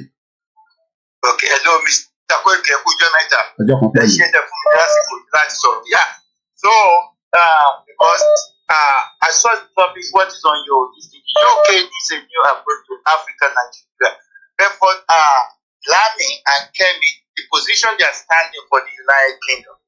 So nǹkan tí kò tí yé àwa Yorùbá ni pé the way the Western world why they operate okay when they want to destroy a race okay they will take a people that is loyal to them that look like them okay to destroy them.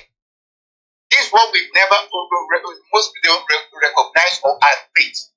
So at this point okay and the situation that is going on this planet as we are living today, there is a paradigm shift. And what is that paradigm shift? The power is about to change from the hand of the white people, okay, to another race.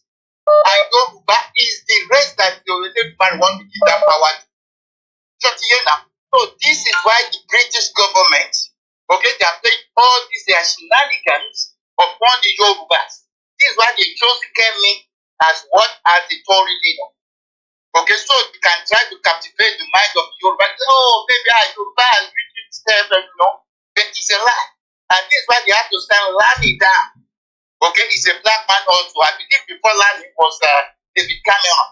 When they said, okay, yeah, they announced Nigeria is an Islamic nation. Okay, we have to understand the way this white people they operate. Yoruba is a targeted race. Yoruba is more dangerous than the Biafra. Okay? Yoruba is more dangerous than the Biafra. Okay? So, what is going on now is that Afenifere come Afenifere Nigeria. Like that.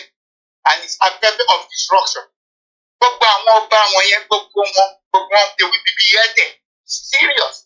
And they could see what I think for anybody more. Because you got to think for anybody more. Okay, because the teacher is marry me, and you know who I am and my brother. You don't know who we are. We've met several times. Okay, and I know the situation that is going on that is eating.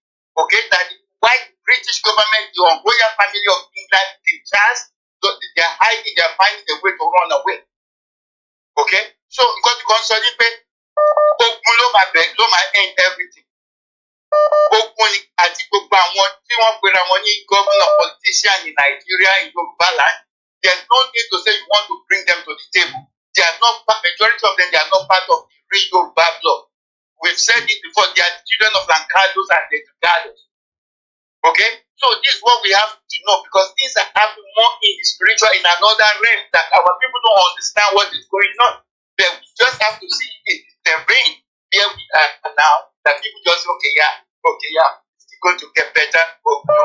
What is happening is that the paradigm shift has already happened. It started in 2021. Or let me say 2020, when they started the coronavirus. Okay, the coronavirus is what they've already planned. When the rulers of white is about to come to a final end, they will use coronavirus vaccination, global warming, a lot of all this rubbish. Okay, and as you know, me and my brother, we've been preaching this since 7 years before coronavirus.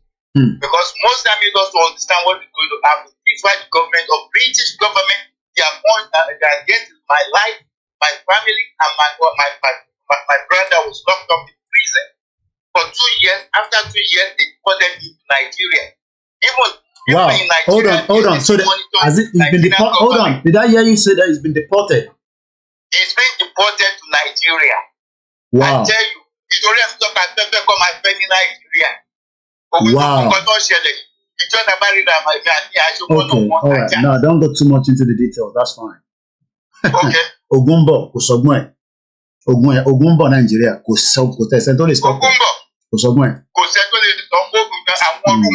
Ogumbo.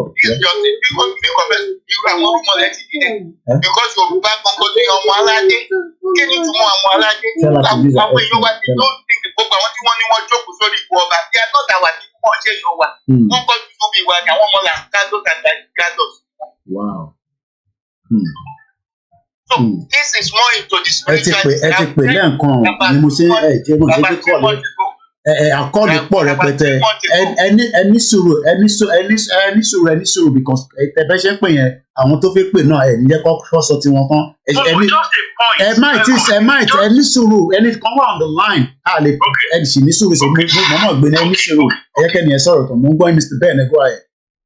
Okay, yeah. So because I will tell you one secret tí most people mọ̀. Gbogbo ìgbà tí wọ́n ní chance of breathing, he was sick, he's going for rest. Tí bá sọ fún yín pé ibi tó lọ sápamọ́ sí, tí bá sọ fún yín pé ẹ máa ní rọ́ọ̀dì. You went to go and hide in Ile-Ife under the king of all your people. How did I know? How did we know? So because àwọn àṣírí oríṣiríṣi wà. Nítorí ẹ̀nà ṣe ń lé èmi àti brother mi nílùú yìí. Me here in the UK, they make me homeless, they make me jobless. The last time I was arrested, they said they found drug on me. Okay? If I am carrying the drug, will I not be in prison by now? No, because they've already destroyed my record here in the UK. Wow. My license I used to work, they've already stopped. I can send all the documents. Everything is really on black. I'll call you after the program because I didn't realize that your brother has been deported now. I saw lẹ́yìn ètò.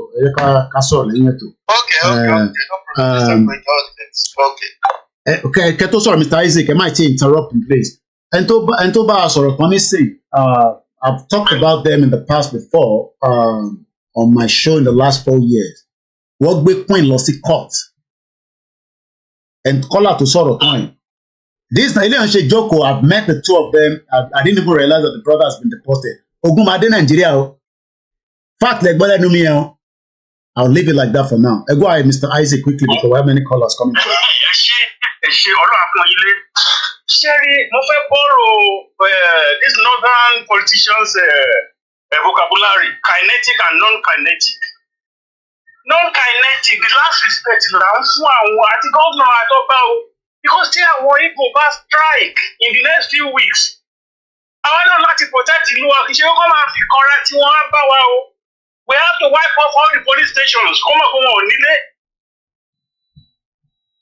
Bí mo bẹ́ ọ̀rọ̀ mi yé yín. Mo ń gbọ́ mo fẹ́ interrupt mi. Tí àwọn Igbo bá strike, because lára àwọn Igbo kan tó bá lé wọ́n tún darí wá sọ́dọ̀ wa báwọn fẹ́ wá ibi táwọn máa forí pamọ́ sí.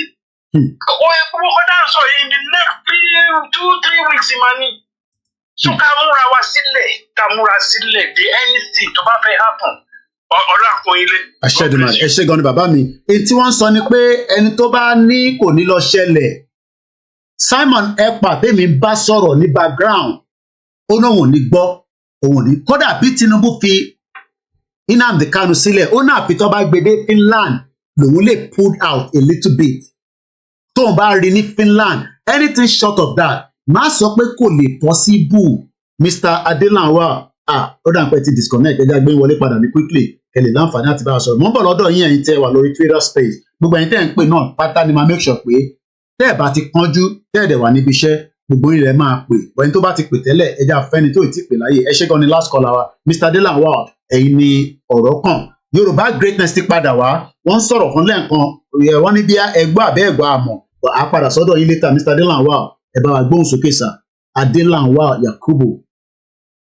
Adelanwa Yakubu, ẹ kú ètò. Ètò ni ẹ sà. Wọ́n dàbí pé àwọn ọ̀rọ̀ tí mò ń gbọ́ nígbà yóò ti ń jọ bí ọ̀rọ̀ IPOB and Yorùbá dẹ̀ ní wá. Tí wọ́n ní ó jọ bí ọ̀rọ̀ IPOB is an organization that is full of misinformation and what have you. Tọ́lá sọ pé nípa ọ̀rọ̀ Yorùbá a ní làákàyè púpọ̀ jù yàtọ̀ sí kí ìlú òyìnbó tó dé a ní làákàyè tá a fi ń pè wá ní ọmọlúwàbí. Ẹnìkan sọ̀rọ̀ wọn lẹ́ẹ̀kan wọ́n ní àwọn civil servant pé wọn ò ní rí pension gbà ní Nàìjíríà pé wọ́n ti ní àwọn yẹn tán. That is where I'm going to start from. Anisuru, let me interrupt that back. I was the one that said, what he borrowed 6.16 trillion. So, mélòó ló kù ńbẹ̀? Mélòó ló kù níbẹ̀? And it's not the first time or a pension. We have a saga of the pension from minor Bugbalamo, the end result of it. I was the one that said, and it's on the Punch newspaper, federal government borrows 6.16 trillion. Go ahead. I'm going, sir. Thank you very much. You're welcome. Ṣẹ́ni tó máa sọ pé owó pension all over the world wọ́n máa ń yá ni wọ́n fi ń ṣòwò ní èrè ẹ̀ wọ́n fi sọ pension all over the world. Ní UK pension United Kingdom is in British Petroleum. Okay. Pension United Kingdom is in mortgage. Gbogbo owó ilé tá a rà tá a fi owó ilé tí gọ́ọ̀mẹ̀ntì ń kọ́ àwọn ibi tí wọ́n invest sí nìyẹn. Custom bá invest owó yẹn oye tó ń yọ yẹn kọ́ lọ́wọ́ fáwọn èèyàn padà owó yẹn máa. So wọ́n gbọ́dọ̀ máa revolve ẹ̀. So ẹ jẹ́ ká jọ communicate díẹ̀ níbẹ̀ tó bá revolve ẹ̀ ṣé n tí mo fẹ́ mọ̀ nísìnyí pé ṣé ti Nàìjíríà náà máa dàbí ti ìlú òyìnbó tẹ̀ ń sọ yẹn ẹ bá mi answer bẹ́ẹ̀ náà. Absolutely. Pension all over the world. So now ẹ jẹ́ ká wá padà sẹ́yìn àwọn tí wọ́n ń complain pé àwọn rí pension gbà ní Nàìjíríà látijọ́ ìkíni kí ló ṣẹlẹ̀. Mi ò rí àwọn tí ò rí pension gbà wọ́n state ni wọ́n rí pension gbà. So lórí federal wọ́n ń gbà.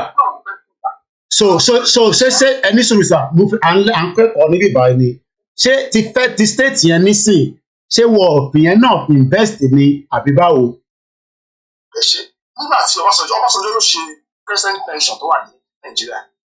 Ẹni tó ní báǹkì ọmọ Abẹ́òkúta yìí kí lórúkọ báǹkì ọmọ Abẹ́òkúta yìí tó fẹ́ contest ní PDP nígbà yẹ Ọbásanjọ́ orúkọ Yorùbá ló jẹ́ olóṣèlú vice president fún Yorùbá nígbà tó contest ní under ACN. Òun ló head pension reform tí Ọbásanjọ́ ṣe one of the greatest probably nǹkan tí Ọbásanjọ́ fi sílẹ̀ ìwé tó fi ṣe pension yẹn kò possible kí any individual yọwọ́ sí àbí government wọ́n máa yá owó yẹn wọ́n lè máa dá padà and return owó yẹn ló jẹ́ kó jẹ́ pé kí pension federal government lè kó wà guarantee Lagos State nìkan ló ṣe something similar to that because right tí wọ́n fi rí pension sọ Nàìjíríà ni pé wọ́n ṣe ń dá pension ni àwọn gómìnà wọn ń gbà tí wọ́n kò jẹ they have to be. ẹni sọ̀rọ̀ síbẹ̀ yẹn that is a good point now. Sọ nísìn mo ti lọ mú article tí Ọbásanjọ́ yẹn what you're saying is right. Ọbásanjọ́ is on the Daily Trust I think some people while I introduce a contributory pension fund. Now ẹ̀sùn kankan nísìn tó flag up bọ́n ṣe ń contribute ní àwọn governors kò jẹ. Ẹ̀sùn tó mọ̀ ní bọ́ọ̀dù bí tí Ọbásanjọ́ ṣe ìkọ́nìkan ló nírú ẹ̀. Okay so kí ló máa wá guarantee bá ṣe máa make board wà available kí wọ́n lè máa rí pension yẹn san. I know we are still in Nigeria. We are working towards a breakup. More viewpoint here, but I don't want to know the viewpoint here. But lórí area tá à ń sọ̀rọ̀ rẹ̀ ní lórí nísìn, if they are kówó jẹ from the pension fund tó ń mú ẹ̀mí àwọn èèyàn lọ on the state level, ká tẹ̀ sọ pé federal ń sanwó fáwọn tó ṣiṣẹ́ ní federal acceptable. But a mọ̀ pé ní state level nísìn wọ́n san. How do we resolve that problem within Nigeria context right now? And that there will be loyalty from the governors and the deputy and the state yàtọ̀ sí Lagos then sọ adẹ̀mọ̀ pé Lagos ń try láti ṣe yẹn because of the investors tó wá sí Lagos state that is my own perspective ọmọ ń gbọ́ yín. Tinubu ló ti copy ẹ̀ straight nígbà tí Ọbásanjọ́ fi ṣe olókòwò domesticate nígbà tó wà ní gómìnà. Now àwọn state tó kù là sọ pé kó jẹ́ kí pension wà independence of government ọ̀rọ̀ ọ̀rọ̀ mi. Ìdíwẹ̀ tó fi run federal pension ló jẹ́ kó wíyẹn pọ̀ bẹ́ẹ̀ yẹn. What of the road 1 trillion? In fact, it says at about 200 billion. Today they have over 30 trillion. It has a whole year 60 trillion. The money is not. So one for when you share, one for board, one for everything. Oh, yeah, they increase it. So it is money that of National Assembly. National Assembly law affected. The procedure could be for that. So they say, oh, you want Some of my year, we have been federal government, oh my go through the same process, see every part, every part of it, I go through. That was not make it unique. And many African countries don't copy it. You understand? That is just aside. Participation, it is as guaranteed as rock off. But for guarantee it, so it could guarantee because the people are not getting their pension. So what is the guarantee there? But they're not doing it. How long are we going to be sitting down and accept that they are going to do it? When the now the Europe because a lot of people are thinking Tinubu or something, Tinubu, but I'm not interested in that. We're having a discussion here now. So it doesn't matter what they're saying. I'm not interested in that as well. But what I'm trying to understand is why are we trying, to make things that is not going to be thinkable for us to be thinking? We know that this thing is not going to happen. Yoruba greatness just talk about telling our governors to do so and do so. We know they are not going to do it. We all know that. Are we going to have a new breed of politicians that we're going to do it? Is that what you're saying? Is that what you're suggesting? And I'm not talking about the federal now. We're talking on the state because state and I want us to go back to IPOP pension quickly. Yes, thank you very much. And to my mom, I'm an house. And you get my when you live here, because I'm a product of states. I always advocate for the best of state system. Oh yes, I understand. Everybody knows that. Definitely. Primary school, secondary school, primary year, secondary health, years, sanitation, everything I was saying one. On Chisabani state, we are going nowhere. Okay, right? Now let's dive into it slowly. Do you think that the state will be able to activate? Should we remain in one Nigeria? Is the question I want to ask now. Absolutely. But we have to advocate for a new grand crop of people that we have a progressive idea. When I'm talking of progressivism, I'm not talking of progressivism to us or no. I'm talking of people that are passionate about their people. So that means we will remain in one Nigeria to be doing all this.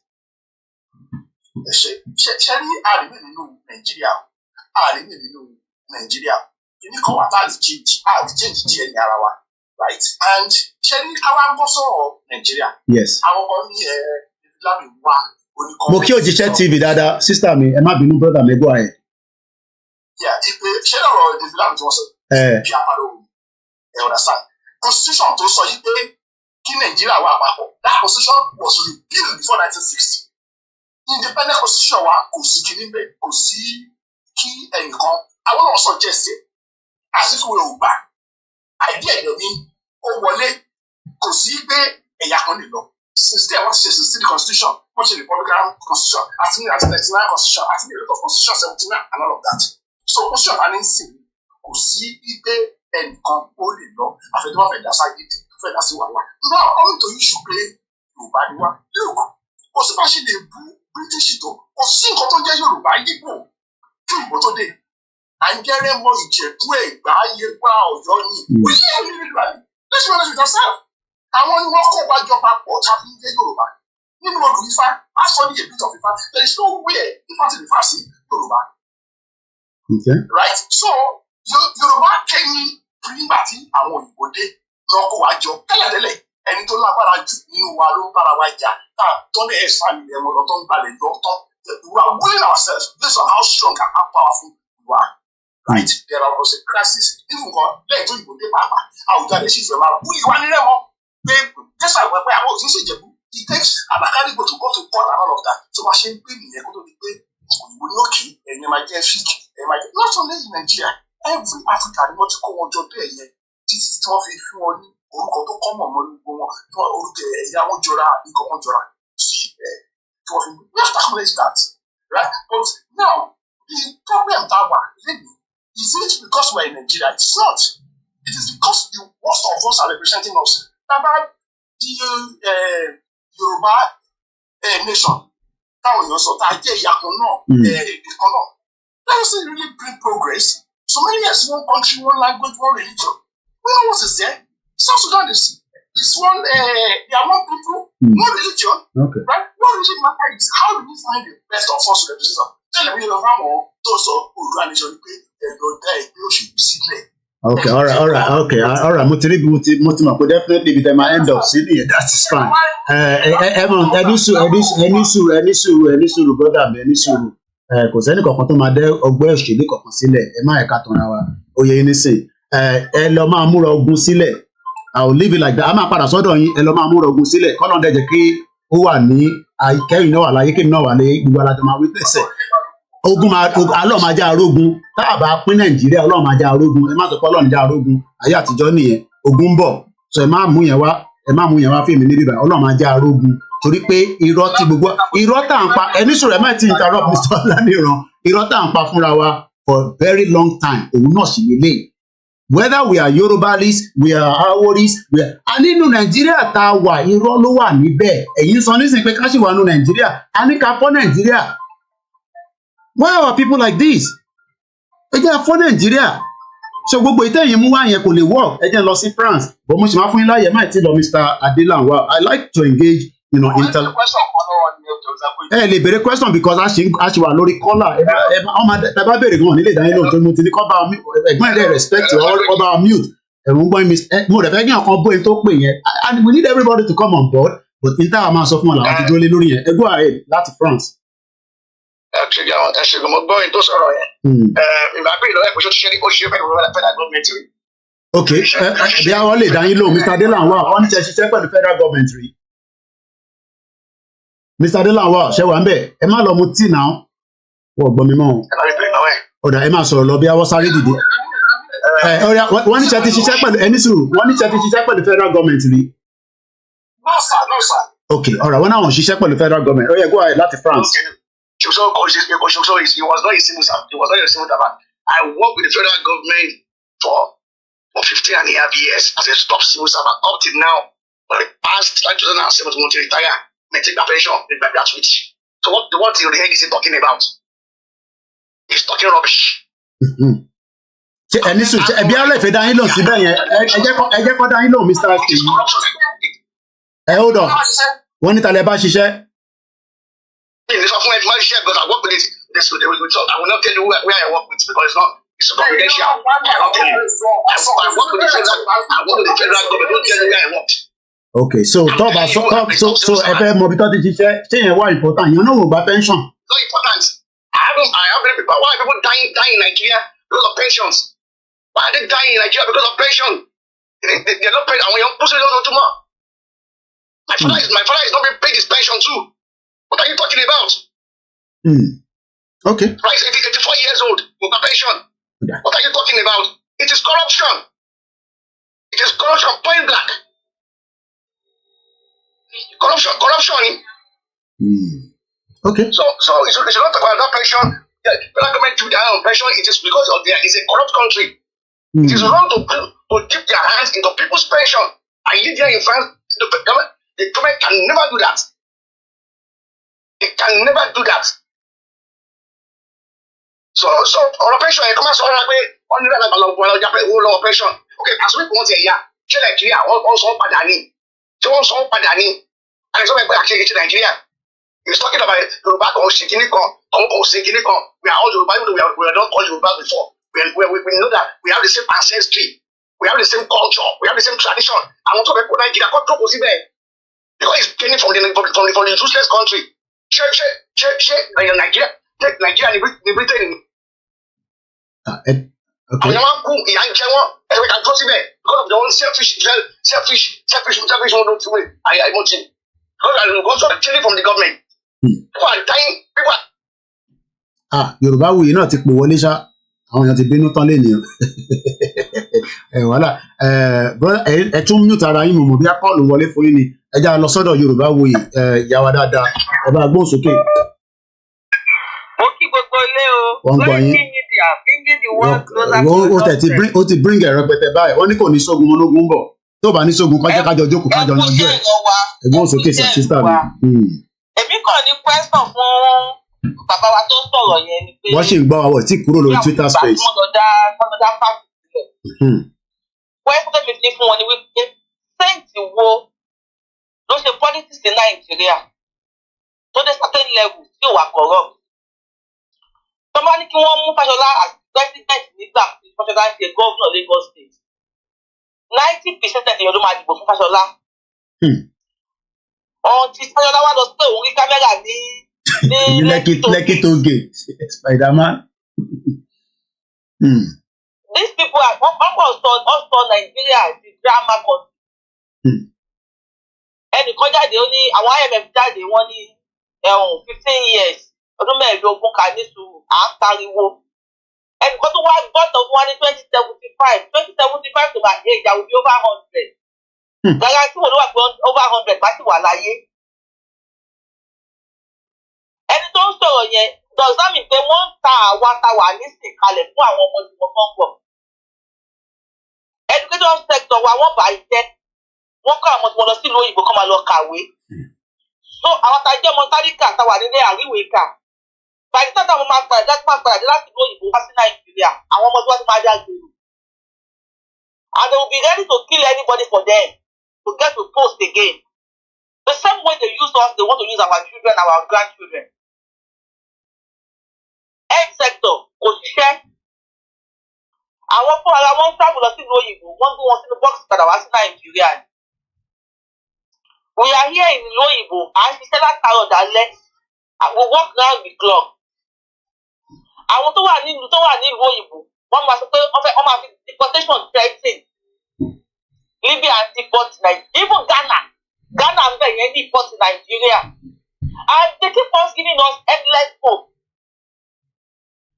Ní ọ̀dọ̀ tèmi ẹni bàbá sọ fún mi lẹ́nu pé màá ṣe kíní kan tí ò ṣe màá ṣe kíní kan lọ́la tí ò ṣe àwùjọ yà kó nírọ́.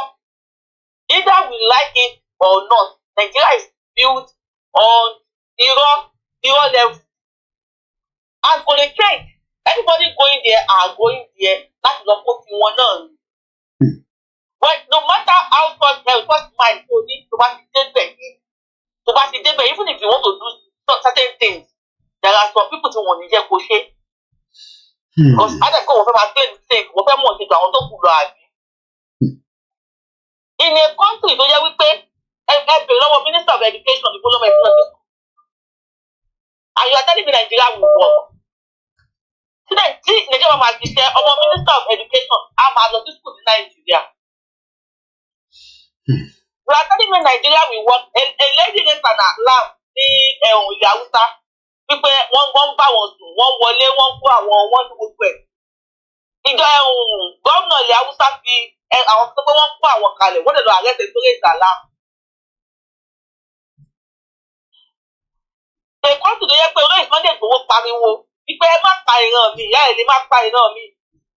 Tí wọ́n fi sáálù gàngán kalẹ̀ tí wọ́n lé olóyè Sunday Igboho sẹ́yìn òní. Báwo ni ẹ ṣe fẹ́ ṣiṣẹ́? Ẹ bá mi bí máa yẹ pé báwo ni irú bí yẹn ṣe ṣiṣẹ́? Ìlú tó ń pè wọ́n tó bá ti sọ òótọ́ òun lọ sẹ́wọ̀n ni.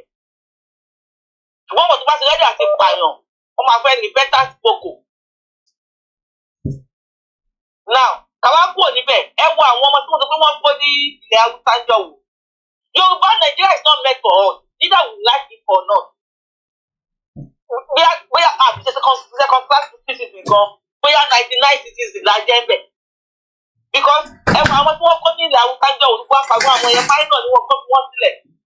Wọ́n bá àwọn ẹ̀ sílẹ̀ lóyà kan bọ́ta ó ní àwọn ọmọ yẹn wọ́n ní their married men many of them are university graduates gbogbo aláwọ̀ post lọ́yà yẹn.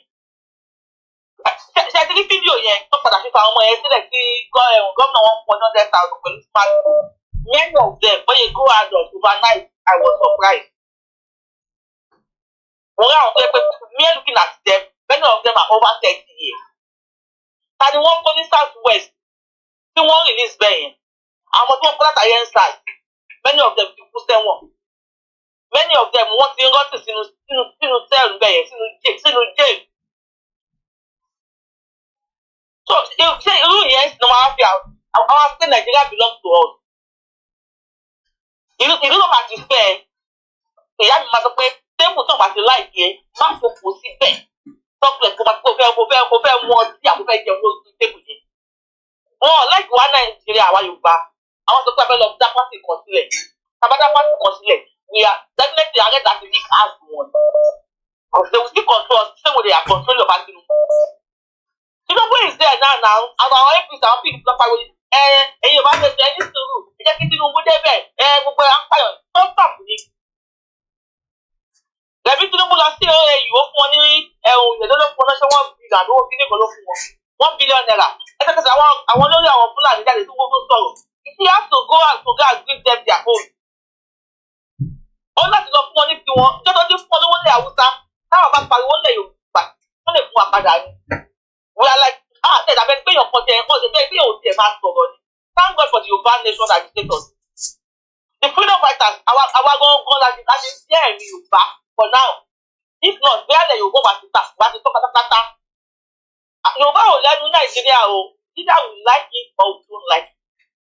Yorùbá, but the politics of today ní Nàìjíríà, if any Yorùbá state of them as a jẹ́ politics become wà padà come back to shame ni. Just like the way táwọn kan ṣàlàyé olóyè ìfọ́lẹ̀ gbòó tí wọ́n lọ tẹ̀lé Tinubu, where are they now? They are on YouTube, Facebook. Dancing. Eléyìí fún ní Tinubu, ẹ̀ẹ́dẹ̀jì ní Tinubu. But to me, màá sọ pé Nigeria politicians wọn ò ní wọná. Because wọ́n yẹ wípé oníjẹkújẹ olè ọ̀fọ́ òní ẹ́. They will collect bakery from you and wọ́n máa fẹ́ ní loaf of bread. Wọ́n dẹ̀ kó like loaf of bread tó fẹ́ jà at that time. Yẹn gangan ló wà after. So they are ready to give you the loaf of bread and take away bakery from you. I rest my case for now. Ẹ ṣe gan. Àgbà wo ló sọ̀rọ̀ yìí? Yorùbá wuyì. Ó lọ gbọ́dọ̀ tún sọ nǹkan mímọ́ bí ìyá ẹ̀ ṣe sọ̀rọ̀. Mo kí mo sáré lọ mọ ọsàn lẹ́yìn ni. Ọláníran ẹja lọ sọ́dọ̀ Ọláníran. Ẹ ṣe gan ni sísítà mi Yorùbá wuyì. We love you too much. Ọláníran ẹ bá gbóhùn sókè just for 2 minutes. Bá dẹ̀ ti ní kẹ́ dákẹ́ ẹja dákẹ́ torí kọ́ọ̀ sì fẹ́ wọlé tó pọ̀. Mo fẹ́ ká wà diverted látọ̀dọ̀ Mr. Adelanwa. Opinion wọn ni ẹ jẹ́ n gbé face mi padà. Opinion tí wọ́n lọ sọ yẹn. And gẹ́gẹ́ bí ibi tá a fẹ́ lọ àtẹni tó ń gbé ní ìlú òyìnbó ní bíbá everybody has their opinion. But lórí Yorùbá nation táwa tẹ̀lé olóyè Ìgbòho tí a tẹ̀lé bàbá Akintoye Mr. Adelanwa ló ń ṣe 89 years old kò lè mọ̀ tó bàbá Akintoye. So gbogbo tó ń sọ yẹn kí n kọ respect wọn pé ọmọ Yorùbá zero ni. Mr. Adelanwa wọ́n gbọ́ mi gbogbo tó ń sọ yẹn zero ni wọ́n dàgbà tó bàbá Akintoye. Bàbá Akintoye is 89. It was a part of the Second Republic nígbà tí wọ́n ń ṣe tiwọn nígbà yẹn. So káyọ̀ kan ṣe máa ń sọ fún wa ọ̀rọ̀ pé eléyìí ti kọjá ọ̀rọ̀ pension wa à ń sọ̀rọ̀ ìran wa awọ Abẹ́òkúta ni wá Èkìtì ni wá èdè kan náà lájọ ń sọ. Ìyẹn ni priority wa. So gbogbo angle pé pension yẹn tó gbọ́ yẹn pẹ̀lẹ́ à ń dàbí àwọn ọmọ Ìgbò à ń ṣọmọ Ìgbò. Ọmọ Ìgbò yàtọ̀ sáwà. Àgbé lẹ́tà lọ gbogbo yín náà lẹ́wọ̀ against ẹ̀. Láti ìjọ́ ta ti ń ṣe Yorùbá nation ẹ mú bì kan jáde pé wọ́n ti lọ pààyàn rí o lórí ọ̀rọ̀ pé arányàn pé kọ́ lọ pààyàn irọ́ ni èdè ní kò sẹ́ni bọ́ọ̀dì tó lè sàn yẹn because ọmọlúàbí ni wá. Ṣé máa wá sọ fún wa pé à ń ṣe bí àwọn ọmọ Ìgbò àìtí ṣe bí àwọn ọmọ Ìgbò bọ̀ a máa ṣe jọ àwọn ọmọ Ìgbò lọ òun lẹ́ gbọ́ yẹn life lè ní sọ kò dẹ̀ sí bá bá lẹ́ni tó lè stop ẹ̀ àfi káwọn kájọ jókòó kájọ yanjú ọ̀rọ̀ tó wà nílẹ̀ yìí. So gbogbo ìtẹ́yìn sọ ti pension ni àti àwa ti kọjá gbogbo stage yẹn but èèyàn gbọ́dọ̀ pé everybody ní platform láti wá ẹlòmíì sìn bí wọ́n máa padà lọ sọ́dọ̀ Tinubu mo ti lọ sọ lọ́dọ̀ pé I don't know I don't have any evidence to that but one thing is àwọn tó mọ ẹ̀yin gan mọ Tinubu àwọn ọmọ tó ń support Tinubu gan kò dẹ̀ sẹ́ni kankan tó lè wá fix kankan ní Nàìjíríà lábẹ́ Nigeria system tá a wà ní sí fraud ni everybody knows that. So gbogbo ìtọ́ ń ṣe yẹn ọkọ̀ fẹ́ tún divert wa ni àwa ti kọjá stage yẹn kò sẹ́ni kankan tó lè divert ẹ̀mí wa kódà bó jẹ́ 1 million people ni a máa dalẹ̀ Yorùbá rú tá a máa fi lọ òun lẹ̀ gbọ́n yẹn Mr. Adelanwa a máa dàrú olórí burúkú gbogbo àwọn politicians yẹn a máa lé wọn léré ọba mi ò ní wọ pátá jáde àfi kájọ jókòó kájọ yọjú ẹ̀. Mr. Ọláníran mo fún yín ní 2 minutes Mr. Adelanwa ẹ máa ní sùúrù jẹ́ ká tó gba few more calls ká tó tún ráyè yẹ kẹ́ wọlé. So ọ̀rọ̀ pension kan ló wà nílẹ̀ ọ̀rọ̀ tó wà nílẹ̀ ni pé Yorùbá fi dá dúró àfẹ́ sínú Nàìjíríà that's all 2 minutes Mr. Ọláníran ká tó padà sórí àwọn callers wa kí lè lọ parí ọ̀sán nìkan tó kù. Thank you Mr. Koyi. The two way I see them say either Nigeria good or you know, we the Yoruba people, we don't know anything about it. Anybody wait to say you know about Nigeria, saying be Nigeria, make it bring document wey sign you into Nigeria, you won't see am. Because this man where they talk, he talk say the 1940 Commission say there is no any document where anybody sign. Say nobody sign any document, nobody sign any agreement. Say na just word of mouth. They just talk am. So if the British won't put us together as a one nation like Nigeria, so we're not supposed to get document where they say you will put us into the union. So we don't get any document. How come you say we'll be Nigeria? So when I know a lot of things. I know about electricity. I know the origin, that the source of light. I know. I for this place here, we dey use 220 with 60 to 50 hours up and down. The up and down is equal to 120.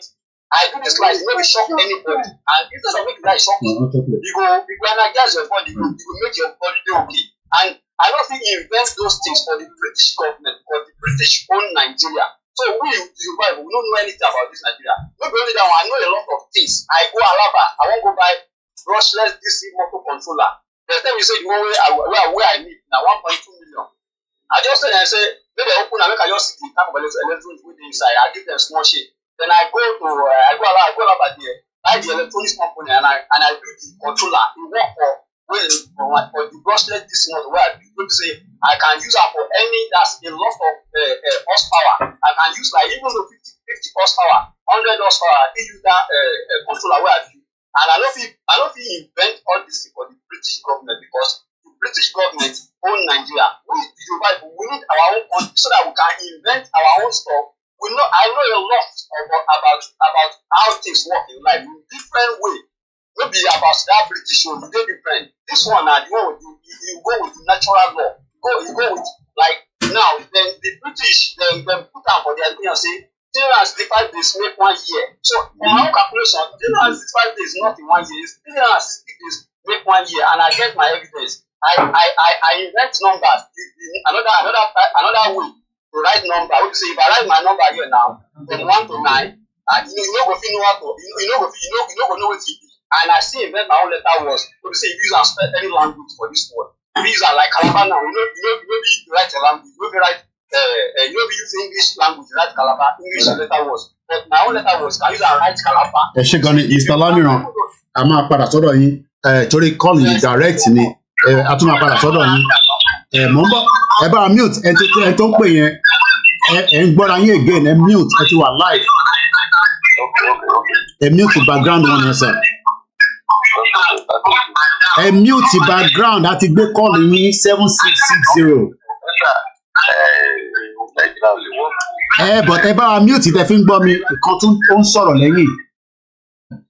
À ń gbọ́ yín nísìn. Mò ń bọ̀ lọ́dọ̀ yín padà Mr. Adilanwa torí mo mọ̀ pé ọmọ Yorùbá ní ẹ nìkan tẹ̀ lè ṣe. Ok, ẹ go ahead mo gbọ́ yín.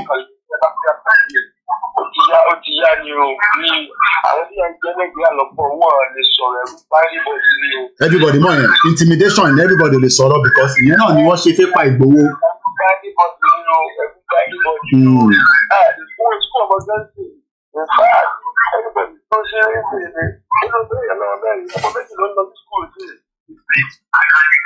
Sọ̀rọ̀ ní ẹ̀sìn ìta tó tẹ̀yìn ẹ̀yìn la gbọ́kànlé o ọlọ́wọ́ ọlọ́wọ́ tó ti yẹ àgbàbá tó yà sí lórí fún olówó tó ti wájú tàwádà o tó ti yé o àní adájú tó ní.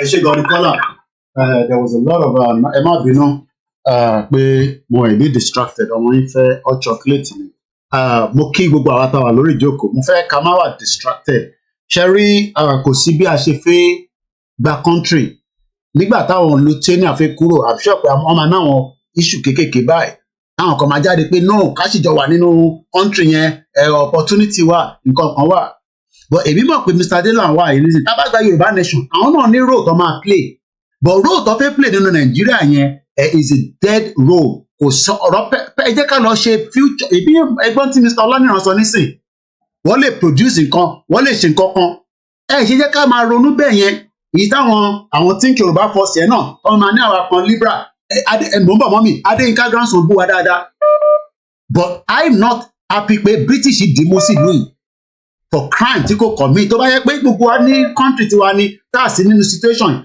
èmi ò ní láti wà ní bíbáyìí ẹ̀yin ò ní láti wà ní bíbáyìí so gbogbo pé a fẹ́ rectify problem Nigeria yẹn can you finish the hot chocolate for this girl please I want the milk ní sí ní bíbáyìí so kì í má hold mom sí mi tó wà lórí line àwọn ìyá dáadáa so gbogbo ọ̀rọ̀ tí Mr. Adelawa ẹ̀ mo fẹ́ ká tó jẹ́ kó distract wa view wọn ló ń sọ he has the right to his view but view tiwa ni pé bóyá kan tó wá náà wọ́n fẹ́ Yorùbá nation a máa push yín dé bẹ́ẹ̀ ni bó ṣe máa rí nìyẹn ẹgbẹ́ òsókè girama.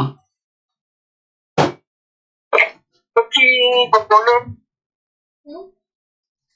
ẹ̀yin ọmọ Yorùbá kí ló dé tàbí tanra wa bí eléyìí kí ló dé tàbí joyè atọ́nijẹ́ ààrẹ mọ̀ pé bá ṣe ń tanra wa yà fi ṣera wa ni ọ̀pọ̀lọpọ̀ nínú wa rò pé a ti rí ṣe tá a bá wá lọ lẹ́yìn ọ̀la àwọn ọmọ wa ń kọ́ dé nǹkan tá a mọ̀ làwọn ọmọ wa mọ̀ ṣá kí ni ò jẹ́ ká dìde ká fi ọwọ́ su ọwọ́ pọ̀ ọ̀pọ̀lọpọ̀ yín fẹ́ ń sọ pé inú politics lẹ́tí lè rí agbára láti lọ́rọ̀ láti gba ilẹ̀ Yorùbá mọ nǹkan tó máa ṣe fún yín ní nǹkan tẹ́ ẹ bá rò lọ láti lé kọ́lẹ̀ máa bá bẹ̀ tó bá fún ọ̀la nǹkan tó ṣojú mi kòró ni tó bá fún ọ̀la kọ́ ṣe swearing fún yín tó níbi tẹ́ ti lọ máa fi ahọ́n gbé nǹkan wọn ò ní jẹ́ kẹ́ fi ẹnu ẹ fi ọwọ́ gbé sẹ́nu ahọ́n yín lẹ máa fi gbé sẹ́nu tẹ́ ẹ bá dẹ̀ ti gbé ẹgbẹ́ tó gbónú ẹ lè ṣe fẹ́nu yín mọ́. tí ẹ bá dẹ̀ nígbàkigbà tí nǹkan tẹ́ rò lọ́kàn yẹn bá wá láti ilé yẹn bá wá sọ́kàn yín láti ṣe wọ́n á pè yín lóòrùn láago kan tàbágo mẹ́ta òun pé rántí ibi tó ti lọ fa ahọ́n gbé nǹkan tó bá sọ nǹkan tó lòdì wàá bá lọ ni. ẹ jẹ́ ká ti fi ìdáná kíyè sọ́gbọ̀n ẹ̀wọ̀n kan tó ṣẹlẹ̀ sí bàbá wa Kérédolú náà. ṣé ká ti fi ìdáná kíyè sọ́gbọ̀n kí ló ń ṣe wá àwọn ọmọ Yorùbá kí ló ń ṣe wá tí ọpọlọ wa ti jọ ní ṣé kìí ṣe wọ ọpọlọ tí àwọn bàbá wa kọ̀ọ̀kan nígbà yẹn ṣé kìí ṣòun náà ló wà lórí wa ni kí la kàwé fún kí ni àwọn bàbá wọ̀nyí invest ìwé lé wa lórí fún torí kí ọjọ́ ọ̀la yín kó ba lè bright torí kí ẹ ba lè dúró lórí ẹsẹ̀ yín torí kí ẹ lè jẹ́ èèyàn kí àwọn ọmọ yín jẹ́ èèyàn torí kí ẹ lè dúró kí ẹ lè sọ̀rọ̀ kí ẹ lè lẹ́nu ọ̀rọ̀ láàárín àwùjọ ní gbogbo àgbáláyé kí ẹ lè lẹ́nu ọ̀rọ̀ torí ẹ̀ ní nǹkan táwọn bàbá wọ̀nyẹn rò tán fi ní ẹ jẹ́ ká fi àwọn ọmọ wa sílé ìwé nìyẹn nígbà táwọn òyìnbó wá ń gbà yẹn káwọn ọmọ wọ̀nyí kán lè máa interpret fún wa káwọn náà lè máa gbọ́ kán má bàa yàn wọ́n jẹ àgbọ̀ tán á wá fira wa kalẹ̀ jẹ́ kán yàn wá já alájú wa kalẹ̀ á jẹ́ kí tàlùbọ̀ ń kó wọ̀ ọ́. ẹ jẹ́ kí n sọ fún yín ẹ̀yin tí ẹ bá fi sọ́kàn pé ẹ fẹ́ lọ join politics pé tá a bá ti débẹ̀ láì jẹ́ pé adélé agbára àdéhùn ìfọ̀mọ́ ẹ tanra yín jẹ ẹ ń tanra yín jẹ ẹ tanra yín jẹ ní. ẹ wo ọjọ́ tó ti ń pé pariwo pé sẹ́kítírì yẹn ó ń bọ̀ yẹ kán ti ní àwọn gúrùpù kan tó ti máa ti wọ́pọ̀ sẹ́kítírì yẹn lójú ó yẹ kán ti ní àwọn kan tó ti máa kóra àwọn jọjú méjì mẹ́rin ibi tó ń gbàgbọ́ kílẹ̀ mú kò sí nǹkan kan tí a ń rò nǹkan míì là ń rò kí ló dé tí a rorí síbi tó yẹ ká rorí sí kí ló dé tí a tiẹ̀ lọ sílé pé ó pẹ́ tí mo ti ń kígbe yẹn jẹ́ ká lọ bẹ̀rẹ̀ kínní láti lé kì í ṣe pé ká kóyàn jọgbọ́n wọ́n lọ bẹ̀rẹ̀ ní abẹ́lẹ̀ fún ẹ kó tiẹ̀ practice ẹ̀ kó jẹ́ kó wọ́ọ̀kì fún ẹ kó tó mú èèyàn kan tàbí méjì mọ́ra. kí ló ń ṣe wá díẹ̀ lẹ́kún jáwọ́ láti ìgbà tá a ti kígbe láti bí 2017 títí di ìgbà yìí síbẹ̀síbẹ̀ wọ́n ṣe réyàn tó ń jáde tó ń sọ̀rọ̀ politics tó jẹ́ pé ṣẹ̀nà bá jẹ́ ìwà jẹ́ tán kó wa sábẹ́ wọn kó wa sínú bí ìgbà tán gbèyàn sínú globe tó ń tàn yẹn globe tẹ̀rí tó ń tàn yẹn tó máa ju fọ́gíláàsì yẹn globe yẹn ò tàn mọ́ níbi tán kó wa sí nìyẹn àwa là ń ṣiṣẹ́ fún wọn.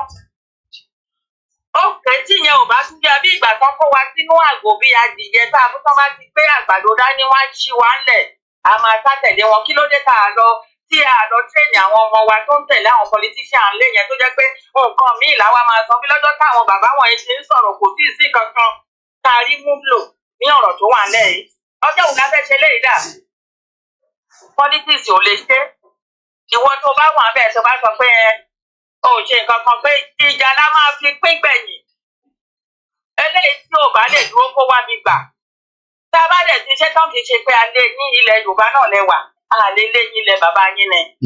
bẹ́ẹ̀ bá lè ṣe ẹ̀yin olóyìnbó lẹ ní ṣé wọ́n ní if you can't do it if you can't join us stay aside. bẹ́ẹ̀ bá lè dúró tìwá ẹ dúró sẹ́gbẹ́ kan dídúró sẹ́gbẹ́ kan tẹ́ lọ dúró sẹ́gbẹ́ kan kì í ṣe pé kẹ́ wá lọ kó oògùn ìtajà sílé ẹ máa ṣiṣẹ́ kan bẹ́ẹ̀ ẹ máa ṣe díẹ̀ bẹ́ẹ̀ èyíkéyìí tó bá fẹ́ lọ kó oògùn ìtajà sílé nínú yín nǹkan tí aládẹ̀ mú àwọn ẹni ìdájú dé láwọn wọn rí irú yìí tó yẹ kó ti ṣe nǹkan òyìnbó tó wá tó ń pè ní sẹ́kítì yẹn ó yẹ kó délé káwọn ará adé mọ̀ pé ó mú ẹ̀bùn bọ̀ láti ilẹ̀ Yorùbá tó wá nínú kójú ẹ̀ ti fọ́ tàbí kójú ẹ̀ ti di tàbí kí nǹkan kan ti ṣe ṣe kankan bẹ̀ tí Koiki bá ti jáde ẹ máa distract wa ẹ máa kó wa lọ síbi tí ò yẹ kẹ́ kó wa lọ ẹ jẹ́ ká wà sí forward ẹ jẹ́ ká ṣe nǹkan tá a ní ṣe tẹ́ ẹ̀ bá lè ṣe ẹ jẹ́ káwọn tó máa ṣe tó máa fọ́n pé ìjà ló máa gbẹ̀yìn kinní ìjà tó bá tó dẹ̀ fẹ́ gbẹ̀yìn ẹ̀wọ́ lọ múra kémi lọ múra ni torí bàbá kan náà sọ pé tí a fẹ́ sọ̀rọ̀ wa di Ìgbò ní Ìgbò láti sọ̀rọ̀ wa di Ìgbò tá bá tẹ̀lé wa sọ̀rọ̀ wa di Ìgbò wọ́n ti sún wa kò kiri a máa sọ̀rọ̀ wa di Ìgbò nǹkan tó bá máa ṣẹlẹ̀ kó ṣẹlẹ̀ ká gba ẹ̀tọ́ wa ló wà lọ́wọ́ wọn wọ́n gbà gbogbo ọbẹ̀ lọ́wọ́ wa wọn ò tiẹ̀ tún lo síbí ọbẹ̀ kan fi fún wa lóúnjẹ jẹ wọ́n tún lo síbí ìmùkọ irú ayé wo nìyẹn ẹ̀yin náà ẹ rò náà ẹ wò ó tó ìfẹ́ ẹ̀rù iṣẹ́ àwọ̀rò láǹsọ fún gbígbà tó bá nínú àgbègbè iṣẹ́ ìdílé tó bá jáde tó bá ti sọ̀rọ̀ bí ilé ìdí ara ọmọ Yorùbá apá kan àgàmùnánà apá kan Yorùbá ni ọ̀kẹ́ kó dẹ̀ kọ́ńtẹ̀ fi sílẹ̀ Yorùbá kó gbéde Yorùbá kó má fẹ́ kí Yorùbá lọ. ẹ ṣe gan ni grandma ẹ má bínú pé ẹ̀yin tẹ́ ń pè mo fẹ́ padà sọ́dọ̀ bàbá mi Adéláwà wọ́n ti gbọ́ nǹkan táwọn ọmọ Yorùbá sọ màá wá jẹ́ kí rí Yorùbá náà sọ̀rọ̀ àwa gba mọ́kọ̀ kọ́là tó ń pè direct láti Maryland ẹ ṣe sùúrù èmi mọ̀ pé gbogbo àná la nífẹ̀ẹ́ kankan bóyá àwọn sì ń wo bẹ́ẹ̀ ni a lè convince wọn léèní bó ṣe rántí pé kò ń ṣe nínú ọ̀dọ̀ ti darapọ̀ mọ́ wa bọ̀ dẹ́mọ̀ pé iṣẹ́ táwa ṣe pọ̀ àwa against any Yorùbá person àbínú sí APC àbínú sí PDP but in terms sọ ni pé ọ̀rọ̀ Yorùbá nísìn kò lè mú distraction kankan wá Yorùbá nation yẹn a máa lọ jà lọ́hùn ni àní gbọ́ síra wa lẹ́nu ni kátẹ̀sí máa lọ́bẹ̀ náà àní Nàìjíríà èmi ṣiṣẹ́ nínú Nigerian community for 10 years nílùú yìí wọ́n sanwó fún mi 10 good years gbogbo àwọn Àbíkẹ́ Dábírí gbogbo wọn tó bá ti ń bọ̀ lọ ti máa ń pè wá ìyàwó Abdulfatai àjọpàdé ní Brent council mayor of Brent ìyẹn ti lọ bá Anambra òun ni chief secretary ọmọ Ìgbò òun ni mayor ọdọọdún ni mayor nínú yìí ó lò mí as a media èmi ni máa ń bá ṣe media nígbà tí àwo Kwara state governor ń bọ̀ èmi mo lọ síbẹ̀ tó bá ṣe ń wá àti lalong ni ìtorí ṣèbí Jamiu Sanwó-Olú nísìnyí ó ń gbádùn Lagos state nísìnyí ẹ lọ sórí LinkedIn lẹ́rí níbẹ̀ Jamiu Sanwó-Olú àjọ wà ní UK ni tó ń gbé kámẹ́rà káàkiri nígbà tó di pé wọ́n pè ó ti lọ nísìn ó dẹ̀ máa wá sí London outside London ló ń gbé bọ̀ ní pín ní full location ẹ̀ òun náà ti rí nǹkan tó rí níbẹ̀ so gbogbo pé ká lọ ṣe politics yẹn ẹ̀bà tàmàlà ni but again Mr. Adelanwa máa fún yín ní 2 minutes kẹfìkọ review gbogbo táwọn èèyàn sọ kí a gbọ́ ti yín díẹ̀ sí kó má dàbí àtẹ́ pé bíbá ọ̀kúnkún ní fún aláyè mo mọ̀ káwọn anonymous wà lórí program yìí lórí Twitter wọ́n gbọ́ mi o torí wọ́n ní àyà bí èmi ṣe ní àyà láti jáde láti wá fi ojú wọn hàn ẹgbọ́n sókè sà Mr. Adelanwa ọmọ Oòduà ṣókóṣókó mi lọ ti rẹ́díò west kọ́nàgbà kábíyè tó máa kìtẹ̀ ilé ẹ̀fà ẹgbọ́n sókè Mr. Adelanwa àti Mr. tẹ́bá sì wà lórí ìkànnì. ẹ jẹ́ kí n clarify ọ̀rọ̀ kan tí gbogbo oúnjẹ ẹ̀sán lábẹ́ ẹ̀kọ́ pé mo ní wọ́n ti ṣe bí wọ́n ṣe bí Ìgbò ni wọ́n ṣe bí IPOB. ẹ ṣe IPOB Ìgbò náà ni IPOB náà bọ̀ ẹ jẹ́ ká clarify ibẹ̀ yẹn báwo lè ṣe bá ẹ sọ̀rọ̀ yẹn délẹ̀ báwo la ṣe ń ṣe bí IPOB ìyẹn mo fẹ́ gbọ́ ẹ tó wá ń sàn nǹkan bí ẹ ṣe gbọ́ ní sàn. iṣẹ́ yìí kì í ṣe politic ìyá láwọn tó ń drop information tí ò right ni wọ́n ṣe bí IPOB. nípa ẹgbẹ́ wọn láàbù wà ọ̀rọ̀ bẹ́ẹ̀ wọ́n ní ẹyẹ ẹ mẹ́jẹ̀ ká máa drop information tí ò ní. so kílẹ̀ ẹni sùúrù kílẹ̀ ìró pé David Lammy wá ṣe. David Lammy is a UK foreign secretary tó ń lọ káàkiri Nigeria is their interest wọ́n ní anywhere tí UK interest bá wà Nigeria náà ní foreign minister tó ń lọ sẹ́nìwẹ̀. yes oh yes. bóyá Nigeria wà bàbá wà kò sí not their business it's our domestic láti 1963 láti di Republican. okay so nígbà tí David Lammy sọ pé Nigeria máa dá títí di 2075 kí ló mean by that? these are just their own observation. Okay, so our need láti accept it. No, you don't have to. Of course, okay, ó ti dá bẹ́ẹ̀. Generally ni. Okay. Okay, so ẹ bá continue láti àwọn nǹkan mi tẹ́ ti gbọ́, tẹ́ ti farabalẹ̀ gbọ́, tẹ́ fi respond sí gẹ́gẹ́ bí ọmọ Yorùbá sá. I am convinced Nigeria. I understand. I will stop, right? Mo ní ìgbàgbọ́ yìí pé ìpínlẹ̀ ilẹ̀ Yorùbá, mo ní ìgbàgbọ́ pé ó lè dá tá a bá ní àwọn aṣojú tó ojú òṣùwọ̀n. Because a lè máa gbà lọ́wọ́, right? Ní gbogbo ilé, wọ́n ní ilé tó bá tó ọmọ àlè ilẹ̀ ò tí ì dàgbà tó bá jẹ́ òkú ajẹ́ tí. Wọ́n lè pe àwọn ọmọ àlè Yorùbá ló ń ṣe nílẹ̀ wa tó pọ̀ lọ́wọ́lọ́wọ́ báyìí. I think àwọn ọmọ kan need to come up with a very concerted effort to make sure with discipline and patriotism tí mo mọ̀ pé ó wà nínú àwọn ọmọ Yorùbá láti máa tún orílẹ̀-èdè Yorùbá ṣe.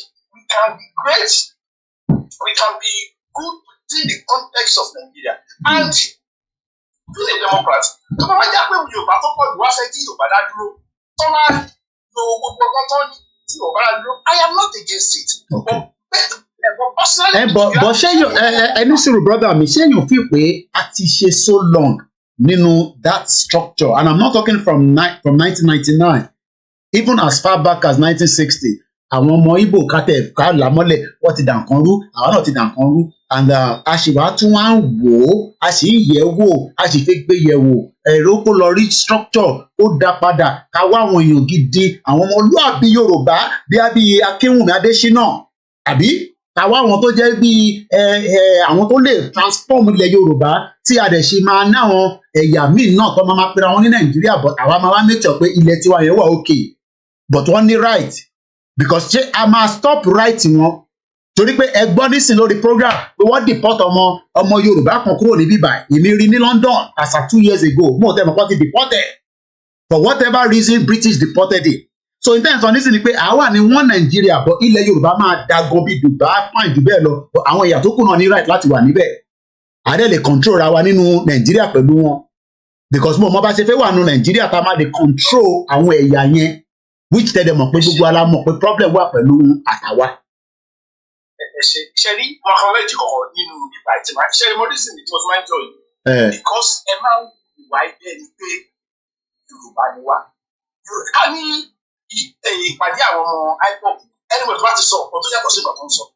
Yẹn láṣẹ yàtọ̀ síra wa ẹ má mú àwọn yẹn wá síbí báyìí we are different people. Okay. Àwọn èèyàn fẹ́ kí mú yín wá sí bíbá yìí o èmi kọ́ mo mú yín wá ilẹ̀ múra yín wá but again like I say à ń ṣàbájá ní bíbá yìí náà. Ẹlòmíì bàjẹ́ ẹlòmíì kì í sọ̀rọ̀ ẹ̀mọ̀ yìí pé ṣé a máa tún jẹ́ káwọn ẹlòmíì ẹ̀yà àbí ìwà pẹ̀lú wa Yorùbá fúnra wọn sọ pé àjèjì ń kẹta ìlú yóò lè wà fún àṣàjẹ.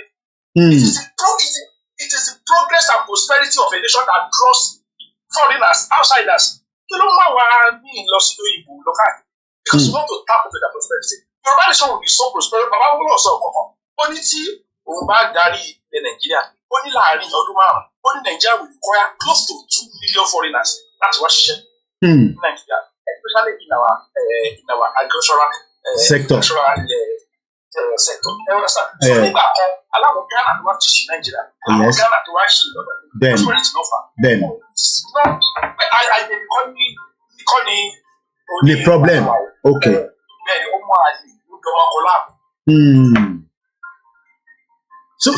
So now just to buttress back because mo fẹ́ máa move on again. Àwọn ọmọ àlè yẹn how long lẹ fi pé a máa wá lè push wọn because àwọn náà wà strong wọ́n strong lójoojúmọ́ and Nigeria fún wọn ní backing tí ẹ̀yin náà mọ̀ based on the constitution based on àwọn nǹkan míì. How long lẹ́yìn rò pé ó lè happen for argument's sake kí n tó lọ sọ́dọ̀ real Yorùbá èyí tẹ̀ ń pẹ́ máa ṣe sùúrù tó dáa pé clear àwọn tó wà lórí Twitter space mo gbọ́ yín sà. Ìyẹn ṣe rí ìkọ́tọ̀ mi fi gbà èmi nígbàgbọ́ nínú leadership structure. Ṣe rí bàbá Akintoye is an ouch. Okay, yeah. Ìkọ́tọ̀ máa ń ṣe ni pé wọ́n máa ń compile dossier of àwọn ọmọ Yorùbá tó ní ìfẹ́ Yorùbá lọ́kàn. Ṣé àwọn àlè wà nù ẹ̀ tó jẹ́ ń ṣe ẹgbẹ́ Yorùbá nìṣọ́ iná? Oh yeah, náà àwa ti mọ̀ yẹn láti lẹ̀ tẹ́lẹ̀ bẹ́ẹ̀ náà sọ yóò fún wa. So wọ́n pọ̀ káàkiri wọ́n máa ń rí private forí pamọ́ sí ni wọ́n máa wá àkọ́kọ́ tó máa yọ orí sókè. So my own view is that we need patriotic Yorùbás to manage the affairs of the Yoruba people within Yoruba land. So that means pé for 25 years of democracy, àwọn tó manage bá àtẹ bẹ́ẹ̀ yàn fẹ́ bú wọn bàbá bomb bastard ni wọ́n fi ṣe máa ń sọ wọ́n manage láti favour àwọn ọ̀nà wa. Ó dà ẹ ṣe gan ni. Ẹ bá rí irú Arẹ́gbẹ́ṣọlá, ẹ bá rí nǹkan tí àwọn yẹn ṣe rí pé data ṣe few of them. Ó ń ṣe gbogbo wọn. Ó dà ọmọ àlè ni wọn ẹ ṣe gan ni. Thank you so much. A real Yoruba sector, a real Yoruba baby boy. Ẹ bá gbóhùn sókè kó tó di pa máa padà sórí àwọn callers. You want one of my phones? Hold on, I'll give you this one. Lọ́lọ́ ilé ọmọ ìdúrà, wọ́n yọ mí lẹ́nu. Ẹ gbóhùn sókè real Yorùbá ẹ bá ṣe ìwà lọ́dọ̀ wa tí network wa gbé yín jáde. Real Yorùbá lórí Twitter space. Mo fẹ́ clear Twitter space ẹ̀ka tó tẹ̀síwájú. Real Yorùbá boy ẹ bá gbóhùn sókè sà. Ó dà pé ó ti mẹ́hẹ̀ àti lo 4 hours kò dẹ́ ká mo dẹ̀ sí ní interview kan tó fẹ́ interview ní láago 6. Ẹ jẹ́ ká lọ sọ́dọ̀ àwọn tó ń pè ká sáré gbé àwọn calls tó ń wọlé. Ẹ má bínú gbogbo ẹ̀yin tẹ́ tí ń pè. Like I said, view Mr. Adelanwa lọ sọ. Ẹ má mute background ẹ ń ṣàlejò. Ẹ má kí ẹ kó distract ibi táwọn ń lọ. David Lammy la gbé wá. Mo fẹ́ ká kúrò lọ́dọ̀ David Lammy. Fẹ́ ká kúrò lọ́dọ̀ 2075. But títọ́dọ̀ tí wọ́n yẹn is just part of the discussion. Go ahead, Mr. Frank. Okay, Mr. Koiki, ẹ kú ètò. Ẹ̀kọ́ kí máa kẹjọ́ mo kàn fẹ́ béèrè lọ́wọ́ kí wọ́n fọ Mr. Adégbé wọlé yẹn tí wọ́n sọ̀rọ̀ yẹn. Mo fẹ́ béèrè lọ́wọ́ wọn wípé what is wrong with the Biafrans, the way tí wọ́n fi fight fún survival wọn, what is wrong with that? Wọ́n ní dá yín lóhùn dáadáa torí pé wọ́n lè mọ ọ̀pọ̀sá àwọn tó bá ti láìkì Igbo àti ẹ má jẹ́ ká tún lọ síbẹ̀ yẹn so kò sí any reason tá a máa ní láti béèrè question. Ẹni sọ ọkẹ́ ọ̀nà àpọ́nà fẹ́ dá yín lóhùn ó yá à ń gbọ́. Wọ́n ní ẹ̀tọ́ sí lábẹ́ United Nations Convention self-determination. Okay. Yes, it's allowed. Why not? Okay.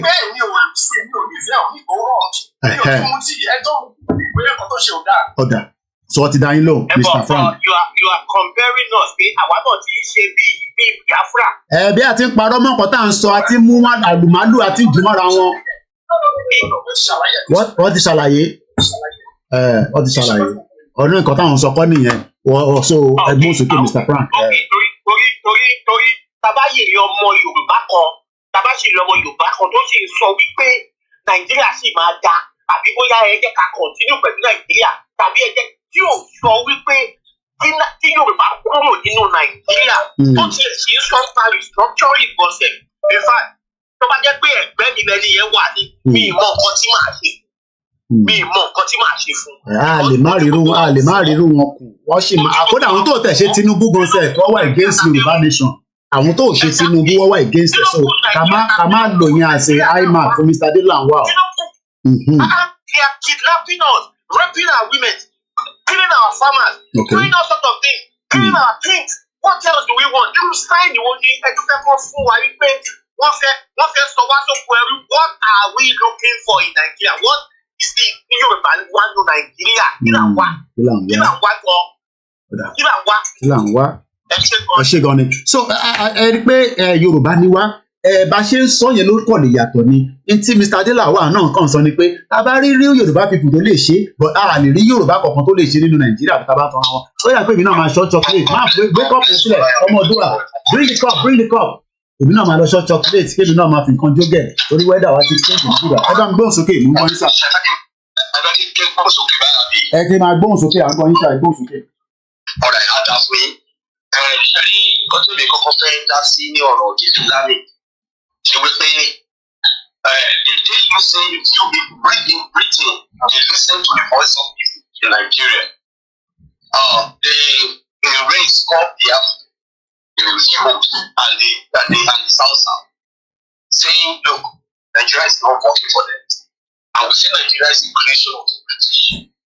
And when you must take the I think if anybody is to come at all, the conversation should be okay, but I will be new with them along, but there are two ways to it. It's either you call in and say, okay, let us have a conversation. And what is the way forward? Okay. Let's first of all open up for conversation. Let us ask how many of you will share this opportunity and because if I listen very well to Mr. Adilangwa, that's I know him very well. And I know where he belongs. Okay, when I say I know where he belongs. Wọ́n deny ibi táwọn belong. Wọ́n deny ẹ̀ mẹ́ẹ̀ká. Ṣẹ́rí wọ́n ti sọ ibi táwọn fẹ́. Wọ́n náà wọ́n fẹ́ kárí àwọn ọmọ Yorùbá tó lè ṣe kílẹ̀ Yorùbá kó da nínú Nàìjíríà. Wọ́n deny ẹ̀ bọ̀ wọ́n náà wọ́n wá deny ìfàwọ́ àtàwà náà fẹ́ Yorùbá nation tí majority bá ti carry vote. Bọ̀ ìgbóhùn sókè sà. Let's not deceive ourselves. We all know wípé tí èèyàn bá fẹ́ ní ibùmí ìwà oníwàlẹ̀ yẹn máa ń rú. Now, what we call the ọmọlúwàbí virtue, ẹ máa yí pé tí so-called ọmọlúwàbí virtue were eroded simply because Yorùbá ti lose the value system one. And how did we lose our value system? We lost our value system beginning from the loss of our identity. Check you understand? So tabari ọmọ Yorùbá tí o tẹ̀kọ́ value identity below. In order to preserve my identity, I need to be able to be in a place where I control my destiny. Why do I have to join my destiny with somebody? Why do I have to join a rabbit and a snake and a tortoise together when they must run together? Why can't they run their race individually? Why should one beat the other? Or why should the other one drag one in a race? So, if we have ọmọ Yorùbá, ṣe rí àwọn kan wà tó jẹ́ pé àwọn kan náà fẹ́ wà rẹ̀ nípa they want to be noticed. And those are the people who want to stand politically correct. Now, what we are talking about is this. I've got À ń gbádùn yẹn máa sọ̀rọ̀ lọ. À ń gbádùn yìí o, ẹ máa sọ̀rọ̀ lọ. There are no Nigerians. I will say there are Welsh, there are Scottish, and there are British, there are English. Now, we know there are French people. We know there are Spanish people. Now, Ọlọ́run ò dá àwa ní Nàìjíríà kò sí ìtọ́jú ń jẹ́ bẹ́ẹ̀. Àwọn kan náà fọ̀ wẹ̀. And that then so is laid on a fraudulent foundation. Our young one did we want to go back to the way God has created us. We want to stay in a position where we'll be able to control our destiny. And we can also be a little fraudulent system. We're not asking to be why what year only what year and I expect you want more than Malaysia. You understand? That was 1965. 5 years after Nigeria got independence. Look at where they are today. Look at Nigeria today. Then somebody is talking about people Nigeria to the core. And I believe, about a region and about a structure. To hell with structure. Fire kill structure. What we are talking about is this. We need to be able to defend our identity. We need to be able to control our own border and control ourselves. In order of our culture and tradition. And somebody is saying, we can do this in Nigeria. What's he talking about? They are talking about a system, talking church.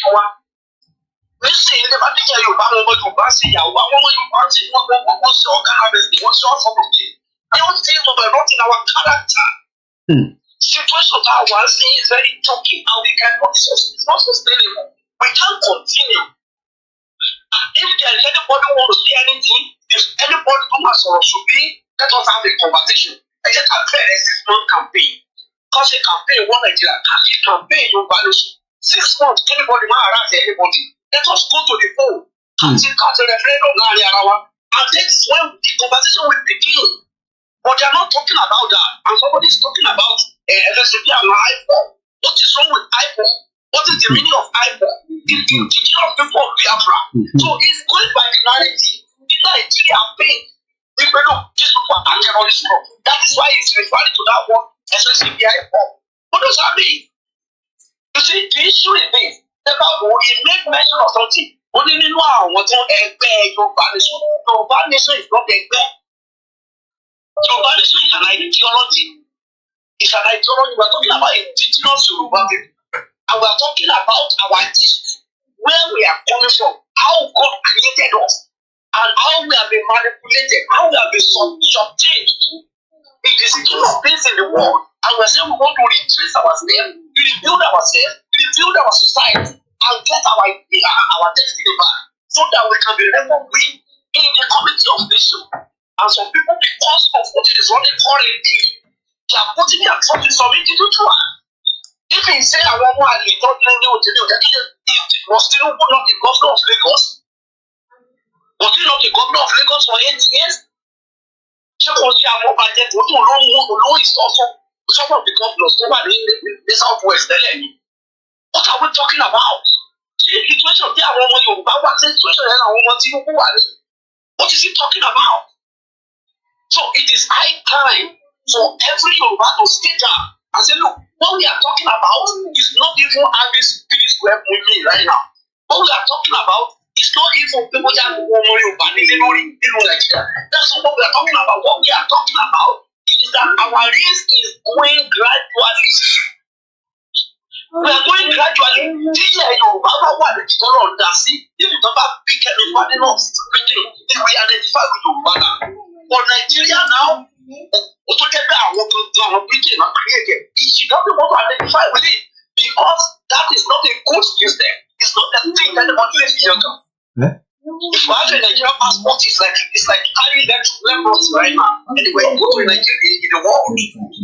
So these are the things that ọmọ Yorùbá gbọ́dọ̀ máa ronú and not somebody trying to sound politically correct. Ẹ ṣé gan ni ṣe rí lórí ìkànnì wa níbí báyìí. Ẹ ṣé gan ni brother mi láti US. Mo rí tí brother mi Odùduwà Azara sọ pé Kóìkì má jẹ́ kí àwọn èmi ló kàn ní Kóìkì tún kó wa ibi báyìí o. No. Sherry, we need many Yoruba people, but not all Yoruba people. Mr. Adelanwa has the right to come on the platform and tell us gbogbo nǹkan bá fẹ́ sọ. Bàbá wa Akintoye, wọ́n ti bá wa sọ̀rọ̀. Bàbá dẹ̀ ti sọ̀rọ̀ dáadáa. Ọlọ́run á dẹ̀ jẹ́ ká rí bàbá dáadáa. Spiritually, wọ́n sọ̀rọ̀ Ifá. Tó bá jẹ́ pé àwọn sọ̀rọ̀ Ifá, tèmi náà ń sọ nípa Ifá tí wọ́n sọ̀rọ̀ Ifá torí èèyàn kankan ọ̀rọ̀ tẹ́lẹ̀ la mọ̀ Ifá. Àwa náà ti mọ díẹ̀ nísìn. Ifá ò sọ fún wa pé ká wà ní Nàìjíríà àti tá a bá parọ́ fúnra wa. Presently lẹ́nu yòó mo sọ bí a ní 10-20 years ago. Anybody lọ dífá Ifá kankan lè sọ fún yín pé ní Nàìjíríà ni kí Yorùbá wà mọ́ nísìn. And I'm sure everybody knows that. And I'm talking now from the spiritual side of things. Physically ní korojú báyìí tájọ́ ń rí tí bá yọ glasses mi kò mí pé mo ríran torí pé à ń pẹ́ lórí screen lọ ṣe ní ká máa wọ̀ nǹkan kan ṣojú mi. Ní korojú báyìí gbogbo wa mọ̀ pé Nàìjíríà ti tán kò sí nǹkan kan tó ń jẹ́ Nàìjíríà ẹja gbọ́n kan tí bàbá sọ níbí báyìí ká tó tún gba kọ́ọ̀lù bí 2-3 sí mú kí gbogbo ọmọ Yorùbá lẹ́ẹ̀kan sí o. Sí Nàìjíríà kì í ṣe torí tiwa ló ṣe wá. A ti gbọ́ pé foreign secretary, the newly appointed foreign secretary Britain, ó máa wá sí Nàìjíríà kó tó di pé a gbé lẹ́tà wa lọ. Ó ẹ̀ má jẹ́ kó bà ní lẹ́rù. Bó bá tiẹ̀ lẹ̀ jẹ́ bẹ́ẹ̀ náà ni Olódùmarè wà lókè. Gbogbo èrò burúkú tí wọ́n bá rò against wa, ó máa túká ni. Ìmọ̀jọ, ìmọ̀ ẹni ní kì í kalẹ̀. Crisis máa ṣẹlẹ̀ in the world. Ó máa force àwọn Britain láti change the plan towards Nigeria. Nigeria is a disaster. Nigeria is an embarrassment to the name of Britain. Ẹ̀gbọ́n tí bàbá sọ bẹ́ẹ̀ yẹn, kódà Nàìjíríà gan ti di embarrassment fún Britain. So kíyàn kan wá ṣẹ̀wá máa sọ fún wa pé Nàìjíríà ó máa ṣiṣẹ́ gbogbo yẹn èèyàn òfútù fẹ́ tẹ̀lé. Ẹ̀yin tẹ̀ ń pè jẹ́ ń pè yín padà. Gbogbo èèyàn náà ló máa sọ̀rọ̀. Àmọ́ a máa parí ètò yìí ó pẹ́ jù 5:15. so gbogbo ẹni tó bá ń pè máa push yín ni ẹ má bínú torí àti pẹ́ kò sí pé a pẹ́ pé ìpẹ́ tá a pẹ́ yàn dá but mo ní another interview tó fẹ́ wáyé ní aago 6 mo dẹ̀ ní láti lọ relax a little bit ẹ bá gbóhùn sókè straight to the point Mr. Ọlárẹ̀wájú. white lion ọpọlọ àti làákà ìtọ́lọ́hún fún yín pẹ̀lú sùúrù ẹni máa ní sí wa ìbá ọlọ́wọ̀n ní àmàdé like good listening if not so Mr. Ajala ń wá also my opinion bẹ́ẹ̀ gbọ́ mi. à ń gbọ́ yín sà mo fẹ́ interrupt ni. olóṣèlú ni wọ́n. Ó ti pé wọ́n ní promise lórí àbúrò. Number one, wọ́n ní ẹni tó bá fẹ́ gboyè. Wọ́n tún fún wa wípé kíbi ìdìbò tó dé ẹ̀ẹ́dẹ́gbọ̀n á tó fún wọn ṣèjẹ. Ìdìbò á tó fún wọn ṣe ìtọ̀kìtàn náà ń pa ọlọ́gbọ́n ìṣèlú ìgbà. We are all Yoruba and we have difference. Bóyá wà nílò òyìnbó náà yẹn, ọmọ wẹ̀ á máa gbọ́ gbà yẹn fún òun the British. Ọmọ Irish fún òun the British. Gbogbo iná sọ yẹn tọ̀kìtàn náà ń pa. Ẹgbẹ́ rẹ̀ fẹ́ dà fún kó máa ń gbà tọ̀kìtàn yẹn. Jẹ́ lórí àwọn pensioner wa gbọ́ngàn wọ́n fẹ́ fi kí wọ́n fi kí nìkan. Gbogbo àwọn pensioners yẹn níjọba ọ̀gbìn táwọn bàbá yẹn wọ́n ká náà wọ́n gbọ́ àwọn wọ́n lọ ń dáko. People are jẹ́ kọ́ níbi dáko. Because àwọn ìlú social media wípé ọ̀pọ̀lọpọ̀ pensioner tí wọ́n polówó even tóbi lórí I'm sorry to say bàbá nìkan arúgbó ọmọ wa tó bá yẹn. Bẹ́ẹ̀ni. Bàbá yẹn sọ pé wọn ò bá wọn ní pension wọn bóyá 17,000 ní pension wọn àwọn tó ń dáko láti rán wọn yẹn nílé ìwé. Tí wọn jẹ́ kọ́ níbi dáko. Níjọba sọ̀rọ̀ síbẹ̀. Àwọn afẹ́ keep us one Nigeria. I'm going to say Mr. Adelawa olóògbé wọn ẹ̀kọ́ àtọ́kọ̀ ẹ̀rọ. Ẹ má gbà fún wọn. Òyìn sì tán bẹ́ẹ̀ ni ẹbí pé tẹ́lẹ̀tẹ́lẹ̀ tó bẹ́ẹ̀ kò tó dé rẹ́mọ alóhùn péjẹ. Ìjẹ̀bá sọ pé òun ṣe rẹ́mọ. I'm sorry to say it's a trash. Kọ́lọ́káìsì. It's a trash. Ẹ ṣe gan ni. Mo kí gbogbo èèyàn wa tí ẹ ṣì wà pẹ̀lú wa lórí ìkànnì tí à ń pè ní Koiki Media. Mo fẹ́ gbé àwọn kọ̀ọ̀kan tí ó ti wá tí a fẹ́ tètè gbé wọlé torí pé a ṣì ní 30 minutes. Mo fẹ́ squeeze as many people láti wọlé. Odùduwà ẹ fọkàn balẹ̀ ṣe rí àárín èmi àti Biafra pẹ̀lú Simon Ekpa kò sọmọ kódà kò sí Yorùbá kankan tó lè tàárín ẹrú. So péyàn kan máa wá sọ̀rọ̀ wọ́n máa wà against Biafra nǹkan kan. I will tell them straight up that ibi tí Biafra fẹ́ yẹn ibẹ̀ náà ni Yorùbá fẹ́ adẹ̀fẹ́ lọ. So ẹ má jẹ́ kẹ́rù báyìí ẹ̀yin tí ẹgbọ́n tí alàgbà ọ̀gbẹ́ni wa Adélanwá wa bá wa sọ lórí ìkànnì wa. Mo tún fẹ́ sáré gbé àwọn tí wọ́n ti pè tí bóyá fún ìdí kan àbí ìdí kejì gbàtẹ́ pè yẹn kọlù yóò ráyè wọlé. Èyí tẹ́ ń pè direct láti US ẹ lè ṣèpè wọlé. Nọ́mbà yẹn náà ni ó ti wà lórí screen mo ti wà ní full screen báyìí which is ẹ jẹ́ ká gbọ́ nǹkan tí David Lammy sọ nígbà tó lọ sí Nàìjíríà níbi tí wọ́n ti ṣe interview fún ẹ jẹ́ ká gbọ́n tó sọ níbí báyìí mò ń bọ̀ padà ẹ má ti dìde lórí chair yín gbogbo ọmọ Yorùbá náà ni mò ń kí ní gbogbo ibi tí ẹ ti ń gbọ́ wa orúkọ tèmi ni Ọláyọmí Kóìkì ìkànnì náà ń pè ní Koiki Media bàbá wa Adébánjí ò ní sọ̀rọ̀ káwa fi ṣe máa lísìn sí èèyàn kan pé nǹkan báyìí lọ sọ Yorùbá Nation la fẹ́ TV mú kí ẹ dáadáa mo kí gbogbo ẹ̀yin tí ẹ ti dá sí lọ́tùn lósì ọpọlọwọ ní jọba láṣẹ Èdùmàrè ẹjá gbọ́n tí David Lammy sọ níbí. Africa is realizing its potential. And the truth is, if I'm in the Gulf, when I speak to foreign ministers, they're talking about the continent of Africa. It's important, I think, that the UK is present in that conversation. We have historic relationships, because what I've heard is that the UK stepped back somewhat over the last few years. It reflects on our trading figures. There is much that I think we can do together over the coming months and years. We can't have this conversation without talking about reparations. You're in Lagos. There was a huge port here where during the slave trade era, Nigeria, among other nations, pushed for reparations. First of all, do you believe the UK should pay reparations? Look, I think that when we look back on that period, there were many horrors. I am the descendant of enslaved people, so I recognize that. But what I'm interested in is looking forward, looking to the future, looking to deepening those partnerships across the Commonwealth family, trade and investment, growth. That is what gives young people jobs. Would that mean a form of repayment to members of the Commonwealth? It's not about the transfer of cash. That is not the debate I think that people are wanting to have. They're wanting to talk about the future. What would reparations mean to you? It's about partnership. It's about working together. It's about climate finance. It's about tech and creativity. The worst humanitarian crisis currently in the world is happening in Africa. Sudan is at the brink of collapse. Your government has not been very vocal about it. I see that there is a recent DEC appeal for Gaza and Lebanon. I'd love to see something commensurate, frankly, for Sudan. I intend to make Sudan my priority over the course of this next month. I will be in New York raising the issues, both the humanitarian issues, but also how we bring the parties together to try and reach a peaceful outcome. What would you say to Sudanese right now?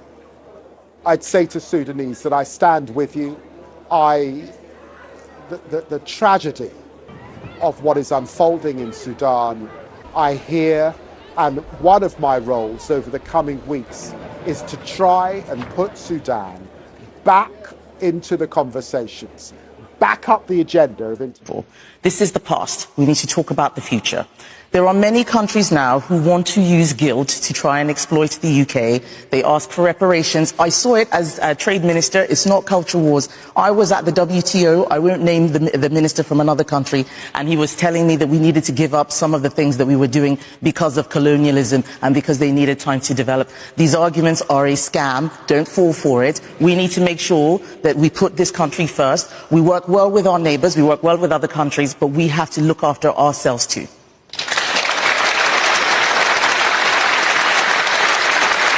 Well, I mean, those advocating for reparations would say, shouldn't we just make up for some of the damage we did through the slavery? As a black woman saying that, they may find that hard to understand from you. Well, there are many things that the British Empire got wrong, but there are many amazing things that the British Empire also did. And we need to be honest about that and stop pretending that it was all bad. The British Empire ended slavery, the Atlantic slave trade. We need to talk about that more. Impediment to Yoruba development. It's the impediment to Odua development. Without Nigeria, we won't be where we are. 1962, we were far ahead of South Korea and North Korea. We were far ahead of China even. We had television before France. We had radio before South Africa. Now look at where we are today. I think it's a shame that even any Yoruba man can be talking about restructuring at this point in time. What are we restructuring? This country that is already shot to pieces? I don't think that's what we want. But they are always talking about giving Nigeria a chance. The patience of Yoruba with Nigeria has come to an end. There is no land called Nigeria. There is no language called Nigeria. There are no people called Nigerians. We are only deceiving ourselves. We are not Nigerian. Okay, where is Nigeria? Where is the land called Nigeria? What is the Nigerian language?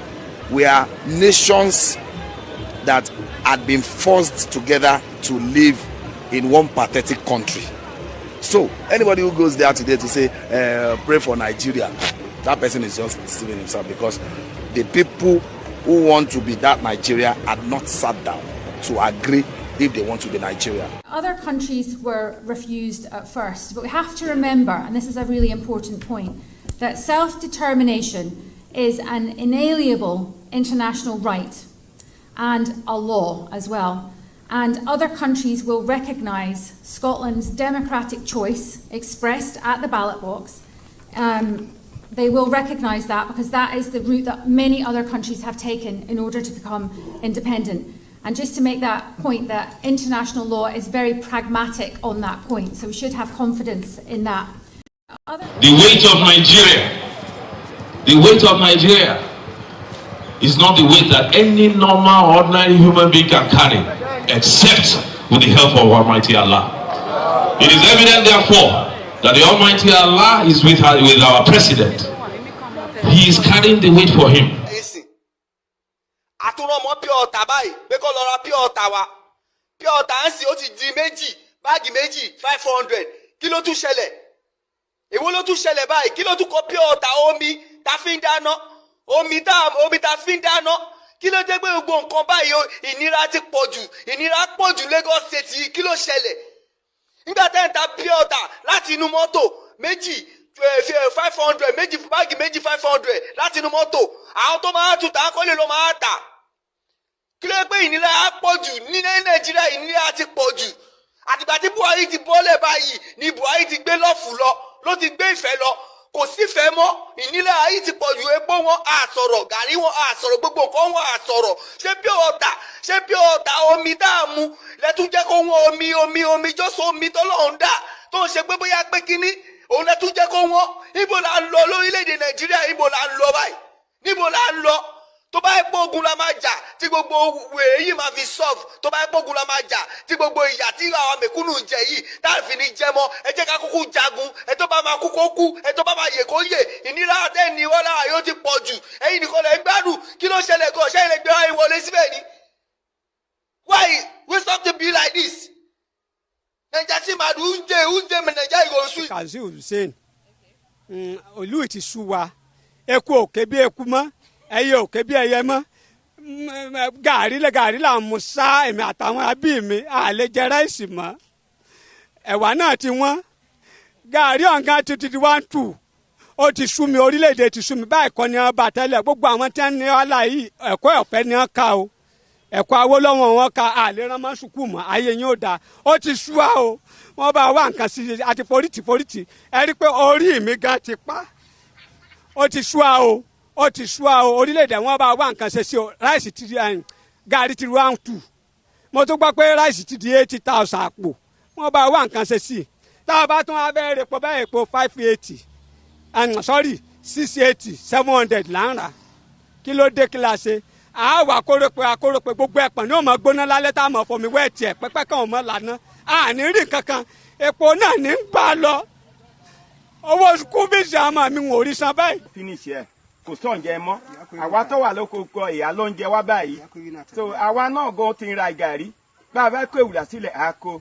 Bó kóṣù sílẹ̀ àá kó. Gbogbo nǹkan ní oko kò sí nǹkan tí agbádùn ẹ̀ mọ́.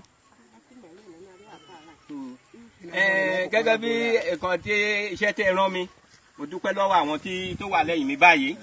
Kò sí kan tí mo lè ṣe tí mo sọ fún ẹ pé ìgbà tẹ́ fi bẹ̀rẹ̀ lẹ́ẹ̀kan òjò rọ̀, òjò yẹn àbápọ̀ ju eléyìí lọ, òjò yẹn ló kọ̀ sí ẹ̀. Gẹ́gẹ́ bí wọ́n ṣe sọ, àwa gan báyìí òjò tó rọ̀ lé ní ló ṣẹ̀ṣẹ̀ rọ̀ gan báyìí kò dẹ̀ tóbi tó bẹ́ẹ̀.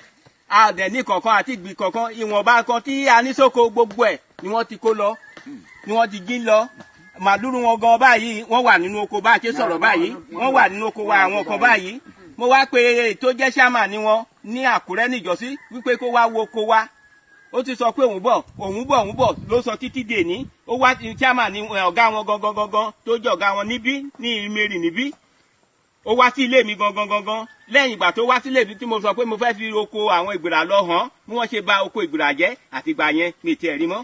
Kó tó wá di ìjẹrin tí mo wá lọ sóko tí mo tún wá bá wọn lóko, ẹni tẹ́ pè tẹ́ bá sọ̀rọ̀ yìí òun ni mo kó bá mi pè ọ̀gá wọn ní Àkúrẹ́ kó bá wọn sọ̀rọ̀ pé wàhálà ṣẹlẹ̀ báyìí o torí ẹni tí bá ti mú lóko mi nínú máa pátọ́ máa para mi kì í ìkan tí mo mì nìyẹn kó tó di pé ẹ tún wá gbé ìgbésẹ̀ tí ẹ gbé ní ọ̀sán yìí tó bá jẹ́ pé àárọ̀ la gbọ́ àbáná àbá pọ̀ gidi but nísìnyí ìwọ̀nba tí a rí báyìí ẹ̀jẹ̀ àwọn àgbẹ̀ Ondo State lélẹ́yìí o àwọn àgbẹ̀ àtàwọn ìgbìrà àwọn gan ló pọ̀ sọ́dọ̀ mi gan báyìí ẹjọ́ ẹ gbà wá o Sunday Igboho kó gbà wá Sunday Igboho kó gbà wá kó tú wa sílẹ̀ nǹkan tí ta sọ nìyẹn o ẹjọ́ o ìyà yìí ti pọ̀ jù o lórí àwọn obìnrin gan ṣiṣẹ́ àwọn obìnrin tó jẹ́ pé owó kìí ṣe owó díẹ̀ ni wọ́n fi gba ilé ìbìrà màdúró àbàjẹ́ èèyàn lọ yá owó ó fi dá oko kò ní géènì kankan nínú ẹ̀ àwọn obìnrin especially àwọn obìnrin ló tẹ̀ dùn mí jù wọ́n lọ gbá owó èlé wọ́n fi ṣoko màdúró àbàjẹ́ lọ́jọ́ kan. We have a new caller on the line. Program might end at exactly 1:15, so maybe this might be the last call so that Kale ṣe summary. Kadele dúpẹ́ gbogbo ẹ̀yin èèyàn wa. Go ahead, I'm going, sir. Mr. Koke Kaleo. Kaleo. This is my first time.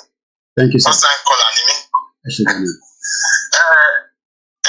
Ẹ̀rí ọ̀rọ̀ Nàìjíríà, ogun ló máa ẹ̀ ń díẹ̀. Wàhálà ló máa ẹ̀ ń díẹ̀. Tí ò bá sí ogun, kò sí ìkankan tí Yorùbá àti Biafra fẹ́ lọ. Ogun ni. Àwọn tó dá wa dúró, àwọn tó dá wa dúró nínú ilẹ̀ Yorùbá, kò ju àwọn elite Yorùbá lọ, àwọn ọba àtàwọn politician. Because gbogbo àwọn ọba tá a ní ní South West, Tinubu ni wọ́n ṣiṣẹ́ fún. Tinubu ni wọ́n ṣiṣẹ́ fún. The only thing tó lè ṣẹlẹ̀ ni pé tí wàhálà bá tẹ̀lẹ̀, wọ́n ṣe wá tọ́jà because I think mo pa pẹ̀lú mọ́ nǹkan pàtó wọ́n ṣe ìgbéra last ọlọ́pàá ní detail mi. So ó wá ní gbogbo ilé tá à ń ṣe yìí tí Yorùbá ní ìdá ń ṣe yìí, ó ní tí ò bá ti sí wàhálà, tí ò bá ti sí ogun, ó ní kò sí kankan bí kò sí ẹni ìwé ẹ̀, kò sí kan tó fẹ́ tẹ̀lẹ̀ because wọ́n ti hold Nàìjíríà ti wà nínú state capital already, ó ní wọ́n ti capital wa already, ó ní kò sí kan tó fẹ́ ṣe ju pé kí wàhálà ṣẹlẹ̀, tí wàhálà bá ṣẹlẹ̀ ọ̀dọ́mọ àwọn adọ́mọ ìyá ẹ̀ ní solution yẹn. So gbogbo anybody máa ń sọ̀rọ̀ pé ẹgbẹ́ gbàgà ọ̀gá gbogbo wa ṣàkọ. Anybody tó wọ́n fi diaspora tó bá sọ pé Nàìjíríà máa dáa, that means kóńdó lè tọ̀ ní ẹnìyẹn. Bí wọ́n fẹ́ wá di senator, bí wọ́n fẹ́ wá di house of rep, kó lè máa oppress àwọn èèyàn, ká lè máa tẹ̀lé lẹ́yìn, ká lè máa pariwo, ká lè máa sọ pé èèyàn jẹ́ so. Àwọn táwọn àti wọn ò rẹ́ anybody. Àwọn táwọn Nàìjíríà lọ́wọ́lọ́wọ́ yìí, àwọn aláburú wọn ò rẹ́ anybody. If you die, you die. If you survive, you survive. Anything tó bá ṣàlàyé tó bá jẹlẹ̀ sí ẹ̀wọ̀n òkè ẹ̀.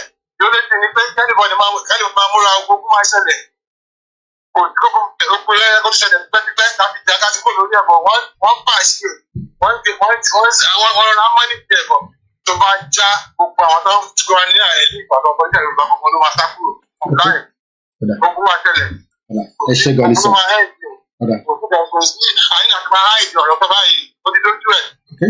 Ẹ ṣe gan ni. Mo dúpẹ́ lọ́wọ́ bàbá wa. Mo kí gbogbo ẹ̀yin ọgbọ́n gbọ́láhùn ọba. Mr. Adelawa a ní lè gbé yín wọlé mọ́ torí 15 minutes ni ó kù.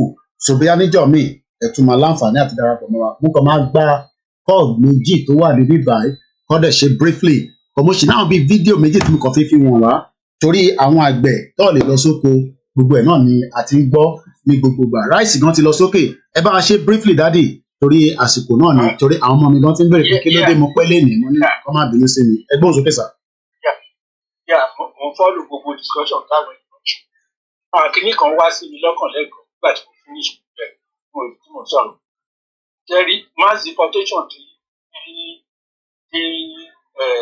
Trump go promise me, I will be saying it openly.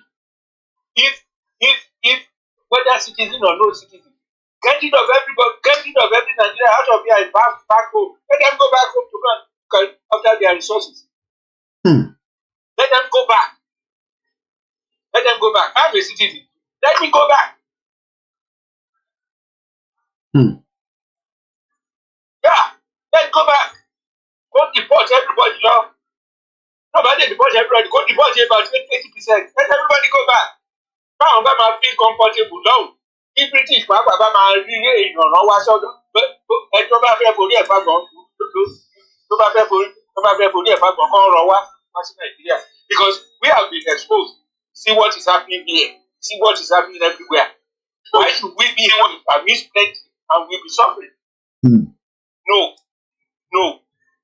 Àwọn bá mo fẹ́ find out àwọn bá wo lọ́dọ̀ sáìnì ìwé ìrànì tí máa yẹ àbí tí máa yẹ gbé kiri. Àwọn bá wo.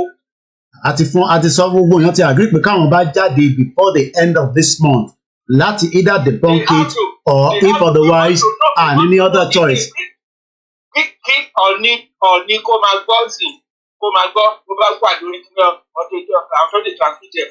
If he dares go and sign any rubbish something with the British something on behalf of Yoruba people, I'm afraid it's not going to be easy. No way. And that agreement will be null and void. because it's not, we were not consulted. If they want to sign an agreement on our behalf, they should let the people know. Why the agreement is go by. Don't go and sign anything you know. They were signed, they were off for life. What kind of nonsense is that? Okay. Nobody get any and those sign there, but get Southern of Sokoto, who sign there for that they pay. Not for Yorubas. Ẹ ṣé gan ni sir. Any of them, nobody towards the way. Èmi mọ̀ pé kábíyèsí Ọọ̀ni of Ifẹ̀ máa jáde wá jáde ní fídíò àwọn ọmọ kankan nípa ẹ̀, and we hope all the other obas will do the same. Ẹ ṣé gan ni Alhaji, ẹ ṣé gan ni tí ẹ bá wa dá sí, ẹ ṣé gan ni.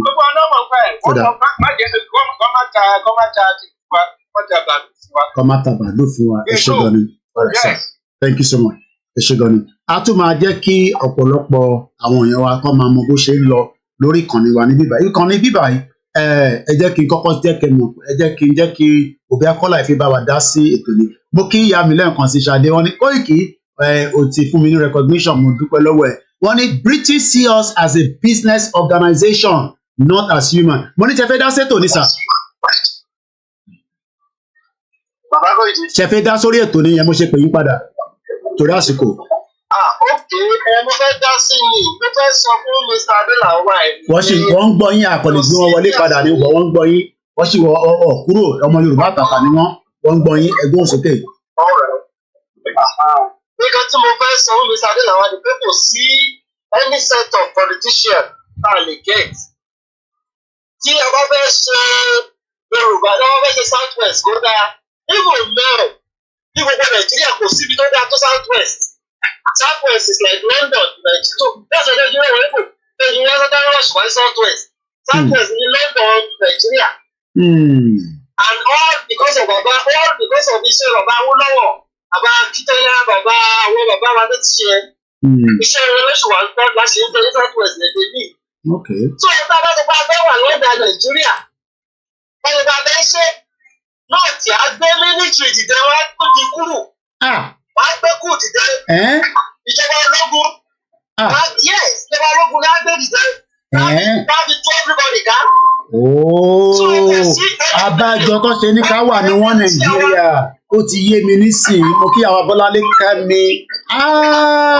So tá a bá lọ dúró sínú Nàìjíríà, àwọn málà lórí burúkú àpò tún gbéra dìde ní wá tún wá hijack ẹ̀ mọ́ wa lọ́wọ́. Bẹ́ẹ̀ni, wọ́n hijack ẹ̀. Ẹ̀yin ọmọ Nàìjíríà ẹ ti wá gbọ́ tuntun nílùú.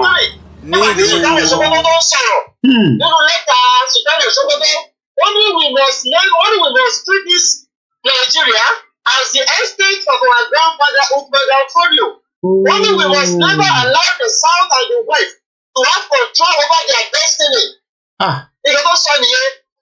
Only we must never allow the South. It is a mission. Fulani has a mission to destroy you. People will you say you want to raise politician. They will not allow it. They will not allow you to do anything. So that is why David Lammy nation. That's why there is a way Yorùbá nation. Yorùbá nation. Kí ni gbogbo yá yóò bí oríwá òpé? Ọ̀dà ìpàdé Yorùbá nation. Oríwá pé. So èdè tí mo fẹ́ sọ nìyẹn. So mi sẹ́dọ̀ làwọn ọ̀rọ̀ yìí ti ní. Ọ̀dà àwọn náà ti gbọ́ yín, wọ̀ kàn nílé respond nítorí wọ́n ti gbọ́ yín. Mo kí gbogbo àwọn Yorùbá, ẹ̀yin ọlọ́pọlọ tí mo yí ọpọlọ gbogbo yín lò lálẹ́ yìí. Mo kí ẹ Don Kelvin Cookman. Ó ní ẹni sùúrù mọ́ bọ̀ Mr. Ajibade bá mute background yìí. Ẹ ti wọlé ẹ bá mute background yìí sir. Ẹ bá mute background tí bá ní kẹ́ mute mo ti gbé yín wọlé. Hello Mr. Sunday, ẹ ti wọlé ẹ bá wa mute. All I know is that let's go and contribute money to buy something and get ready for war.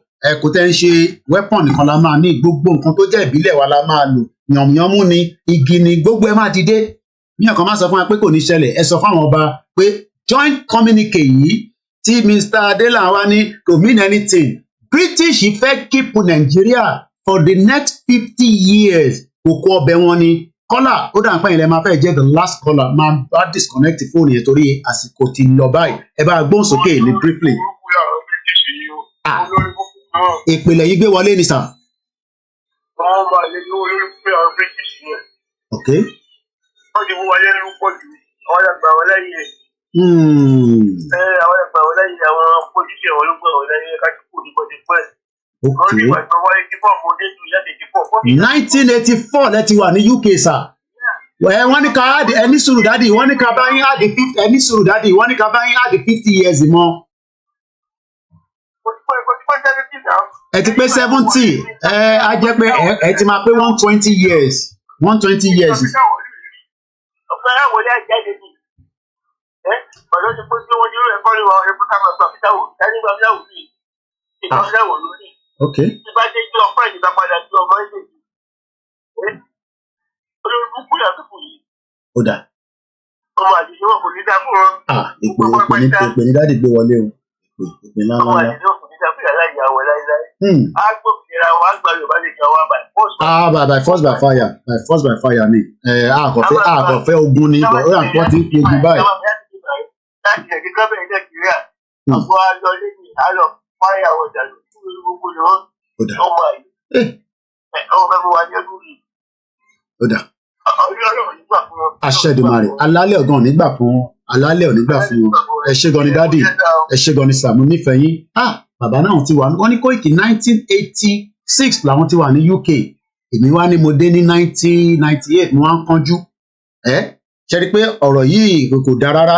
Ẹ jẹ́ n tún dúpẹ́ lọ́wọ́ gbogbo ọmọ Yorùbá. Èmi nìkan ò lè ṣe é la ṣe ń jókòó. Akẹ́kọ̀ọ́ kù sí ni Nigeria was even called by Baba Olowo as a geographical expression. Mo kí Mr. Falaye Bọ́lájí, mo kí yín lẹ́ẹ̀kan sí brother mi Adélanwà, even though ọ̀pọ̀lọpọ̀ inú wọn dùn pé ọ̀nà tẹ́ gbà nìyẹn, at least ẹ̀yin tẹ̀ jáde. Àwọn kan nísìnyí wọ́n sọ̀rọ̀, wọ́n dẹ̀ wà against ẹ̀. Ẹlòmíì gan àmọ́ position ẹ̀, but adúpẹ́ pé ẹ̀ ń bá wa darapọ̀ mọ́. Abubakar Rasheed, mo kí gbogbo ọmọ Yorùbá tó ń bẹ ní ọ̀nà òkè ọya ní gbogbo Sokoto, Kaduna, ẹ máa careful, wọ́n ní terrorist. Màá kọ̀ ra yín eléyìí sọ, mo ò ní lè fún yín ní location torí pé wọ́n ì tí rẹ nìyẹn gbà. Wọ́n kidnap èèyàn wa kan níjọ ní ọ̀sẹ̀ tó kọjá. Mo ò lè sọ jù bẹ́ẹ̀ lọ torí ó ṣeé ṣe káwọn terrorist yẹn máa wò mí. À ń negotiate ẹni yẹn lọ́wọ́, èmi kọ́ o, àwọn family yẹn owó gẹ̀mùgẹ̀mù lọ ní kọ́ lọ mú wá. But tí a bá rí ẹ bá wa máa gbàdúrà pé kọ́ lọ ń jọ gbogbo ẹni tẹ́ màdúrà gbà kó bá wa tú ẹni yẹn sílẹ̀. Eléyìí ò ń ṣe film trick o, ẹni yẹn máa wá sọ ohun tójú ẹ̀ rí nígbà tó bá jáde o. Eléyìí ṣe ṣẹlẹ̀ ní láìpẹ́ yìí torí mo fẹ́ give too much detail because wọ́n ní program mi máa ń dé north wọ́n dẹ̀ máa ń translate ẹ̀ fún wọn. Máa sọ pé kò kùn ẹ́, máa ní kò kùn ẹ́, ìbí ìbàdí mi máa jókòó sí rìpọ́ọ̀tì gbogbo tó ń lọ ní gbogbo Nàìjíríà ọ̀dọ̀ mi ló ń sọ̀kalẹ̀ sí, èyí tó ń lọ nínú UK gan àwa náà àdúpẹ́ fọ́lọ́run ara dè mọ́ bẹ́ẹ̀. So tá a bá jókòó tá à ń sọ fún yín pé wọ́n ti amalgamate Nàìjíríà 50 years kan téèyàn kan wá sọ pé British kan ń sọ yẹn ni mọ̀ nǹkan kan. Journalist ni mí, journalist ni mí, èmi ò ń ṣe blogger. Ẹ jẹ́ ká kan tí British kọ ní communique wọn pẹ̀lú Nàìjíríà ká tó máa tẹ̀síwájú torí mo gbọ́dọ̀ end ètò yìí. Establishing the Nigerian United Kingdom Strategic Partnership Joint Communique. This was published 3 days ago, 6th of November 2024. The Federal Republic of Nigeria and United Kingdom of Great Britain and Northern Ireland share deep historical ties, enduring good relations, strong people-to-people links, economic interest, mutual commitment to Commonwealth values, and shared interests across regional and international peace security. On the 4th of November 2024, His Excellency Yusuf Maitama Tuga, Honorable Minister of Foreign Affairs of the Federal Republic of Nigeria, and Right Honorable David Lammy, MP, Member of Parliament, Secretary of State for Foreign, Commonwealth and Development Affairs of the United Kingdom, agreed to elevate the bilateral relationship between the two countries to a strategic partnership. The Nigerian-UK strategic partnership will provide a comprehensive framework for jointly achieving our shared goal, shared objective, and further strengthening our bilateral relationship.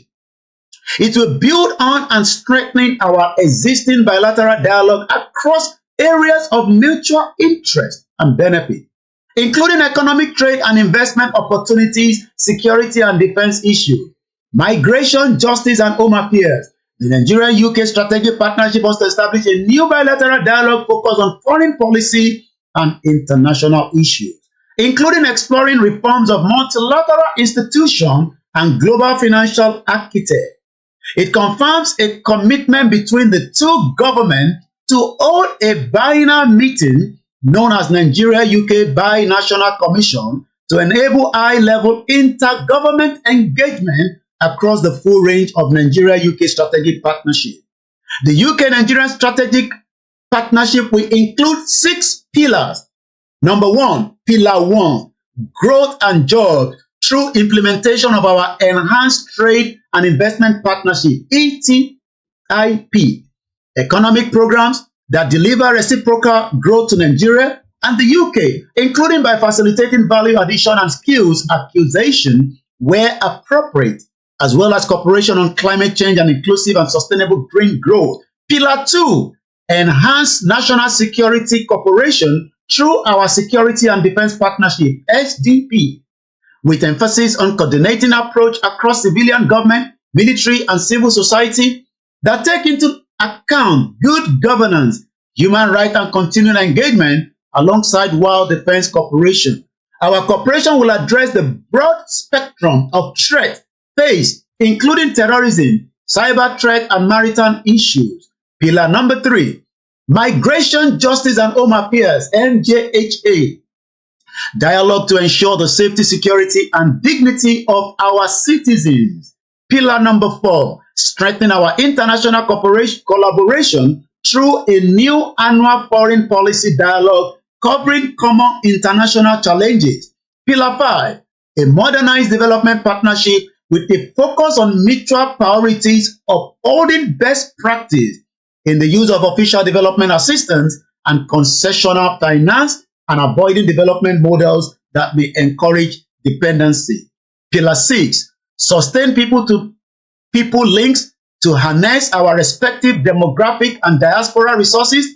Across these 6 pillars, the UK and Nigeria will harness our collective expertise, resources, and leadership to achieve our shared objectives.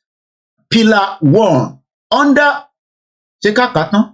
gbogbo iná lẹ ti rí ń tọkọ òyìnbó ńláńlá gẹmùgẹmùgẹmù Britain ló níyẹn lọ́wọ́. Tó bá tẹ̀lé British, ikú pa ẹ́. Tó bá tẹ̀lé gbogbo ń tọkọ yìí pé wọ́n kọ̀ọ̀kan kò sí nǹkan kan níbẹ̀, ikú ti pààyàn. Èyí tèmi máa sọ ni pé ó kù sí ọmọ Yorùbá lọ́wọ́ láti lè gbára wa sílẹ̀. Àwọn kan ò ní gbà pé ká lọ, bẹ́ẹ̀ a gbọ́dọ̀ gbà fún àwọn èèyàn bẹ́ẹ̀. Wọ́n tẹ̀lé ìjọba ni, wọ́n ń ṣe politics ni, a gbọ́dọ̀ fi àyè sílẹ̀ fún gbogbo wọn pátá látòkè délẹ̀. Gbogbo ọmọ Yorùbá lọ múra sílẹ̀, lọ pẹni tó bá lè pè, máa tẹ̀ mọ́ wọn létí pé àsìkò kan máa lọ dé lọ́wọ́ òru, lọ́wọ́ ọ̀sán, lọ́wọ́ àárọ̀, tọmọ Yorùbá máa púlà rẹ̀ out of Nigeria. Gbogbo ta ti sọ láti wákàtí 5, 4 hours 42 minutes, ó ti tójọ́ mẹ́ta ta ti ṣerú program báyìí. Òun ni pé Yorùbá nation, British cannot stop it. Yorùbá country, Britain kò tó bẹ́ẹ̀ láti dá dúró. Britain kọ́ ló máa fún wa ní country, United Nations kọ́ ló máa fún wa ní country, America kọ́ ló máa fún wa ní country. Àwa ara wa la máa make a declaration country wa, just as Lithuania ṣe declare ara wọn out of Nigeria, out of Soviet Union in the 80s. Nígbàkigbà tí ó má bá ṣẹlẹ̀, gbogbo ọmọ Yorùbá tó bá ń bẹ nírìn àjò ní Africa, ní Asia, ní Europe, ní gbogbo surroundings, wọ́n gbọ́dọ̀ ní ipa tó máa kó nígbà tó bá máa make that kind of declaration. Gbogbo ọmọ Yorùbá tó wá sọ pé òun ò fẹ́ ní choice yín ó ti wà overruled. A ní ṣe Nàìjíríà mọ́, that is number 1. O lè sọ pé o fẹ́ wà nínú Nàìjíríà gẹ́gẹ́ bí ọmọ Yorùbá, kò possible. A ti overrule choice yẹn, and that will remain like that. Bó fẹ́ bó kọ̀, ọmọ Yorùbá nìyẹn, o ní right nínú Yorùbá nation country but oh, ní right kankan mọ́ láti sọ fún wa pé ká wà ní Nàìjíríà. That is overruled. And for the British government, just to make it clear, our quest will be respected regardless of the relationship you have with the northern part of Nigeria. The Yoruba under our leader have spoken, and we will not listen to you, neither are we going to listen to your foreign policy on Nigeria. The only foreign policy that we can have with Britain would have to be with the Yoruba country out of Nigeria. We would not listen to Tinubu as the president because he's not representing the Yoruba that wants to pull out of Nigeria. Tinubu is only representing Nigeria under his own wish. On the left-hand side is the leader of the Yoruba self-determination, Professor ADEBANJI Akintoye, a diplomat, a man that wants the best for the Yoruba people. But on the right-hand side is a man that ran out of Nigeria while he was about to be killed by Abacha. After living in the UK for a very long time, he returned back to become the Lagos State governor. His ambition is now overshadowing his words that we do not believe in one Nigeria.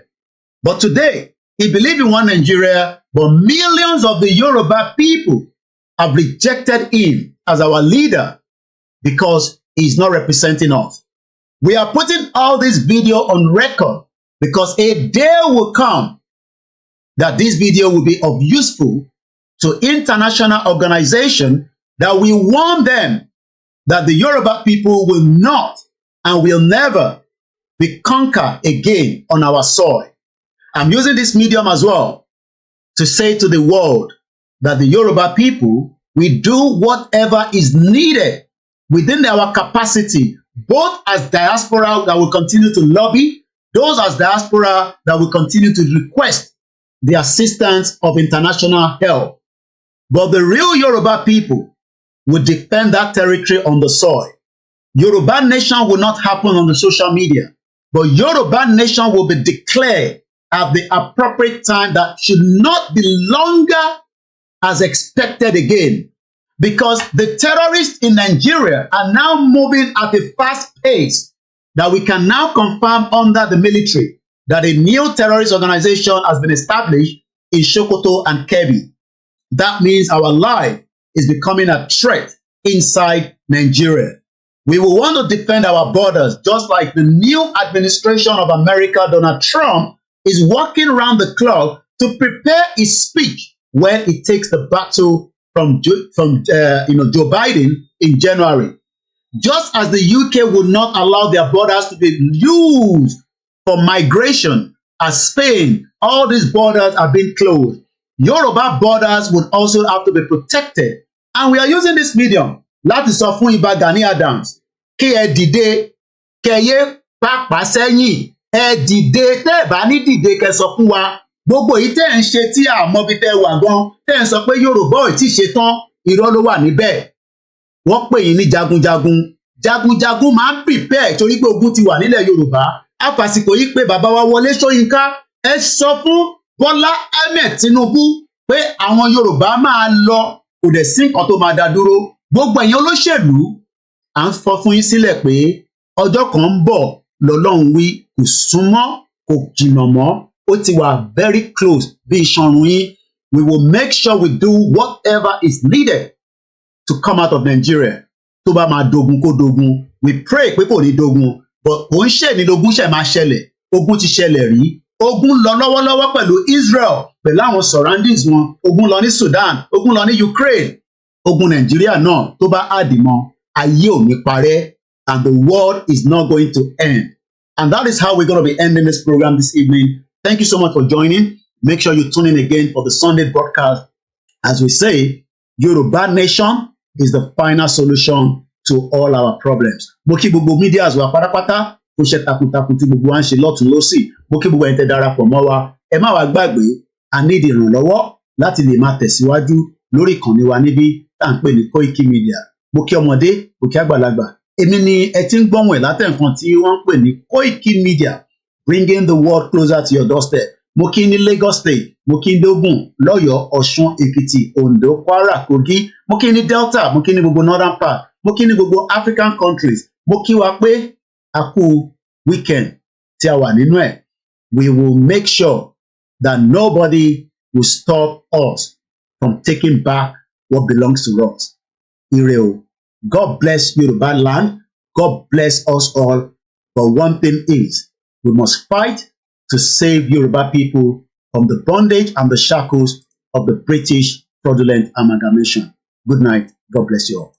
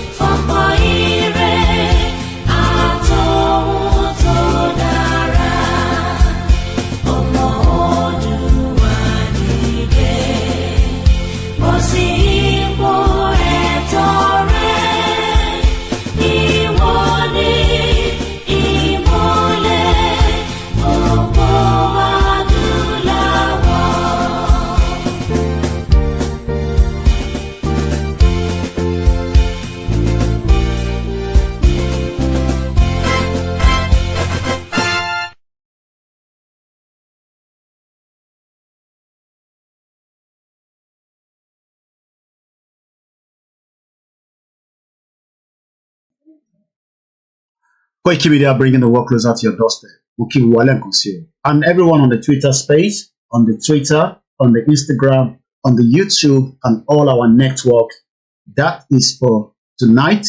Tomorrow will be another day where we bring more program and awareness to us all. Thank you so much. God bless us all. Good night. Bye for now.